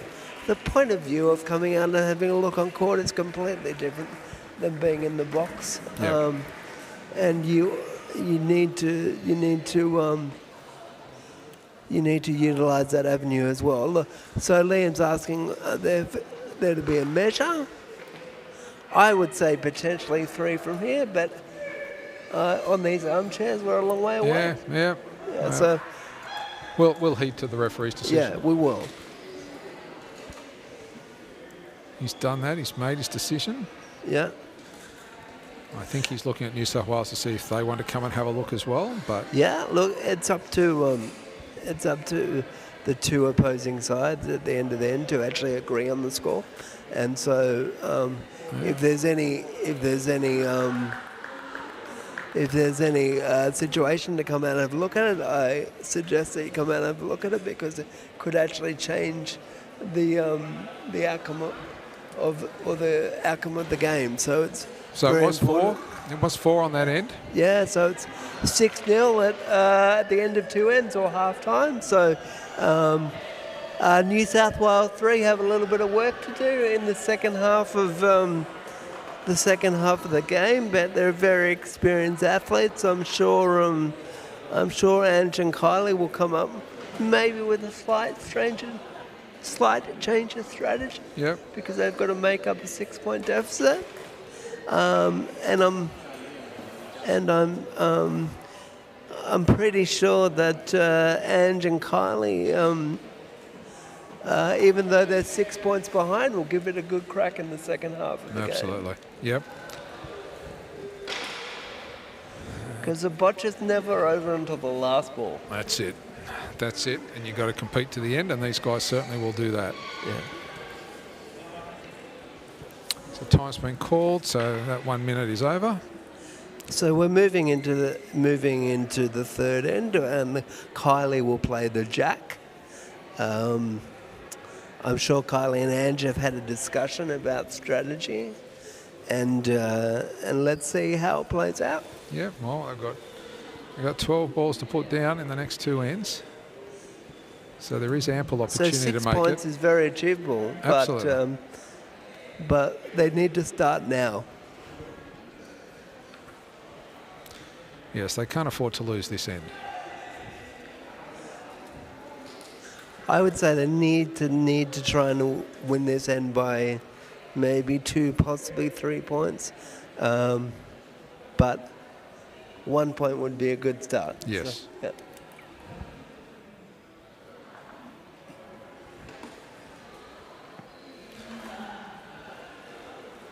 So Kylie's played that at around, I'm going to say, the 4.5 metre Yeah, mark. 4.5 metres. Just for our viewers' reference, the penalty box is at 5 metres, Right. so that jack is about Yeah. it's about 4.5. Yep, 4.5. Yep, you're right. So Ange's put the first one down. Sorry, Kylie's put the first one down. Landed that probably 45 centimetres short of the jack. Yeah, But in a good position to block Liam from having a straight shot at the jack. Yeah, I mean, I think all Liam has to do is move his ramp over to his left-hand side of the box. Right. And he'll still have quite a clear shot. But then again, we're commentating from a different angle, so it's always different on court. I think Rowan's lining up for the shot anyway. Well, he's certainly got a clearer view of the jack and a clearer run. And you always try and choose the athlete who has a clearer view of the jack. Or if you don't have a clear view of the jack, you make a clear view by knocking the ball out. Right. Because every ball is important at the national titles. Yeah, and look, and I'm sure that Ange and Kylie would also be at least thinking that, even if they're minimising the damage is what they might be at the end of the game. I mean, this is round 1 of the pairs competition, so there's still a long way to go in the competition. So it's important to get some points back in the second half of the game, even if they don't achieve 6 points. So I think it's important to get a couple of points on the board for point differential. Okay, there's. That was there'll be a retraction there for There's the another ball wheel being outside the box when on point of delivery. Okay. Yeah, so it's been an interesting start on court 7 for the New South Wales 3 and Tasman Independent. They've still got a couple of games to go for the rest of their competition. Do you find in pairs and teams events that that there are more of these types of retractions given the number of people and equipment within that confined area? Depends on the experience of the athlete behind the ramp or behind the ball throwing. At this level, there shouldn't be many retractions because it is a national titles, and so these athletes should be fairly experienced. I realise that Rowan is fairly new to the sport, and so is Liam. Yeah. So boccia is always there's always a learning curve in boccia, as any sport.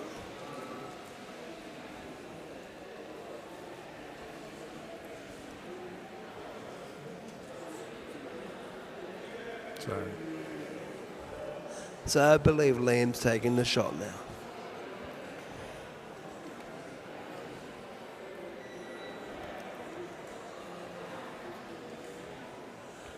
I mean, Rowan and Liam probably haven't trained that much together because they're from Tasmania and Liam lives in New South Wales. So I can't imagine there would be a lot of training together. So that it'll take a while to get their strategy and combination going as well.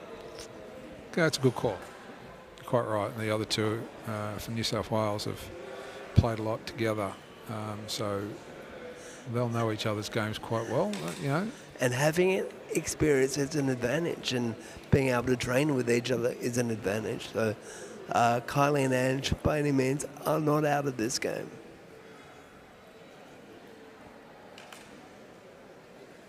Slight adjustment there for Liam. And that red did block the blue out a little bit. But then again, Rowan would have a nice shot on that blue to knock the blue up into the jack. Yeah. And being 6-0 ahead, the strategy of just containing red or scoring more points for blue is important. And so basically for Tassie and Independent, they just need to get 1 point on the board in this end, and they've set up the game, so or minimise the chances of red scoring for this end. So I can see that Rowan's lining up on the blue. He would be aiming to knock that blue into to hold shot and put the emphasis back on red to play. So being in this position of 6-0 ahead, the strategy changes again. Right. When you're 6-0 up, you play with a little bit more freedom. Yep. Yeah. So, but there's still quite a few balls to be played.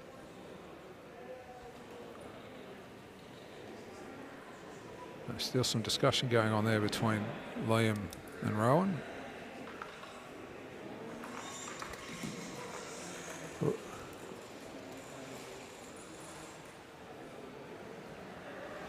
That ball thudded into the ground. I think everyone could hear that on live stream. Yeah, I think so. I think what you'll find is that the ramp still had one of the pieces in it, and it knocked onto that, which has now been taken off. So I'd say that Rowan... It'll be another...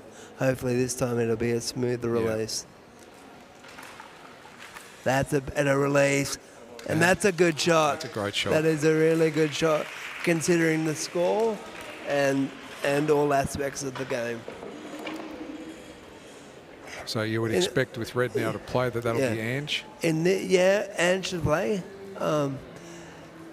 It would be one of Blue's strategies or one of Taz and Independent strategies to make sure red continuously play to use up their balls. Right.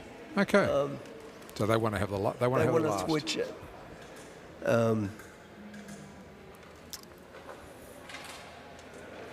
So Ange's got a clear shot in here, and I'm sure she's thinking about just getting it nicely in front of the jack.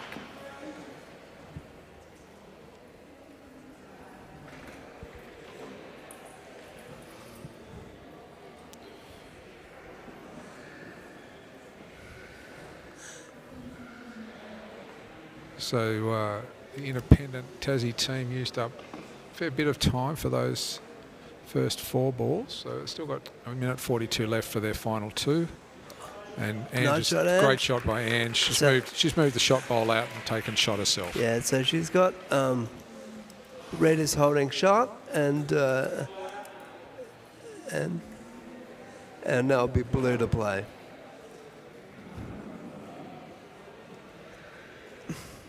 So would you consider that blue ball at the back there a bit of cover?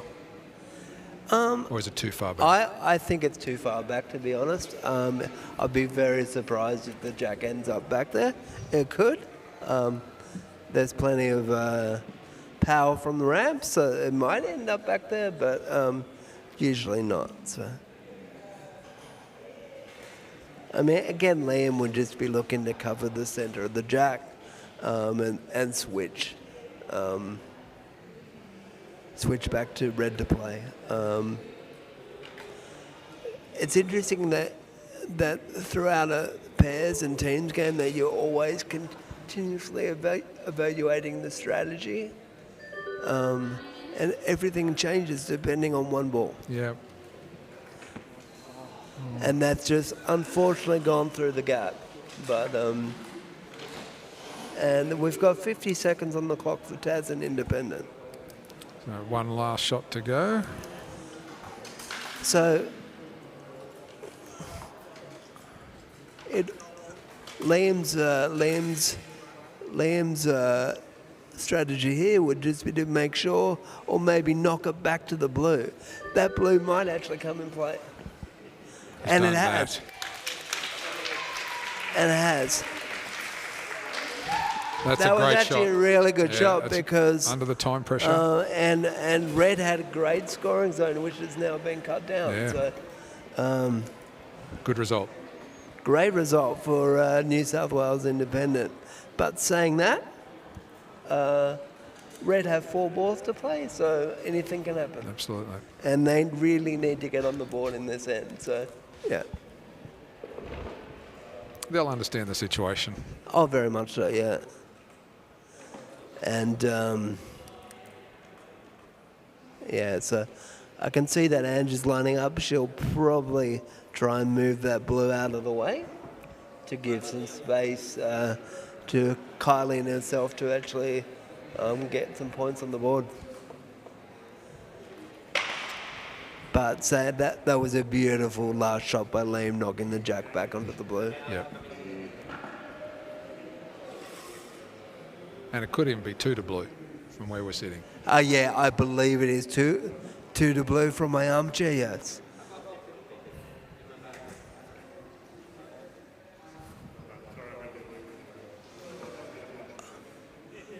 Yeah. Nice try by Ange. Not exactly what she would have wanted, but nice try anyway. Do you think she pushed that blue further enough back that they're only holding 1 shot now? Potentially, yes. Yeah. You know, it's definitely in the first round of games in a pairs tournament. Even if you can't win the game, you've got to minimise the score because point differential does come into it at the end of the day. So they would be looking to minimise Tas and Independent and make sure that they actually get a point on the board. The jack's now been opened up, so giving Kylie an avenue into the jack. So that's what Kylie would be aiming to do right now. Yeah, so she's shifted the ramp all the way to the left side of the court. She would be using the blue as a target. Yep. Anything inside the closest blue to the jack will actually score a point. So basically, you use the blue as a target, and it actually gives you something visual to aim at.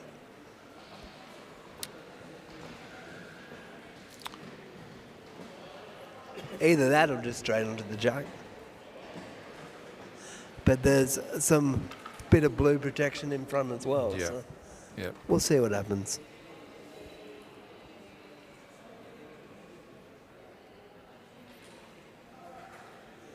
Oh, she just caught that front blue. And that protection, that blue protection worked for that ball, but she's still got a couple balls, 1 ball to play, so we'll see what happens here. Yeah, they need her idea, if she can't score the point, her second option would be to minimise blue score to only 1 this end. That's right. It just certainly looks like 2 from where we're sitting. Yeah, from where we're sitting, definitely 2. And 7-0 is a pretty handy lead. Or 8-0, yeah. Potentially, so, potentially 8. So, yeah.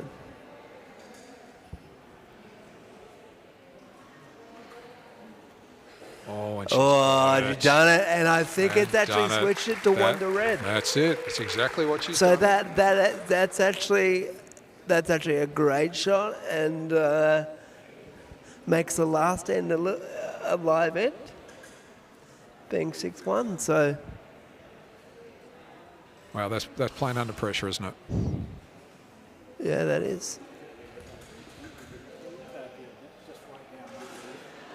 and there was one ball retraction, so that's the end of the end. And the referee is just confirming the score, and then we'll move on to the fourth end. So has been a penalty been applied? I think there could be a penalty coming up. Yes, I believe so.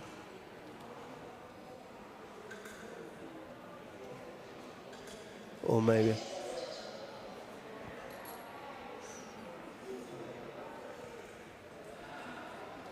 So can you explain the penalty then, Scott? So Explain how this works out, please. So basically, there's a penalty box at 5 metres directly in the centre of the court, and any ball within the penalty box scores an extra point. Okay, any idea, I know we're sitting a long way away, but any idea what that penalty was for? I believe it was for the retraction of Rowan's ramp earlier. Right. So those penalties were incurred earlier, but they're actually played out at the end. Yeah, of the, correct. End of the end. Okay.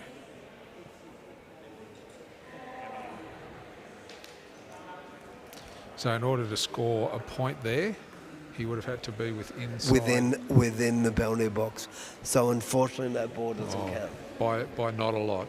But by not a lot, it missed by half a centimetre or even less than half a centimetre. Yeah. It's got to be inside the square. Yep. Yeah. Inside the penalty box.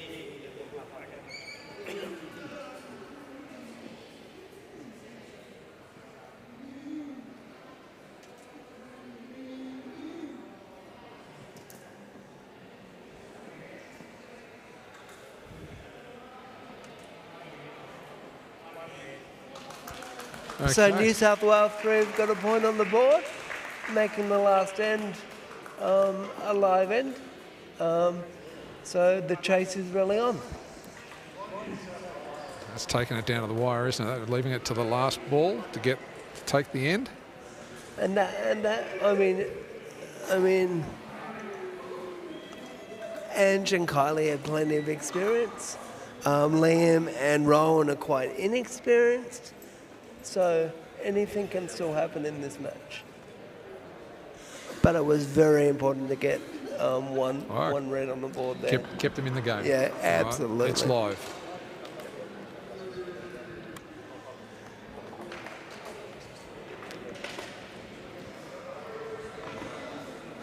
So during this 1 minute timeout, strategies would be being discussed, and let's see what happens in the fourth end.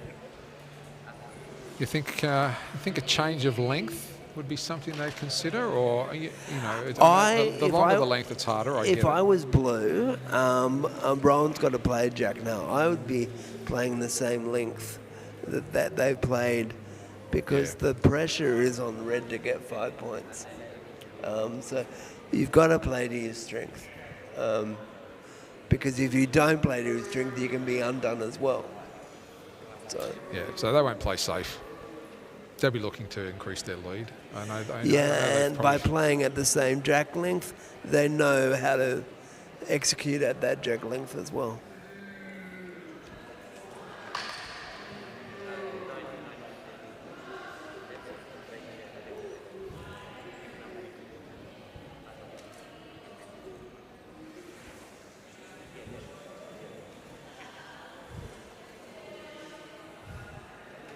So it's a fairly wide jack just in front of Rowan, and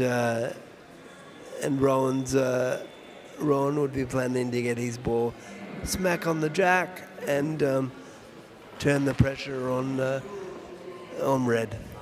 Yeah, again. so that's about halfway to the centre there. So that's about 2.5 metres. Yeah.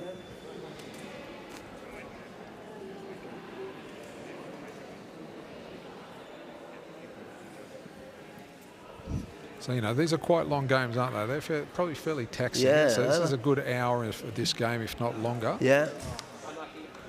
That's a nice shot, but it's left an avenue for New South Wales to get in there and get some more points on the board. So, again, 5 is the target. 6 would be great for New South Wales 3, so let's see what happens.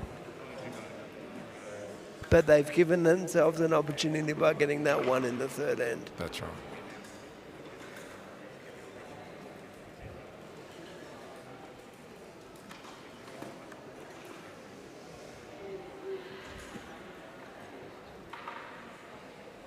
So ideally right now, Taz and Independent, they're thinking just to close the end down, to get a few balls in front Yep, to block it up. minimise the chance of multiple points being scored by Red. Yep. Close it down and again switch who's holding shot. No. And they use the top balls as well.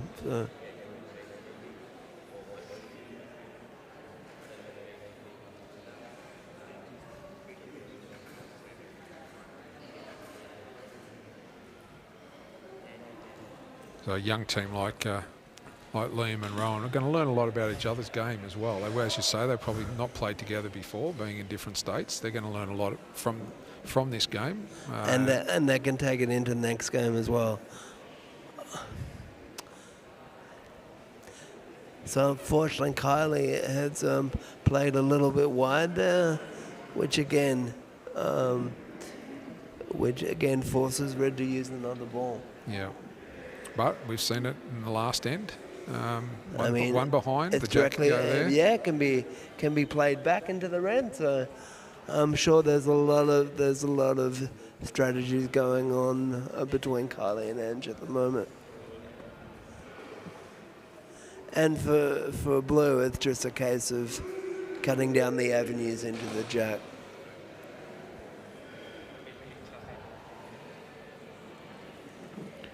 So that was a great shot. That's a nice shot by Kylie, and it's now Blue to play.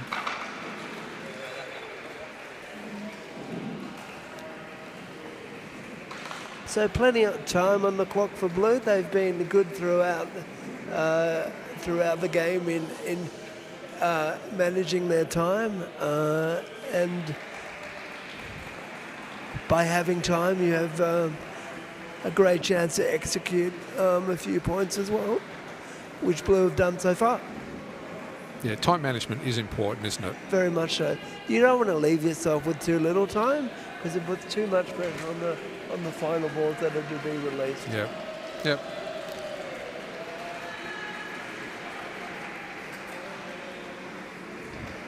A couple other games starting on some other courts if you're hearing some additional applause and noise.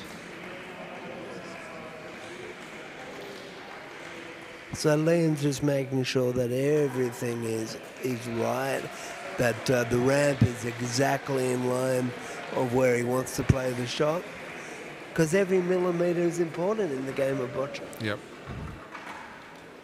So it's better to take time to line up your ramp and make sure that everything is right for the best chance of great execution. Yeah, look, even here, you know, Liam's really only got to move that jack back a couple of millimetres to take the shot. Yeah. Liam's just got to get something in front. And that's a beautiful ball because it actually, although it's a bit to the side of the jack, it actually minimises the scoring space for Red.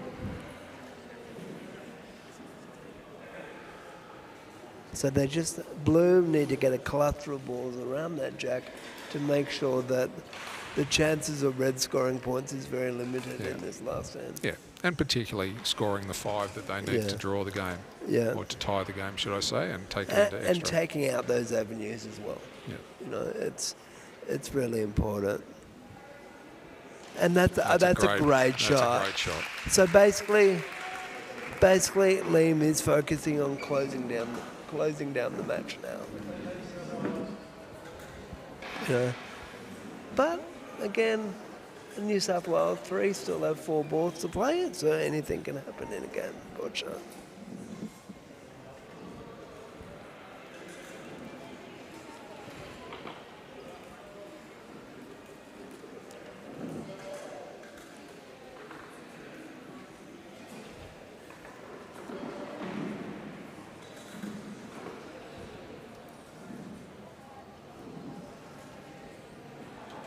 So you think does fatigue become a factor when you start getting towards the end of a game that's been going for an hour? Boccia is a very, very mentally taxing sport. And it can be, there's a physical element to it as well, but especially mentally, you've got to be switched on for like an hour plus. Yeah. So, and all these 4 athletes on court have also finished an individual competition today. So they've got to switch to the pairs environment, and that's a shift in itself. Yep. And so I guess I know for a fact that 4 athletes will sleep very well tonight. And they've got another full day tomorrow as well. That's right. So, but that's what a national championship is. 4 days of complete action, isn't it? Yeah, it is. It's been intense. Yeah. There's been a lot going on, but there's been some great games out there. There's been some great matches throughout the whole tournament, and looking forward to getting into the team's event tomorrow myself, and seeing another day of competitive boccia, and we've still got Monday to go as well, so it's going to be a fantastic conclusion to the 2024 national titles. Absolutely. And in the BC3 category in the singles, we saw Jamison Leeson take out gold today. That's not a bad effort, and put that on the back of her silver Paralympic medal. That's been a good year. Yeah, Jamison's had a great year. She started. She won the first ever silver medal for a female in the BC3 classification. Jam is a great player, and to have her here this week and to watch her play her game of boccia is inspiring to younger athletes coming through as well. Absolutely. And less experienced athletes coming through. Silver medal at the Paralympic Games in Tokyo is fantastic, and she can only go better from here. So, congratulations, Jamison, for a great year so far.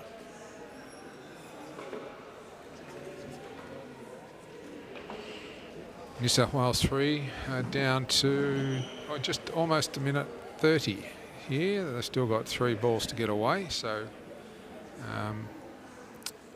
that's going to take a little bit of doing, but we'll see what that... Like the time actually adds pressure to Yes. the release of the ball, your strategy. When those dings of the 1 minute and 30 seconds happen, it can put pressure on I'm feeling the release of it. Yeah, just watching from the armchair. Yeah, but as I said, Ange and Kylie are very experienced, and I'm sure they'll try their best to get those balls out in time. And they've got to make quite a decisive move in this end as well. So. Yes. And all these thoughts are going, from an athlete's point of view, all these thoughts are going through your head continuously. So it's like, what would be the best play to maximise the points? Getting a few more points in here will help the point differential throughout the entire tournament. So yes, a 6-1 or 6-2 result is better than not scoring any points. So I'm sure Ange and Kylie are looking to get another point in here. So or secure the point anyway, to make that score a little closer. Yeah, so I think what we're seeing at the moment, I think Blue are holding 1. Yeah. So time to run out. And that's time.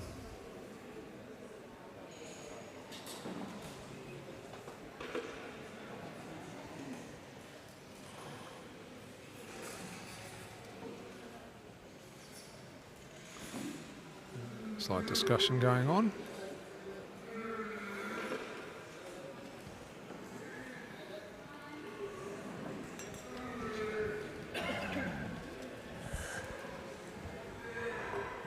So there's another refereed discussion going on over here. I'm not sure what's going on,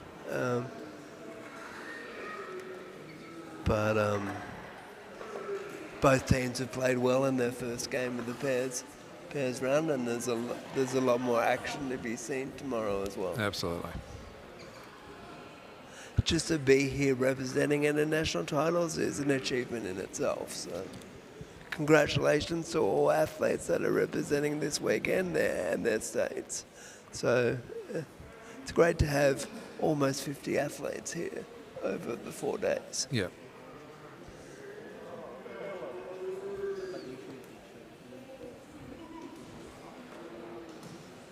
Again, the court referee discussing with the head referee, Lucy Bates, about some issue on this game. It's not over yet. New South Wales time has elapsed with 2 balls remaining unplayed.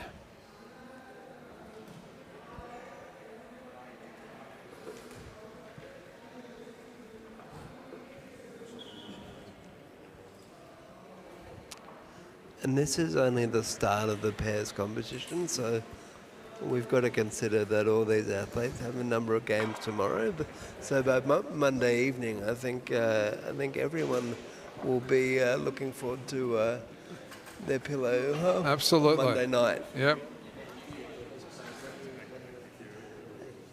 And it's a big effort. It's a big effort for some of these athletes to get here and travel and to actually get on court. Oh, look, you're out of your comfort zone, aren't you? You're out of your comfort zone.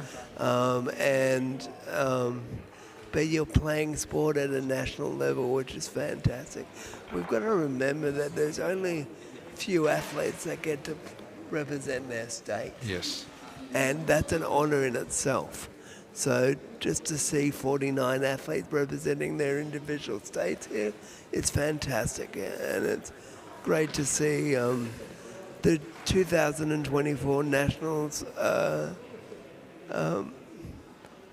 It's great to see the play here, and athletes have achieved results over the last couple of days, and look forward to achieving results in the pairs and teams respectively over the next few days. Yeah. So whatever the issue was has been resolved. It has. The clock has been started and now stopped. And the team of New South Wales Independent, Liam and decided Rowan, to throw off, I believe, throwing off 3 balls, and the referee will just confirm the score for us in a minute. But I believe it is 1 to blue. We'll just get confirmation of that. 1 to blue, which makes the final score 7 for Tassie Independent to 1 for New South Wales 3. Congratulations to all athletes and good luck for the rest of the tournament. Great.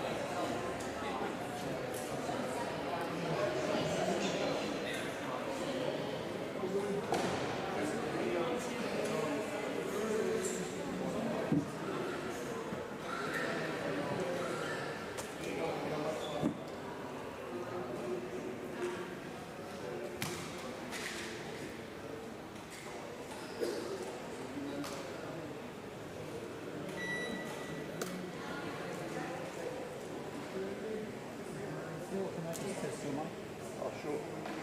How's this going? Sometimes my voice is a bit quiet.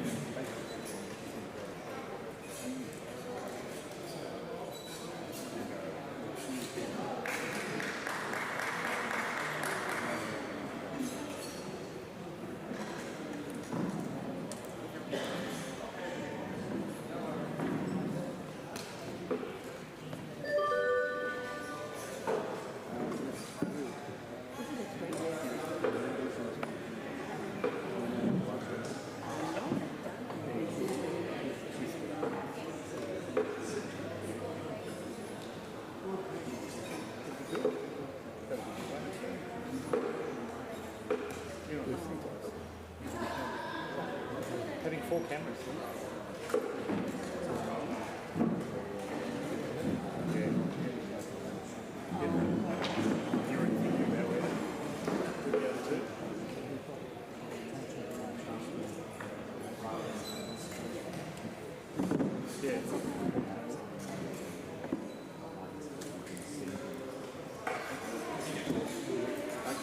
Oh, behind.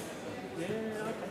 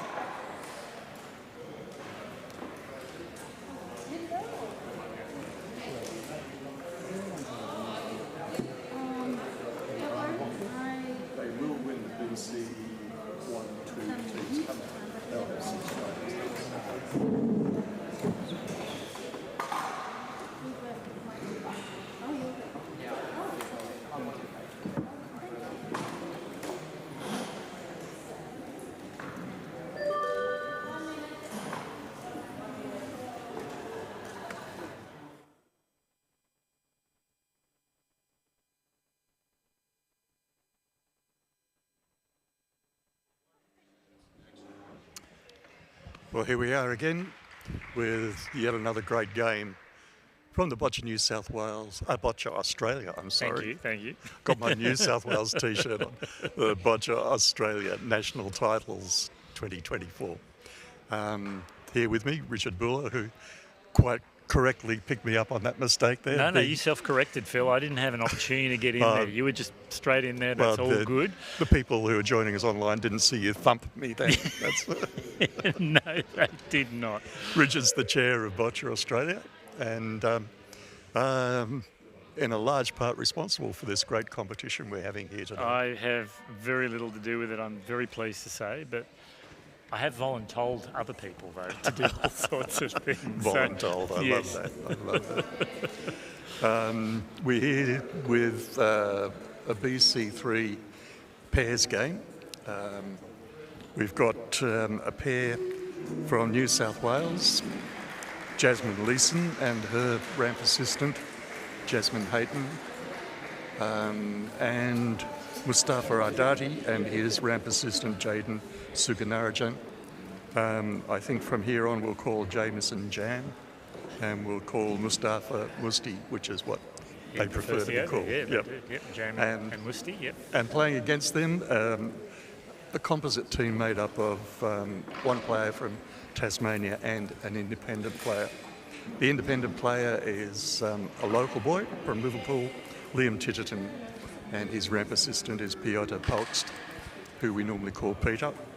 And playing with Liam from Tasmania, Rowan Eastley, and his ramp assistant, Rob Eastley. Now, Phil, do you know, is this Rowan's first band that he's played in?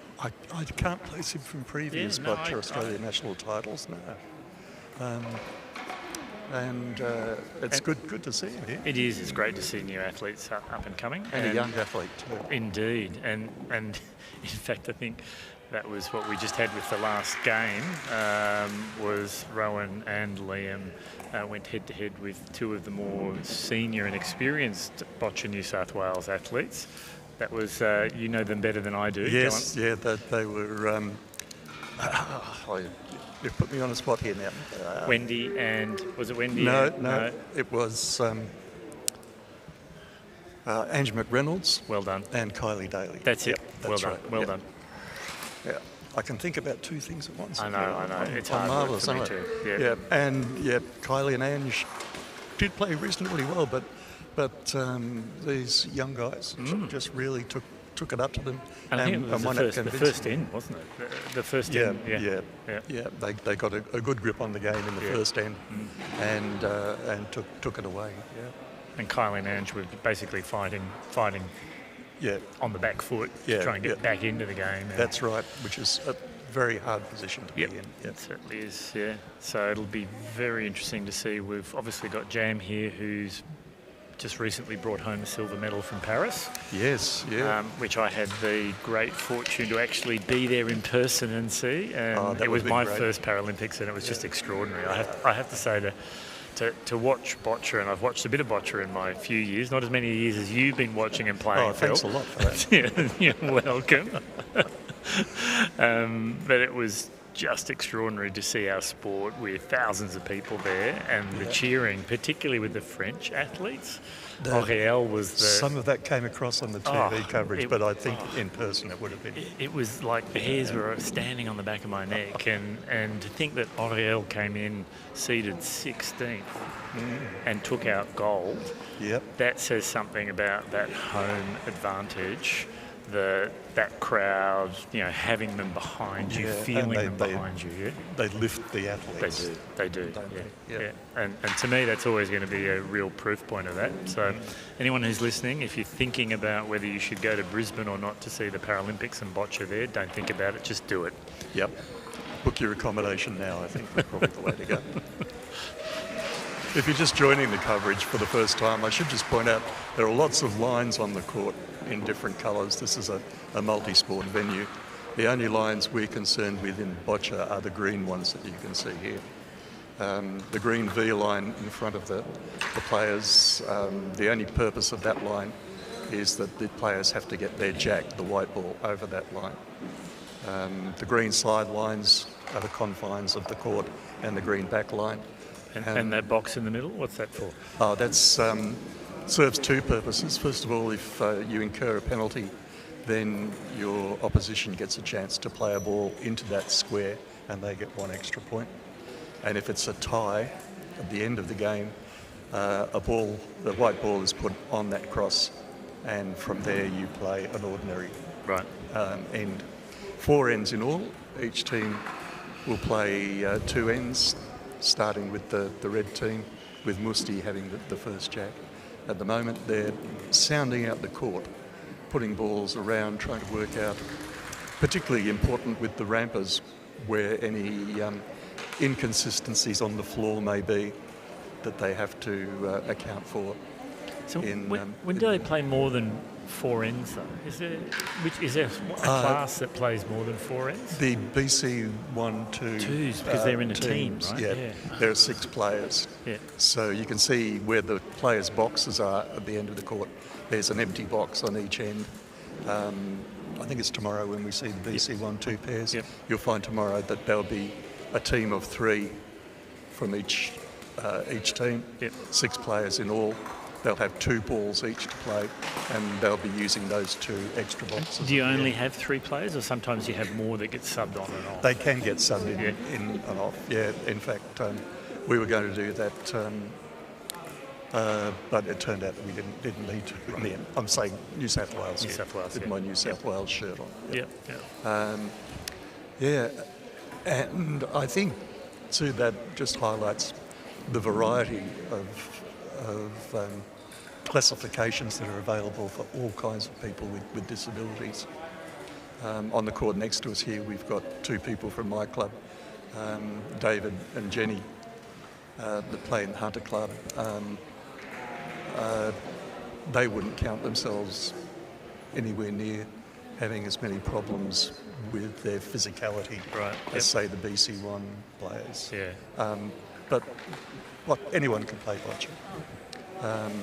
You don't even have to be in a wheelchair. Well, I was going to say, I had someone come up to me today and say, I've got no disability at all. Oh my goodness me, this is an amazing sport.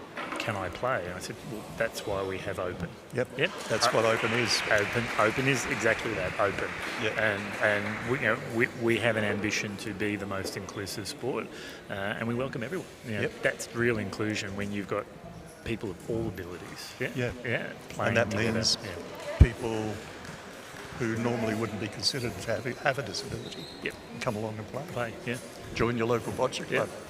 It'll be immense fun, and you'll meet really nice people. And it's not just playing, right? Because there's coaching, there's officials. I should probably declare that the referee on the game that you're watching this afternoon, I happen to be married to. Right, yes. But be careful what you say, Richard. I know. And I mind my manners too. Yeah, all right. My wife is also a referee, and I have to be careful what I say. There you go. And is she officiating? Or it looks like the head referee, because she's the deputy assistant head referee.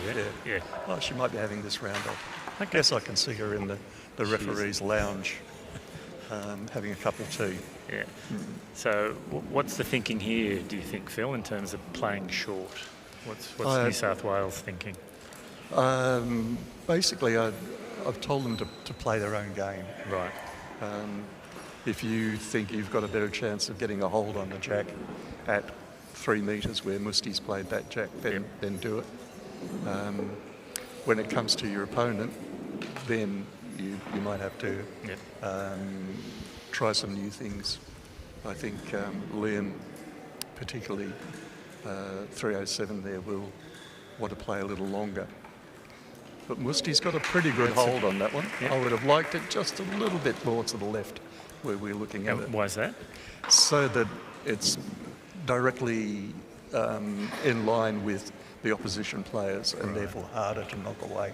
Right. This way they can get a hold on the side of it and push it away and leave their ball in front of the jack. Right. So there's only one ball in the turnover rather than what they aim for two generally, right? Or more, Yeah. ideally. Yeah, that you would want be your right. opposition to spend as many balls as you can possibly make them in. If it's in front and turning it. you've got to really hammer it to Right. get it to turn, and then you've got to get a hold on it. You can take 3 balls to do that, and then you've only got 3 balls left to score points with. So it's you can come back from not having your first ball on the jack, but it is a struggle. Okay. So what do you It's think? like tennis. If you don't get your first serve in, Yeah. then you can still come back from that. And they've got a good angle here from Rowan.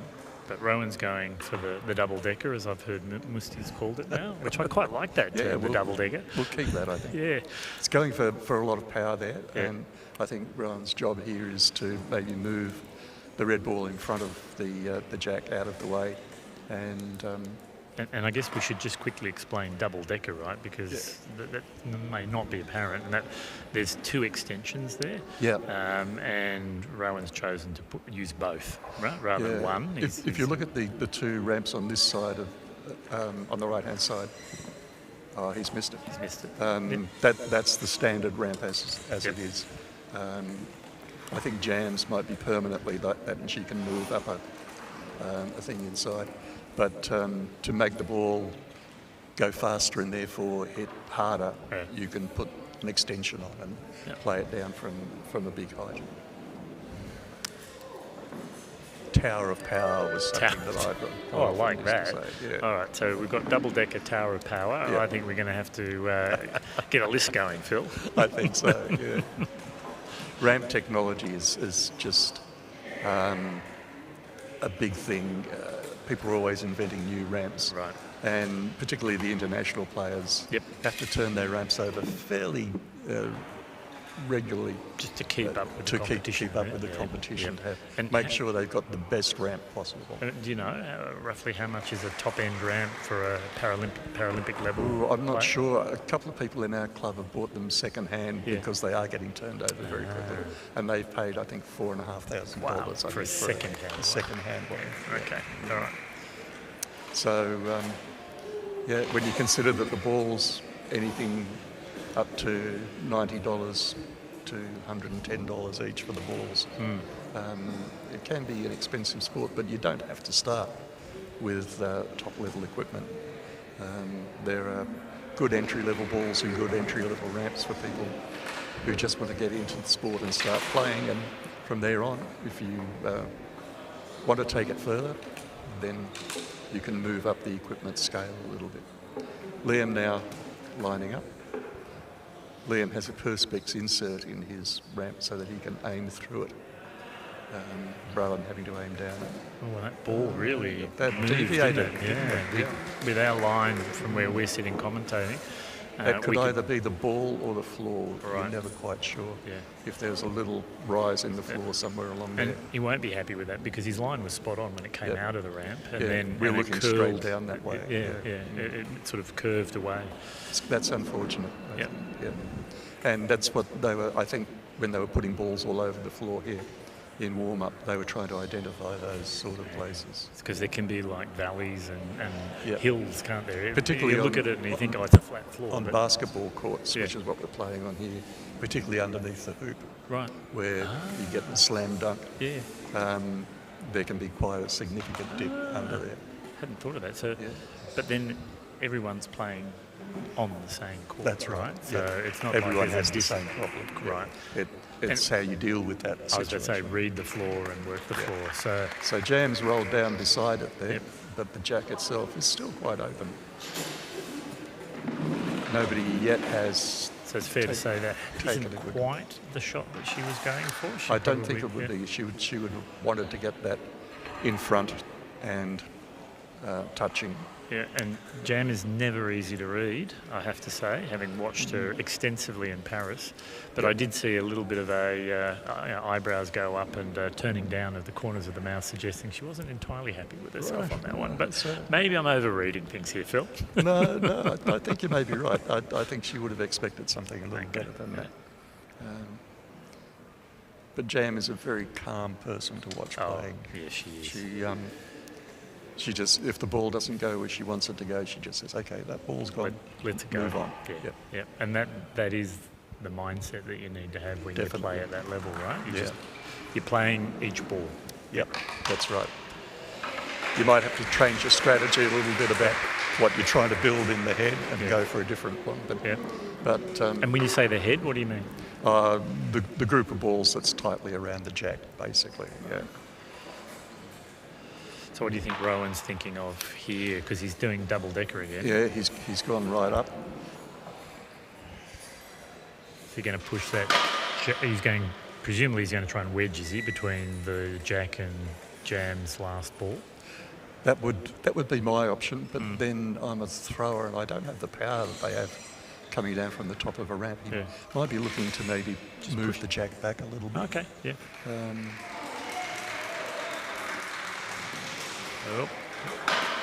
And the ramp operator's struggling a little bit there with banging and crashing. The ramp operator can't be the person who touches the ball last. The athlete has to be the person who releases the ball, as Rowan did there with his. And he was going to push the red ball back. I think it's fair to say, though, he didn't push the red ball back. No, the red ball that he should was the have. target. Yeah, I think. yeah. Yep.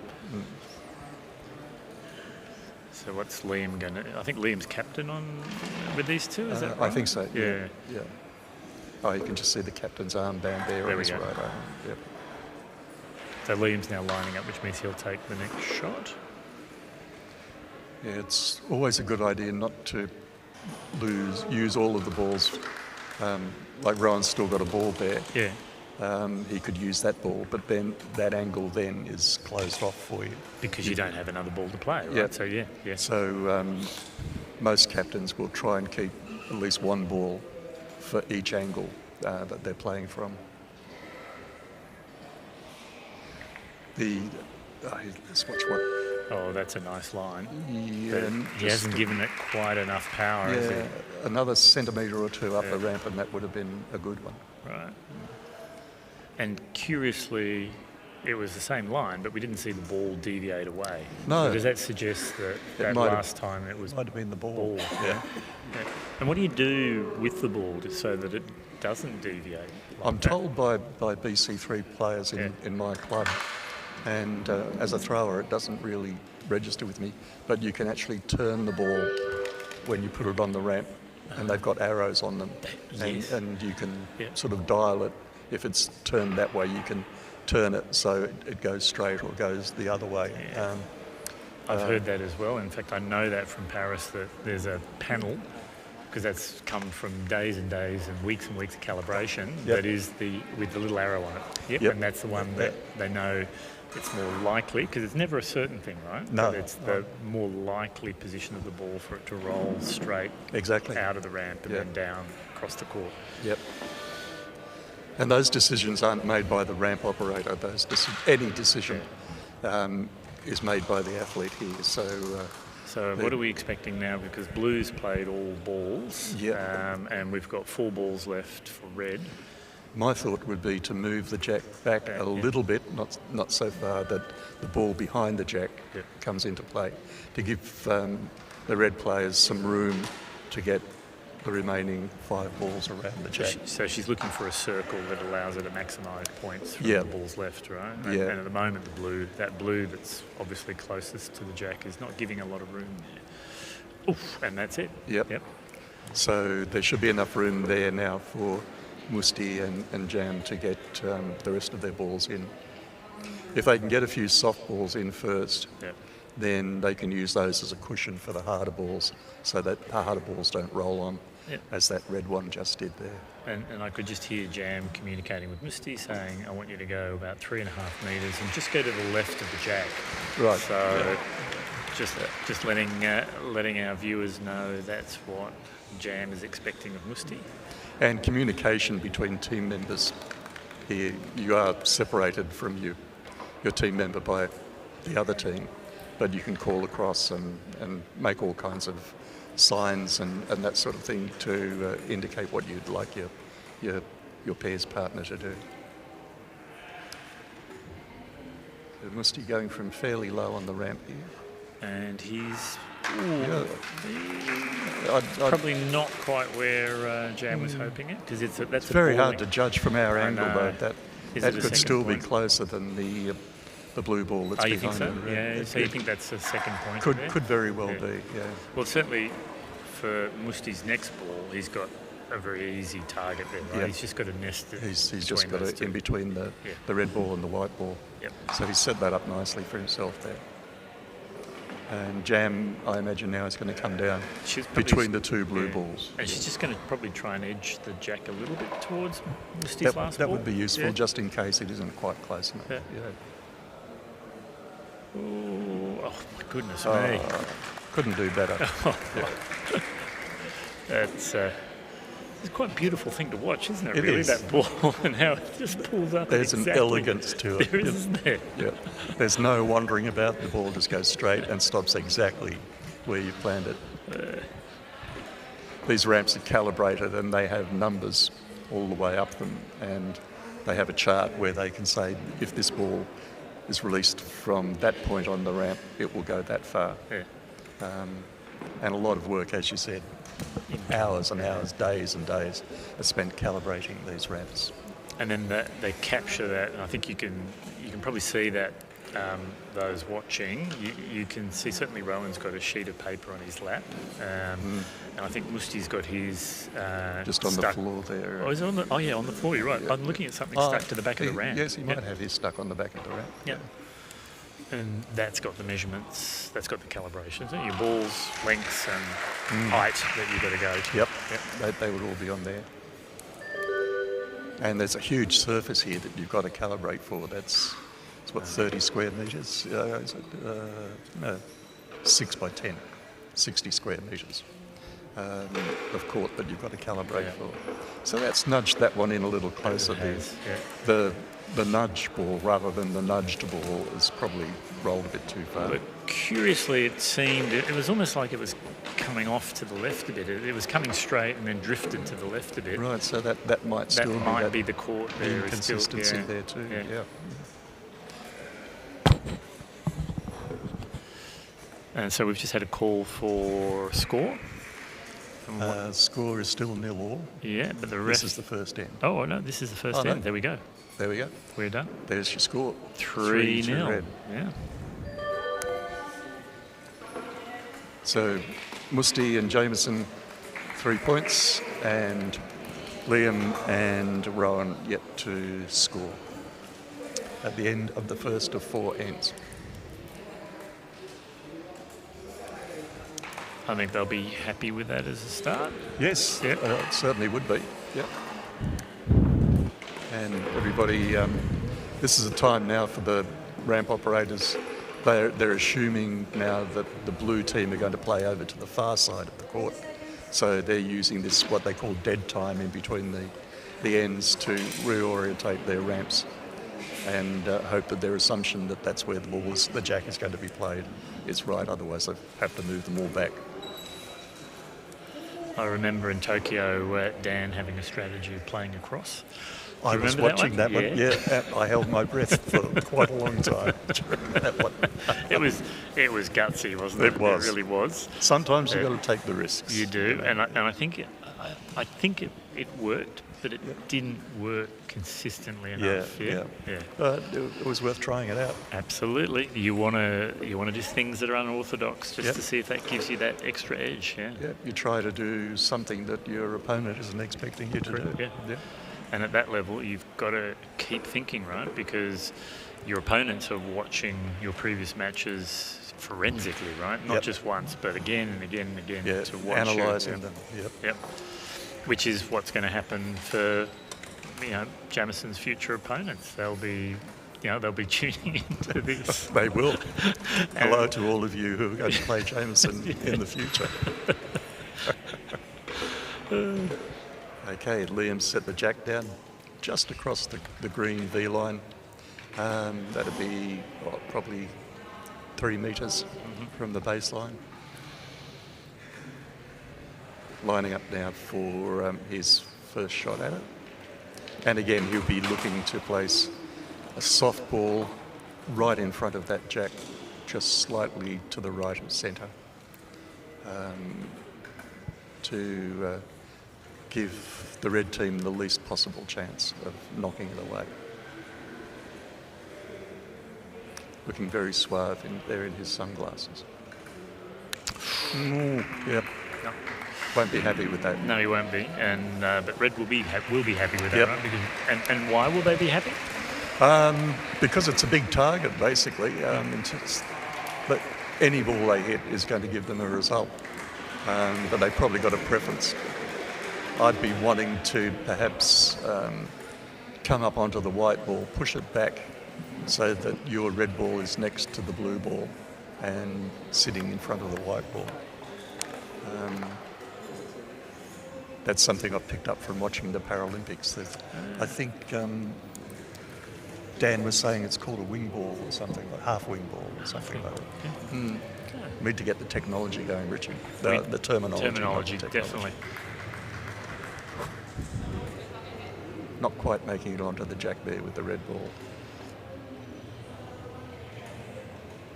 So that's going to be jam.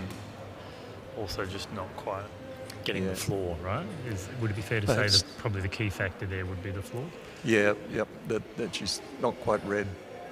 How high she has to put that on the ramp. Another centimetre or so, and it probably would have done the trick. But you never know that until you've played the ball. Yeah. On the warm-up courts, which are at the other end of this arena, that might have worked. But there we go. She's pushed the jack back. And now the blue team have not one red ball in front of them, but two red balls. So very well done there. And in fact, maybe that was an intentional play with Jams. Yeah. Yep. You can never tell by looking at her. She's just impassive, looking like butter wouldn't melt in her mouth, but scheming away in her brain. Yeah. But as you say, the two balls in front of the jack, that just makes it much harder for Rowan and Liam now.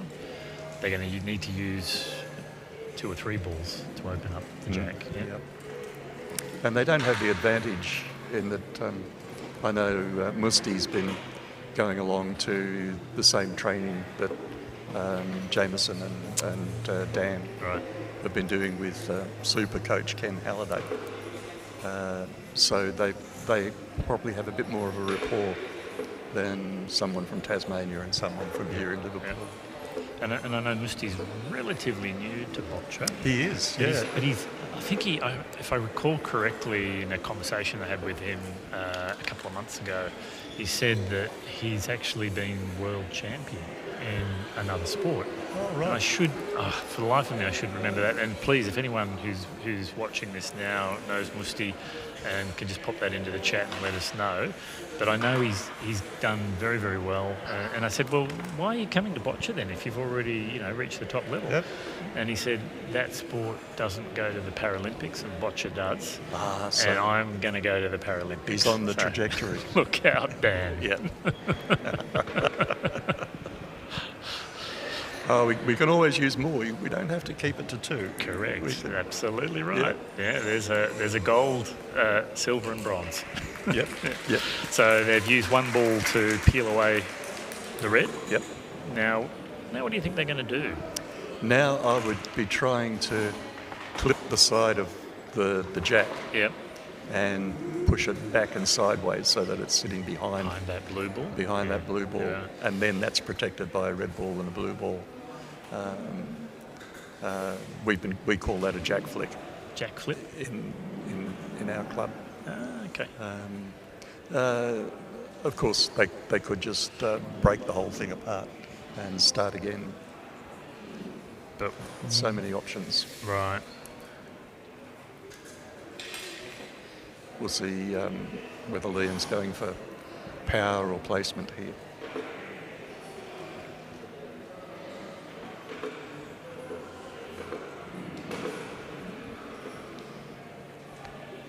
Bit of a discussion with Peter, his ramp operator, instructing him to go with the double extension, so it's a triple decker.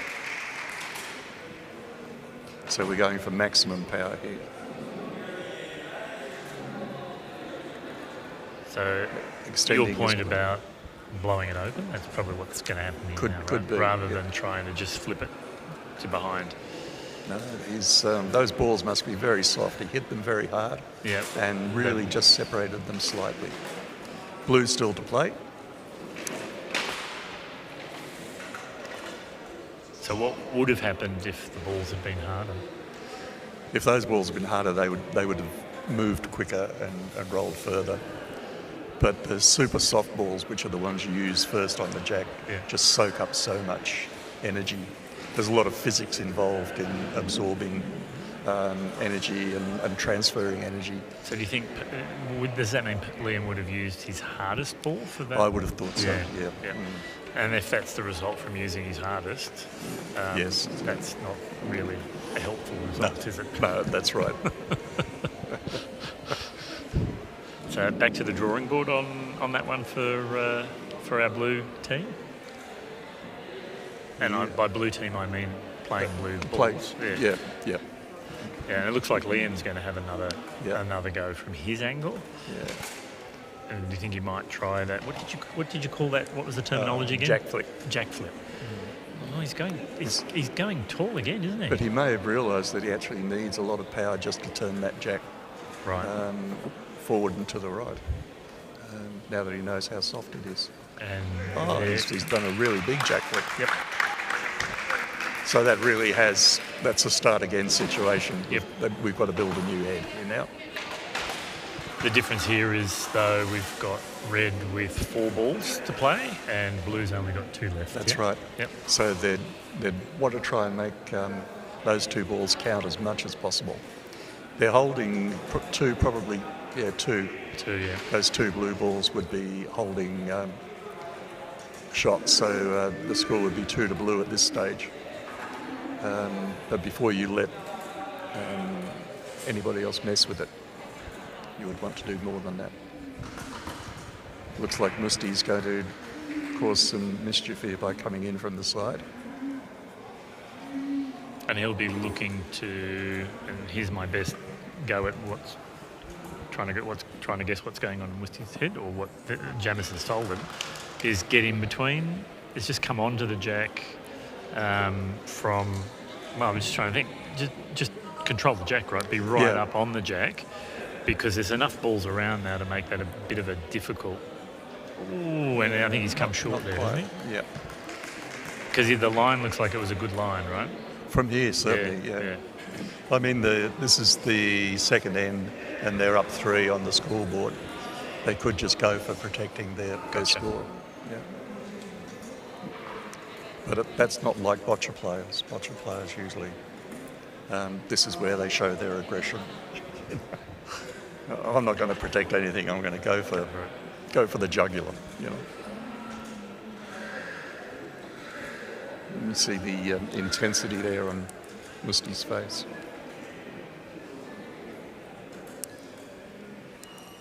He might be going to knock that red ball up so it's actually touching the white ball.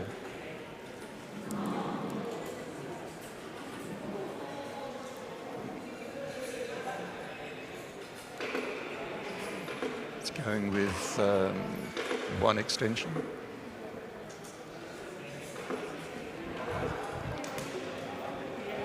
And the ball being released partly down that extension. So, that's perfect. Oh, look at that. Just a wonderful shot from Musti. Yeah, glorious. He operates well under pressure. Right. On that one, you got to say that was a glorious shot. I mean, it was. You could not have stronger control of the jack, right? No, that's right.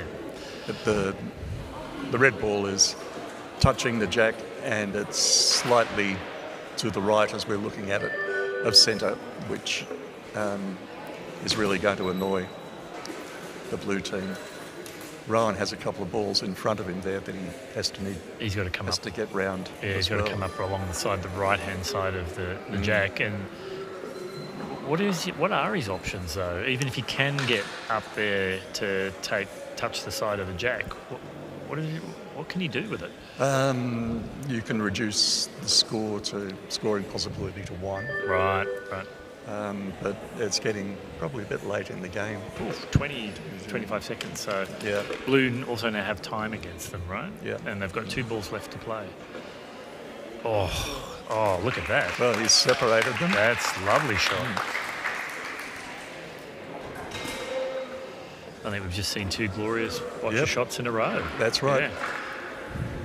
I love this kind of boccia where it just changes with every ball. Yeah. Unfortunately, now they've got 7 seconds left to play their last ball. And he's done and it. what a shot. Yeah. Beautiful. Got to admire that. Yeah.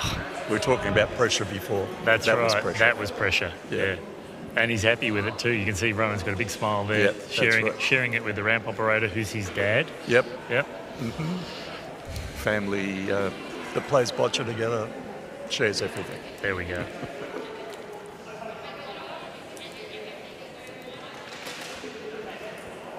So it sounds like Jam's saying that we need to use your angle again, Musti, because you can come across the court and take out that blue ball.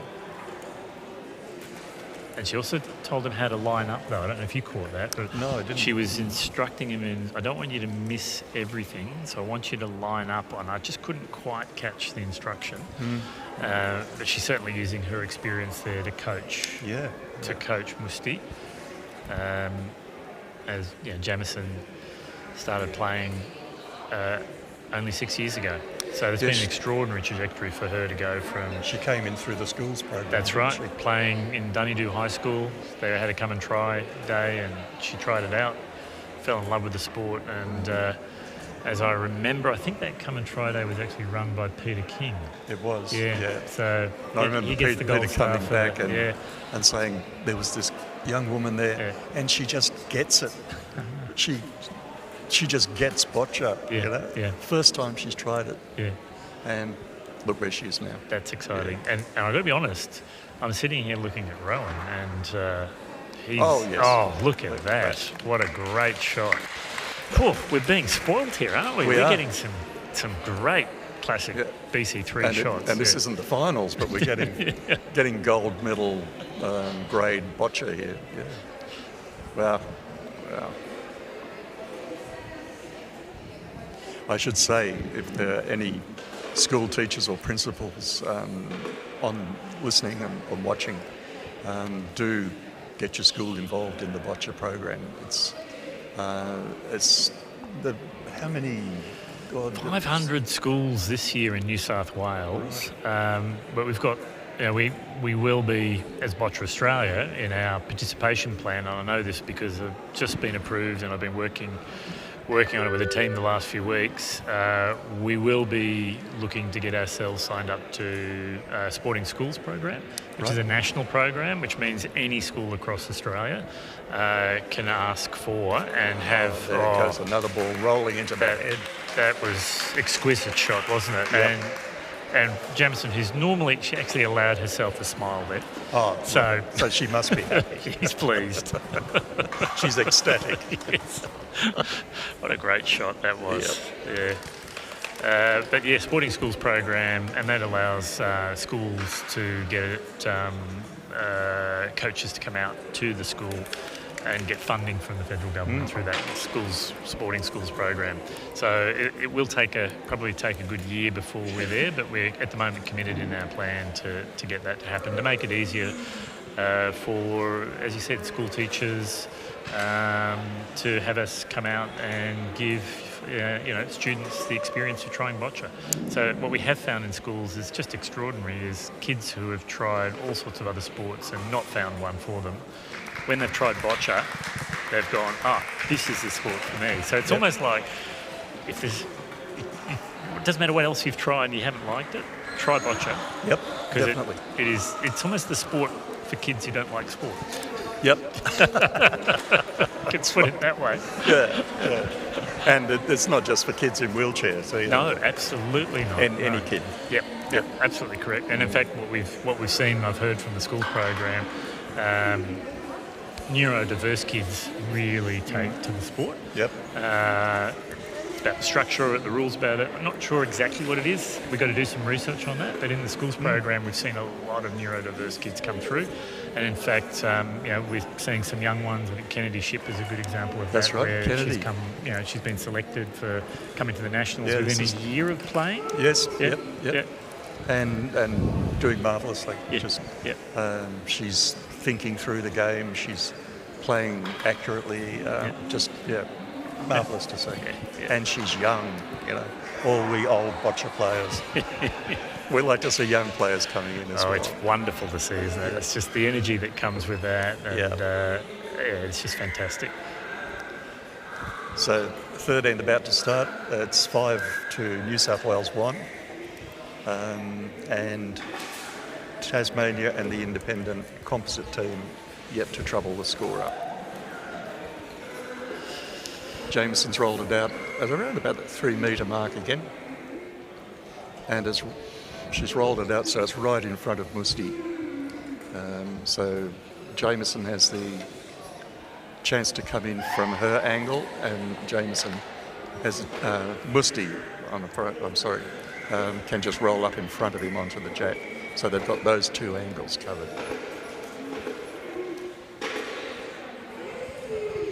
Hoop, bang. Beautiful ball. Couldn't have been better, could it? No, that's right. That's a fair to say Paralympic level ball, that one? Bang. Very much so. Yeah, you can see there that the red ball isn't directly in front of the white ball, it's just slightly to the left, which is where the opposition's balls are going to come from. And it just makes it that much harder to dislodge that red ball from in front of the white ball. Liam's up to it though. He's a strong player. Plenty of power in the ramp, a good selection of balls. And when you start talking power, you think that's what he's going to try and do here? I think he'd have to, yeah. And is there a risk here, though, of actually knocking the jack out at play? I would imagine that's a very soft jack. Right, I okay, think so it would take a lot to make that roll. Yeah. In fact, what could happen if he hits the red ball, the two balls may roll as one rather than move the red ball away. I've seen this with Jan's ball before, that the jack and the first ball that she puts on it are very well matched. But he's split them, which is wonderful. Yep.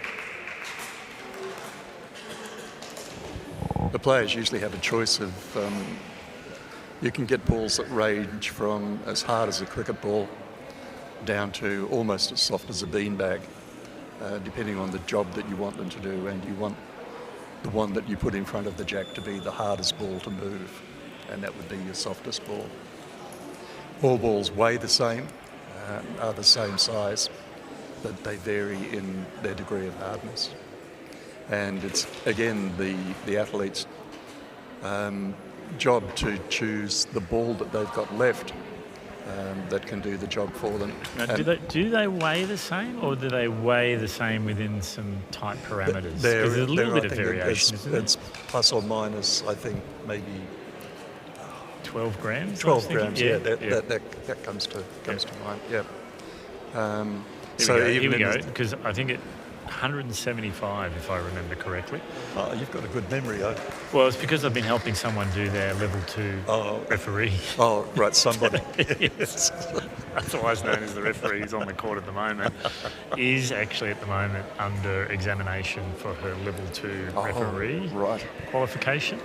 But look, that's hiker. But yeah, no, I just remember the ball, that it's within a very tight parameter. And you can, in fact, if you get, say, 2 or 3 medium balls, they can be different weights. Yes. And you can actually choose the heaviest of the medium balls then to be your backup knock-away ball. And that's the way it works in throwing anyway. I'm a BC5, so I throw. I've only really learned about ramping since I've been coaching. Yeah. And then the BC3s have what they call their rocks, right? Yep. Rocks, yeah. They literally are rock hard. I'd love to know what's inside them. They bounce off the walls, they bounce off the furniture, because they're usually played hard to do a knock-away shot with. So Liam's follow-up here with a good ball there. Mm-hmm. It's not quite on the jack though. It's come short just a little bit. So it looks like Rowan's going to come in through the gap between the red and the blue ball. So is that then that's intentionally short there from Liam so that Rowan can come through? No, I think this is their plan B. Okay. Yep. Yep. And I ask that question because so often that can be the case, right? Where what you look like, when you look at the ball and you go, well, surely that's not what they planned, and then they play the next one, you go, oh. Yeah, and you can finally see what the plan was. Hence that chess with balls, which is what we often call boccia. Yeah, that move where somebody moves their pawn and suddenly it's checkmate. Yeah. Yep. I think Dan was talking in commentary maybe yesterday about the job of building a structure around the head, and in that you never know until the last piece has been put in what he's trying to do.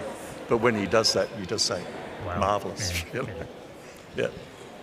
And I've seen Scott Ellsworth do that too. Oh, from the Scott. throwers, you kind of go, surely that's not what he intended, and then sort of 2 or 3 balls later you go, oh, okay, that's where it was That going. was the plan. Yes. So Rowan's still coming in from the side here. This is a good thing when you're playing pairs, is that you do have these 2 angles, and a ball that would be unachievable if you were just playing from the centre 2 boxes can be achievable coming in from the side. No, it's still falling a bit short there. So Rowan struggled a little bit there. I think it's fair to say those 2 balls have not been effective balls. They're not quite been where plan B. Yeah, he needs to do a little bit more work on his cross-court delivery. So he's going to try and push that blue ball, do you think? I would think that. It looks like he's got the next shot. I don't think they'd be protecting the jack here at this stage. They're behind. There we go. Guard. Lovely. Lovely. Yep. Well done, Rowan.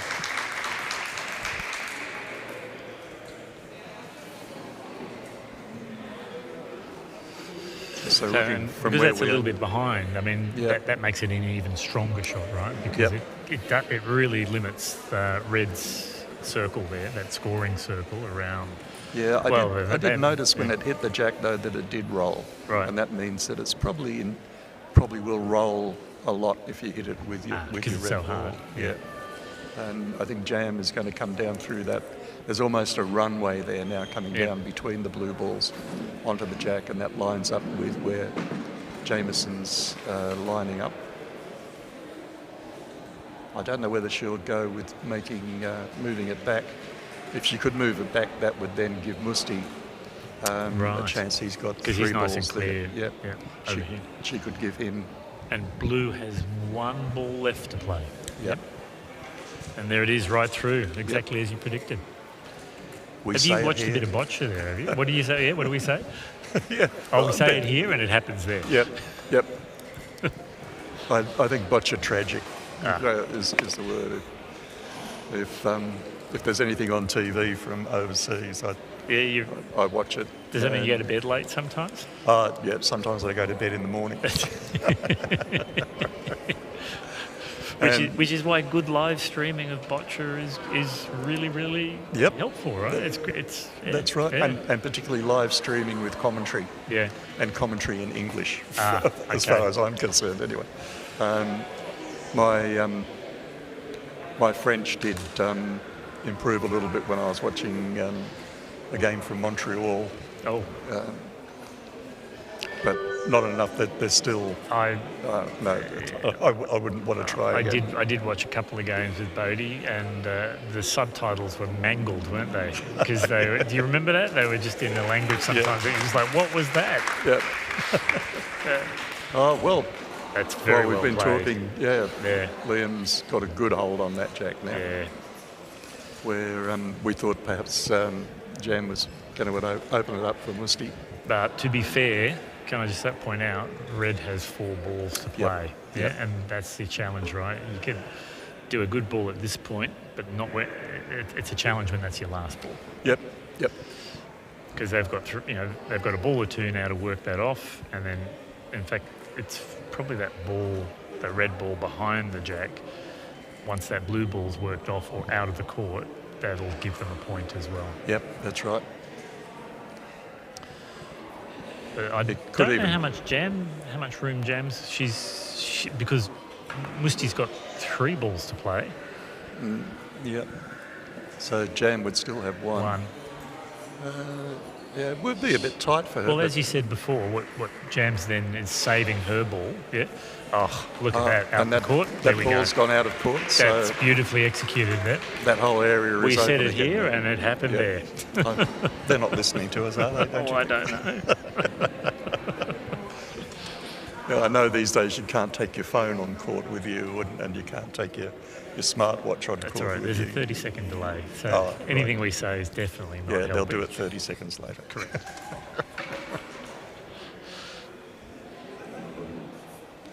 So Musti here now going to try and roll another one in. He's just got to get closer than the closest blue ball, very much like lawn bowls in that respect. You don't have to get on the jack, you just have to get closer than the closest blue ball. So he doesn't want to do anything fancy, right? No, you don't want to roll through that space, you don't want to try and knock anything away, you just want to roll up into that space. We call it the scoring circle. The radius of the circle being the gap between the white ball and nearest blue ball. And if you scribe that around, then anywhere in that is going to be a scoring ball, right on the jack. That's beautiful, right? So he's got the length right, he's got the height right. The power right. Yep. And he's moved it back slightly, so it may just be a little bit more in line for Jam now. So she can come through that channel again, right? Yeah, especially if she moves her ramp up to the front right-hand corner as we're looking at it of her box. That would give her a better line. And bang. 3 really good balls there from well Musti. done. Yep. The crowd very appreciative here. They are. And it's fair to say, while he's having some instruction from Jam, he's still got to execute it, right? Yep. And that's not a simple thing to do. No, that's right. Obviously a lot of training has gone in. Have they trained together in preparation for the Nationals? I don't think they would have had time to do that. Right. They may have spent some time earlier today on the warm-up court, Yep. but that would be as much as they've done. And presumably Musti will be really appreciative of this opportunity to be playing with Jamison, yeah? Jamison coming down the back. It's on the green line, so it's out of play. Yep, you can see the wince in Jam's face. Yep. And the sardonic smile there now. Yep, indeed. But they're still walking away with 3 points. Yep. From the third end, which puts them in a winning position for the game. Yep. 8-0. It's very hard to win when you've got 6 balls from there.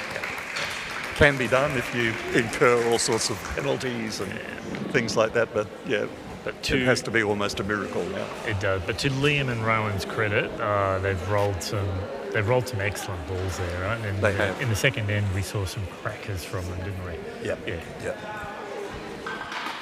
And it's very hard to play against somebody who won the silver medal in the Paralympics. Indeed. Very hard, but also that's how you learn lots, isn't it? Yep. So really appreciative of Jam, coming to the Nationals so soon after the Paralympics. Yep. It's always a bit of a down after the Paralympics, I know, for the team and the athletes. And I know she was saying the other day she's got a lot of uni work to catch up on. But it shows she's got a little bit of humility too. She sees herself as just an ordinary person. And I like that in a person. I agree. In a sports person. Yep.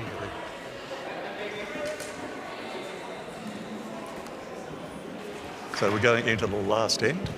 So this will be Rowan's opportunity to put the jack out. He won't know this jack well. I think he's playing with... Each team can only have 1 jack. And I think he's playing with Liam's jack. So he'd want to be fairly conservative about how close he gets to the sideline and those sorts of things. You want to get it over the V line, over to the side a little bit, but not into any sort of territory where it can be knocked out of court.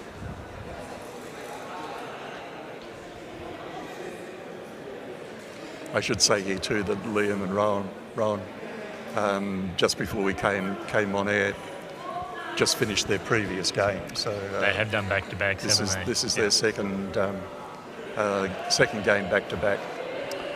And when I was in Paris at the Paralympics, I was having a quick chat with the CEO of Swimming Australia, and I said, "How come with swimming in the Paralympics, like you guys are doing medal ceremonies on day one?" And he said, "Oh, we've got competitions that are over in 6 minutes." And I was just like, "What?" And then I thought about it, and of course, a 50 metre. Yep. Yeah. And you do your heats, and you get through your quarters, and then your semis, and bang, you're in your medal match, right? Yep. And it just had never occurred to me. And he goes, he said, "Well, how long are your guys competing for?" And I said, "Well, one BC3 game, that could be an hour." Yeah. And more than an hour. He Very goes, much so. "What? All of them?" I said, "Yeah." And he goes, "Oh my God, the stamina that they must have." That's right. To be concentrating and competing for such long stretches of time. Anyway, it had never occurred to me, Phil, that our boccia players, that does require real mental stamina. It does, yeah. I remember once very early in my career, I played a quarter-final, a semi-final and a gold medal match and won the gold medal, but I did all three back-to-back. Came off one court, straight onto another. They did give me a chance to go to the bathroom at one stage. But sometimes, when you're on a roll, it's good. Rowan's missed that jack there just a little bit. And I can tell you, Jam's going to be unforgiving on that, isn't he? Yep. You don't leave those sorts of things for Jam to take advantage of. So you did manage to get a toilet break in that I did get a toilet break, yeah. That's good. And do you find after a day of 3-4 hours of being on court, is it tiring at the end of it? It is, yeah. Once you do get adrenaline, Right. like all sports. But that half an hour after the game, you just sort of sag, It is not so physically tiring, although because I throw, sometimes my arm can get sore. But the concentration and the emotion that goes through you, can very much drain you. Yeah. I always tell my players that I saw a video from a very well-regarded football coach in America. Ted Lasso. It could not Ted. No, he's English. I got that. No, he's American. Oh my goodness me, I'm mangling that one, aren't I? But this was at coach school, and he said I say to my players, you can come off the court with your head held high and a smile on your face if you did everything you can possibly do. Right. Even whether you win or lose, I want to see you come off the court with a smile on your face because you know you did your best. And I tell that to my guys, but they know I prefer them to come off with a smile on their face and their head held high with a gold medal as well. But I think, nice. Beautifully done. Nice. Champagne boccia here.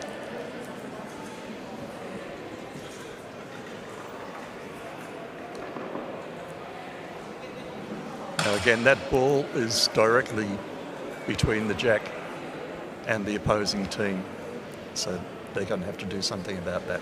That's certainly why I think Liam's letting Rowan take the shot, right? Yep, he's got the best chance. And he's done this. He's done this in the previous ends, right, where he's taken that jack, moved it back, and actually seen his ball land right next to the jack. Right? Yep. Liam knows that he can do this. Yeah. Yep.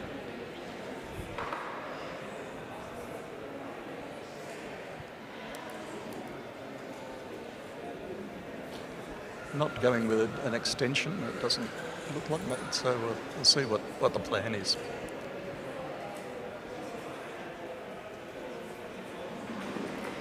Manoeuvring in the box. The athlete the ramp operator and all their equipment have to stay within that 1 metre by 2.5 metre rectangle. And when you've got that much equipment and a big power chair, It's you have to be very careful about where you are. I remember Ash getting a penalty for Dan in Tokyo. With the ball box over the line. That's it. Yeah, you remember that too, right? Yeah. These are things we remember, right? Yep. And I don't think that she's actually had a penalty since. Right. So I need to check that with Ken, but I was interviewing her and Dan with Steve Ward, who's a great supporter of Boccia and yes, I've heard that. It's great to have Dan, him on board. Indeed, and I had the three of them on the panel, and I asked her, was it all right beforehand? You know, I checked in with her beforehand. Is it okay if I ask you the Tokyo question? And she looked at me and she said, if you have to. And I did, and she's genuinely still today, the emotion that brings, how gutted she was as the ramp operator to have caused a penalty. Yeah, and the last thing you want to do is to create a problem for your athlete. Yep. Musti now maybe try to knock the red ball up onto the jack or the blue ball away. Either one of the two would be. But it's fair to say that Liam and Rowan are now playing. This is the honour end, right? They'd love to go away with a win on the end, and you know, it doesn't matter what the score is. They just want to win an end. Yeah. Once you can't win, you want to take something away, and winning an end. And this is the last end, so this is the one that they'll be trying to win. There's still to play for as far as they're concerned. And that's the great thing about Boccia, right? It doesn't now matter who's won the game. What we want to see is how does this now play out, right? Because that is the battle, right? That's right. And I remember seeing that with Danielle, I think it was yesterday with Danielle and Ariane. And Ariane completely, you remember that match, he completely won last end. And she actually won it off him with 1 point. I heard the immense cheer that went up. Yeah, and she was celebrating like she won the game. Yeah, and it was so genuinely so great to see her, you know, be so comprehensively beaten, yet so joyous about having won the last end. Yeah. And she did it in style. Like, she really gave Ariane a run for his money. And he was ashen-faced and asked him about it, and he said, no, I just still have my game face on, and my goal was for me to win every end. So not just to win the game, but to win the game. win every end. Yeah, that was his goal. Yeah. So. Well, Musti's successfully knocked that red ball up. So now Liam's going to see what he can do about changing that situation. Again, we're in a situation where he's got a blue ball behind a red ball and the jack behind a red ball. So, he's kind of locked in there at the moment. And what's Liam thinking right now, do you reckon? Again, I'd be thinking power, smash. Just open it up to create opportunity, right? Yeah. Because he's got 3 balls to play, and in fact he's going double-decker.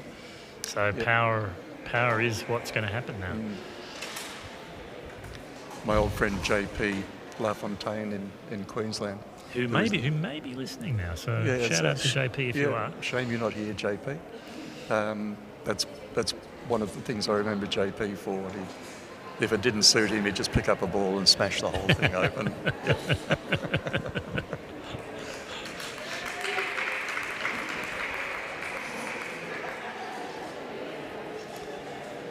So a chance now there that Liam can get rid of that red ball now that's in front of the jack, and perhaps take a grip on the game. Still 3 balls from each team left to play. And Jam has not yet played a ball. No, Jam's got all the balls that she came on the court with, and that's a dangerous situation. Yep.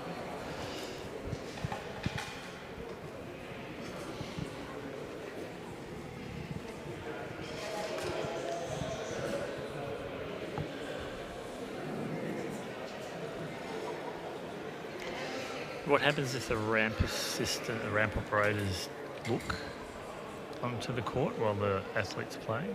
Ooh, I think they get shot. No, I think that's probably one of the worst things you can do. Yeah. I've never seen it happen.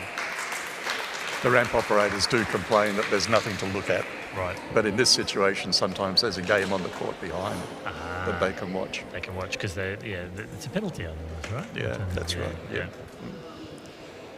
And also no communication, right? The No. ramp operator's not allowed to say anything. No. their... We sometimes probably quite insultingly say to our ramp operators in the Hunter Club, you're just a piece of equipment. Yeah, bit cruel. Bit cruel. Well, certainly having seen Ash and Dan play together, it's very clear that when it works, it's a team. It's a magic combination. It is, yeah. And they've been together for so long. 11 years, yeah. They'd almost be sort of one mind in two bodies. That's what I've heard Ash say is often she can just know what he's about to ask for.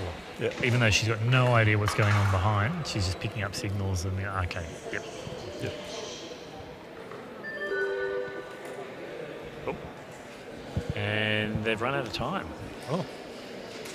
So Rowan's done very well in a previous end to get that last ball in just in time, and this time the clock has beaten him. Yep. So are the red team going to play this out? Or are they going to throw off? Or are they going to decide not to play anymore? Jam's definitely going for it here. There is a situation where the points for and against can be important. It's a very rare occasion these days after they've changed the formula, but if you can we're doing round robin, aren't we? We're actually doing finals. I don't know. We should have a look at day 4. Here is the question. We don't have a day 4 sheet. Somewhere in my pile of sheets. Sorry, everyone. Here, right? No, we're about to get a day 4 sheet. Lovely. Thanks, Shane. There we go. Can you interpret that for us?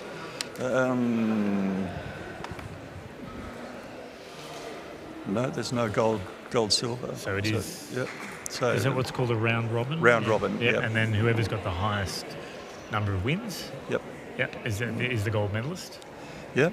Unless they play each other twice, which I don't think they do. Which is why it is actually important to maximise the number of points out of this game. Yep. So Jam's done her homework and I hadn't. Yeah.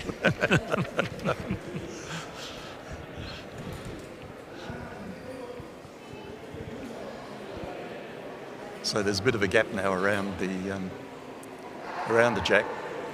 They should be able to roll another couple of balls in there.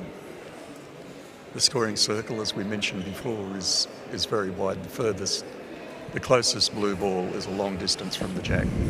So you've got a big area there that you can roll a ball into and still have a scoring ball.